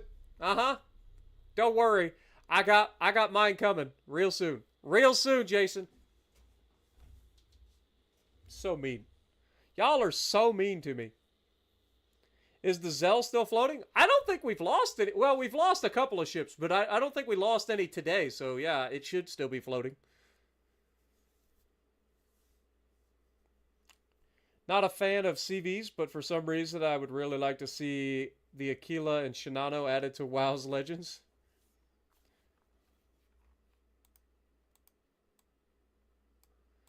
Spain is trying to pick a fight with us again.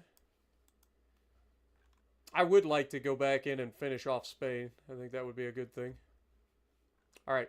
Let's go ahead and we already refitted these guys, right? Nukem can be refitted. It's only going to take 2 months.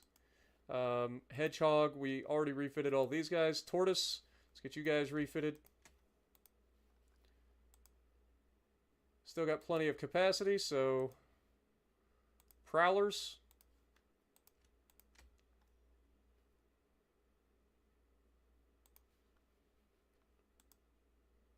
Still got plenty of capacity. The Nautilus. Now we're over. So we'll have to take a couple of the refits for the Nautiluses and put them on hold for the time being.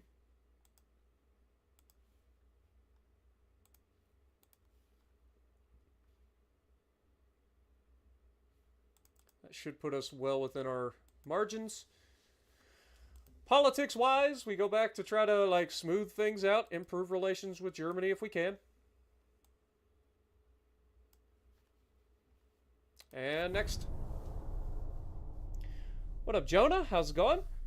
Not able to go anywhere. You were going to go Monday because the railroads, or the roads have ice all over them. Have a high of 0 degrees. Well, I'm sorry to hear that, but I hope you stay warm, brother. I know it's supposed to get pretty nasty here the next week or so, too.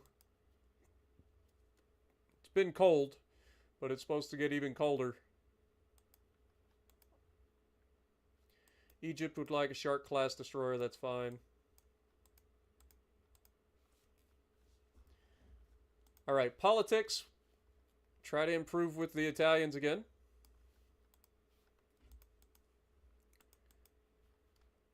Research is pumping along. Financially, we're making money, so that's good. Again, I'm just trying to pump up our naval funds at this point. In terms of our fleet, we have how long? 3 months, 2 months, 1 month. So yeah, it looks like 2 months to finish most of those refits. And that was the Nautilus. So then once we finish the Nautilus refits, then it'll be down to starting to build these guys. All right. Next turn. The United States and Britain have broken their alliance. Interesting. What's wrong, Britain? That was in May of 1904. Don't tell me this game's going to freeze up on me now. Come on.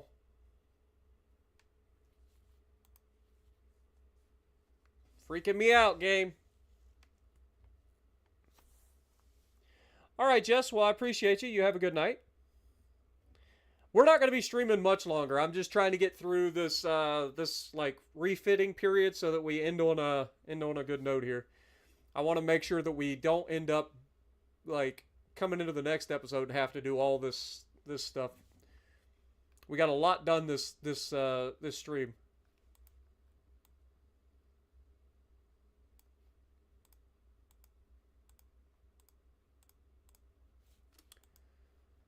All right. 2 more months.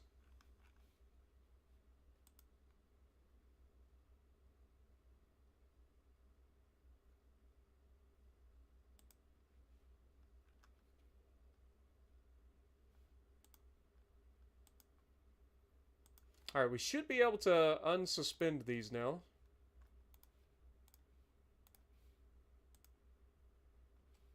Yeah, we're good. All right. Politics. France is starting to chill their jets, which is good. As I really don't want to go to war with France right now, but they were irritating me pretty good. But the main thing is right now, try to pull the tension back down in the world, settle in, get everything set back up before our next big push, right? Just like we did with after the war with Spain. We ended the war with Spain. We had a little period of democracy, or not democracy, diplomacy, where we chilled everybody out, got the world, you know, relatively complacent, allowed us to build up our forces, strengthen everything up. I want to get to a point where we have enough stuff built around to secure our borders everywhere, because we have a lot of borders that we got to secure. And then once we get that, then we'll decide our next step. As much as I want to go after France right now, I think the better bet is probably to just finish off Spain. Like, they've got some outlying territory we can take all over the place, including the Philippines, which I really, really want, and Guam and them over here as well. So I would like to finish Spain off and get them back into their core territory and maybe even take Spain from them if we can. And that would set us up pretty well for the next phase, which would be going up against like the likes of France and so on and so forth. But I don't think we're quite there yet. So I think we want to bide our time and go for Spain if we can. If they force our hands, we'll do what we got to do.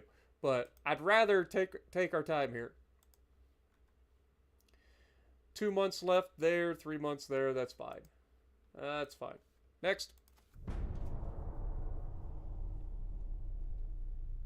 When will the next stream? I'm going to aim for doing one of these a week. It'll be on Thursdays every week.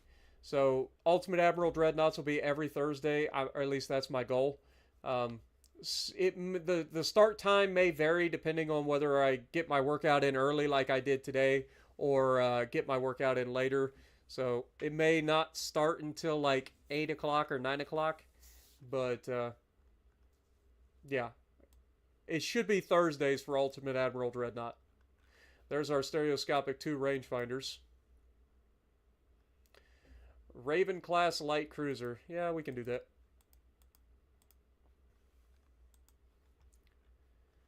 All right.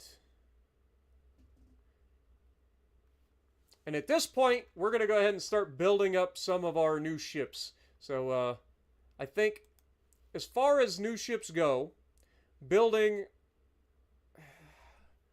I would like to build a bunch of these, but they're so expensive. Like, these are twice as expensive as anything that we've ever done, essentially.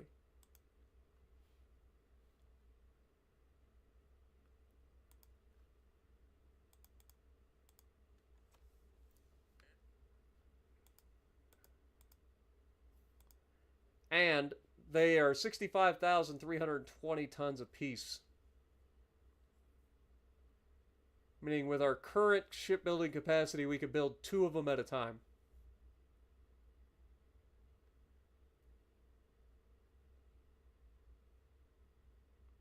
Let's go ahead and do that. We'll build 2 of them. That's going to take a while for them to build. It's 18 months worth of building. We'll have these built in Norfolk.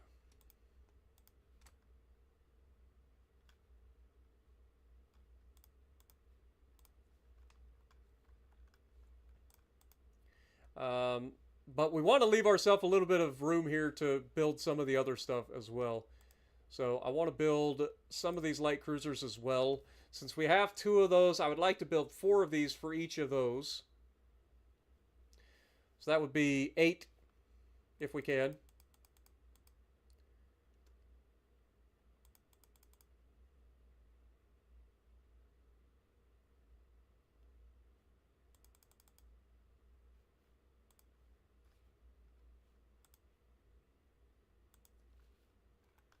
We'll put these guys all in Norfolk as well.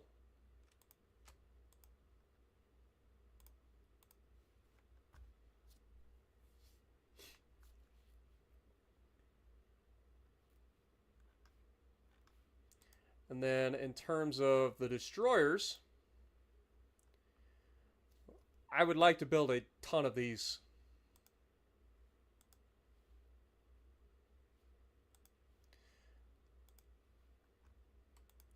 I don't know how many we're going to build, but the answer should be yes.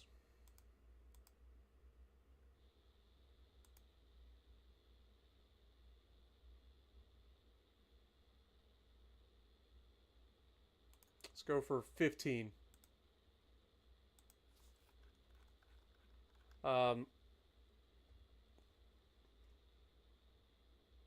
4 of these will be at Norfolk.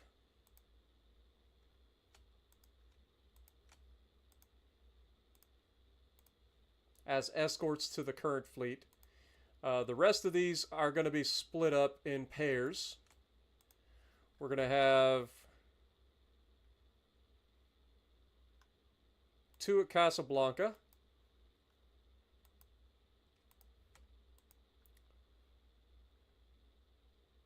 Don't need any at Santa Cruz. That's fine. Weihawei is fine.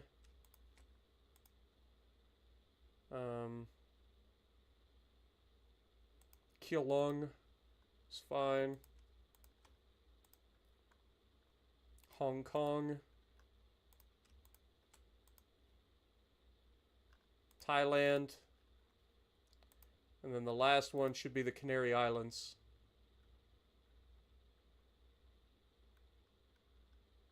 Or Caroline Islands. Pililu. All right, that is a lot of stuff being built right now. If we look at our thing, you can see right now we have currently an active fleet of 17 ships, right? Not including the stuff that is being refitted. But we are currently building 30 ships with 2 ships being refitted. So we have a lot of firepower coming up. We're about to get a massive upgrade to our fleet.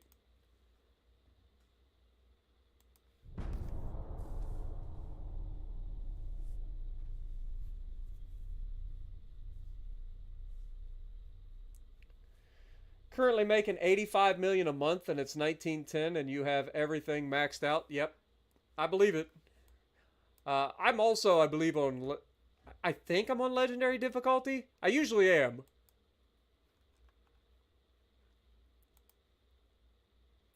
Egypt would like a Dreadnought class battleship for a profit of 105%. I don't have the shipbuilding. Well, I guess I probably do have the shipbuilding capacity for that. It's 25,000 tons. 20 would be 87. 5 would be 92. I think I can get away with that.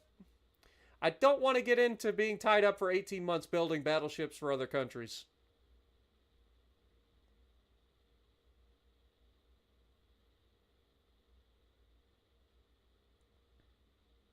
No, I think we're not. I don't think so.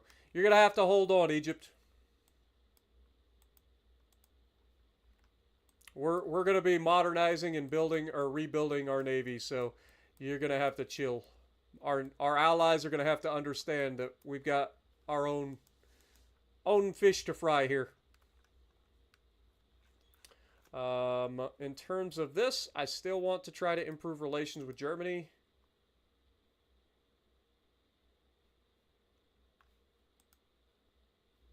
Finances are doing just fine. What do we got coming up here? Mark II 6-inch guns. That's nice. This is the 900-ton destroyer coming up. All right, I think I will go ahead and kind of pump us up to at least 50%. Oh, Jesus. Okay, maybe I won't. Maybe I won't. We'll go up to like 44%.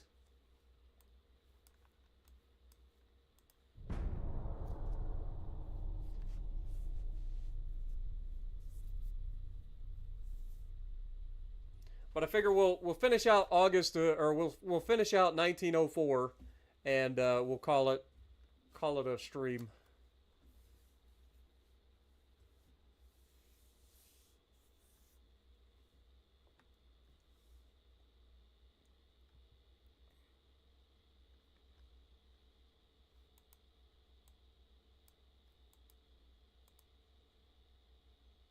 No, Egypt. They really want our Dreadnought class battleship.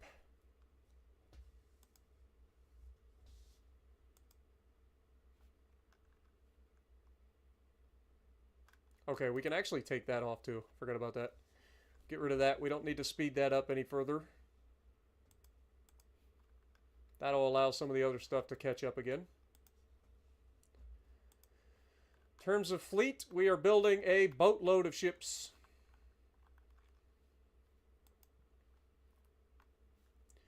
Politics.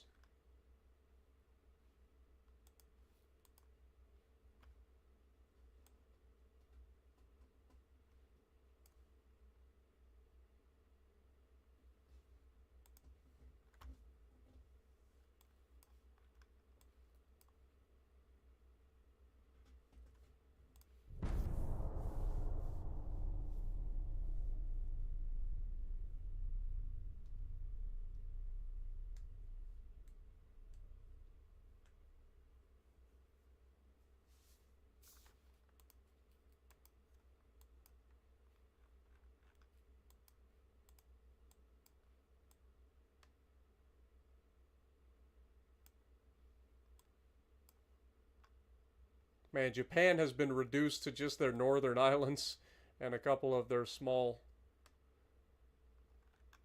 islands at Okinawa. I guess they still have this territory down here. But France kind of kind of came in and whooped them pretty good. Kind of whooped them pretty good.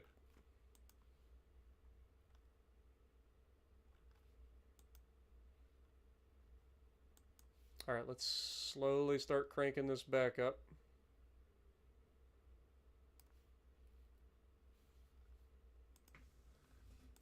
Politics, Germany, improve relations, please.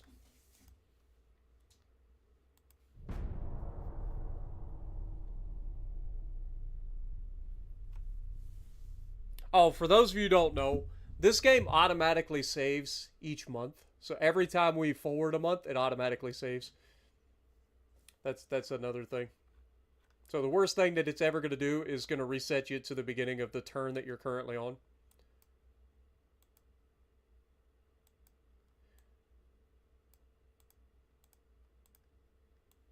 Egypt really, really, really wants a Dreadnought class battleship.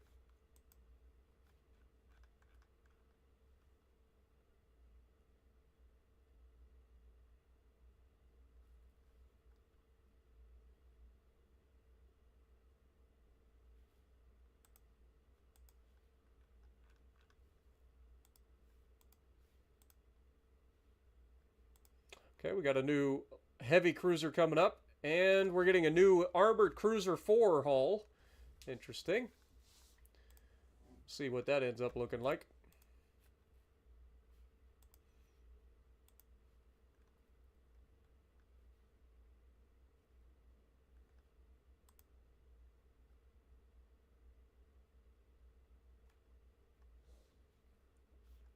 What's here? Mine detonators? Okay. Let's say, what's the next... Like, submarines are going to be starting to become a thing real soon. Forgot about submarines. That's going to be a problem soon enough. Alright. Well, keep it going, I guess.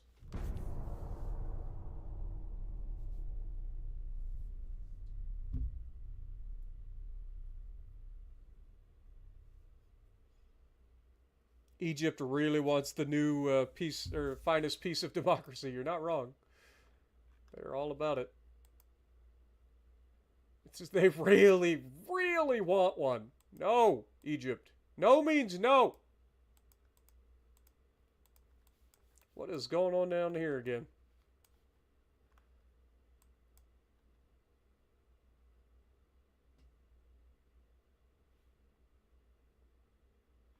Argentina is going ham in South America.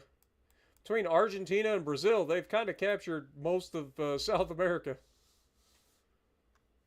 It looks like there's a conflict breaking out over here, an uprising against Argentina and Chile.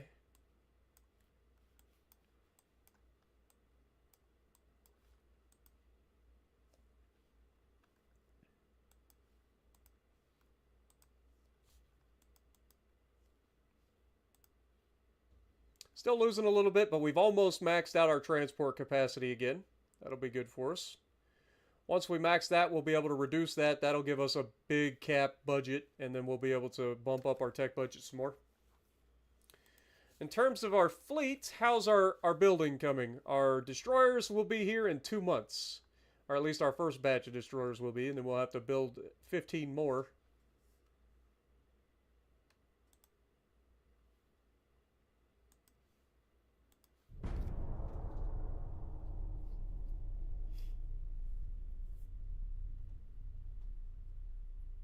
Subs are essentially like little pieces that go around the map. You can place them in different places. You don't actively control them. You just kind of like place them in areas. They're kind of like area denial.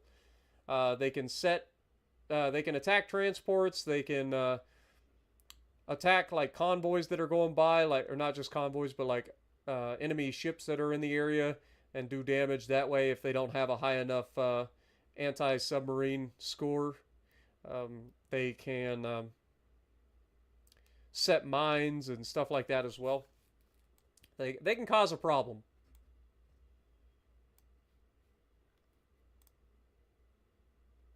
Romania would like 3 Shark class destroyers. That's fine.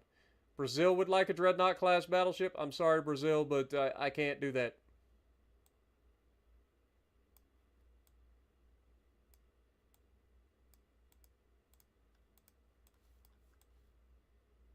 The Ottomans are attacking the Spanish over here. Man, I can't believe the Ottomans are still a thing over here.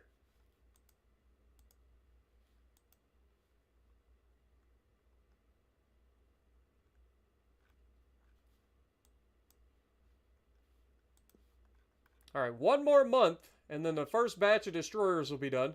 4 months after that, our first batch of light cruisers will be done.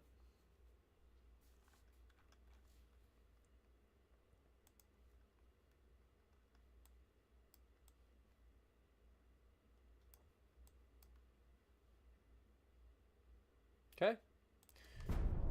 But it is now January of 1905, and I think we've accomplished a lot during this episode, so I think we're going to go ahead and call it there. We have officially built our first... We've officially built our first batch of destroyers. They are now being commissioned, so we can go ahead and build the next set of destroyers as well. That'll be the Shark class, so let's go ahead and build 15 more of these. One of these is going to be at Pililu. Then we're going to set the rest 2 at a time. Anchorage.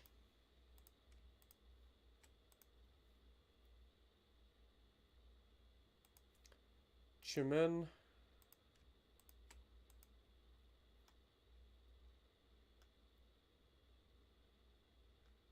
Nome.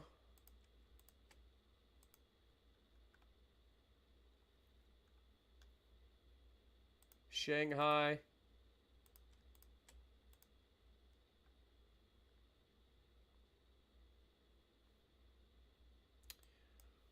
Maracaibo.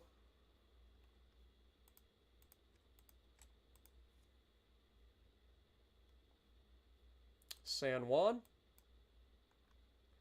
And Panama. I always forget which one's which. I think it's the Balboa. But either way, get those guys building.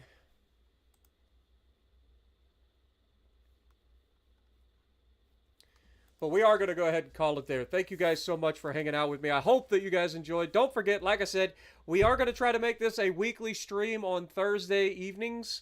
So some days it might be earlier in the day. Some days it'll be around 8 or 9 p.m. Eastern Time U.S. But every Thursday I'm going to try to stream Ultimate Admiral for you guys. It'll be a continuation of this. At the beginning of every episode, I try to do a little recap, story-driven narrative sort of deal. So if you haven't had a chance to watch those, highly recommend you rewind to the beginning of the stream where I go over that. Because that's one of my favorite things to do. So let me know what you guys think down in the comments below. And if you like what I'm doing, punch the like button, leave a comment below, subscribe to the channel if you haven't already, and as always, I will see you in the next video. Much love, everybody. Have a great night.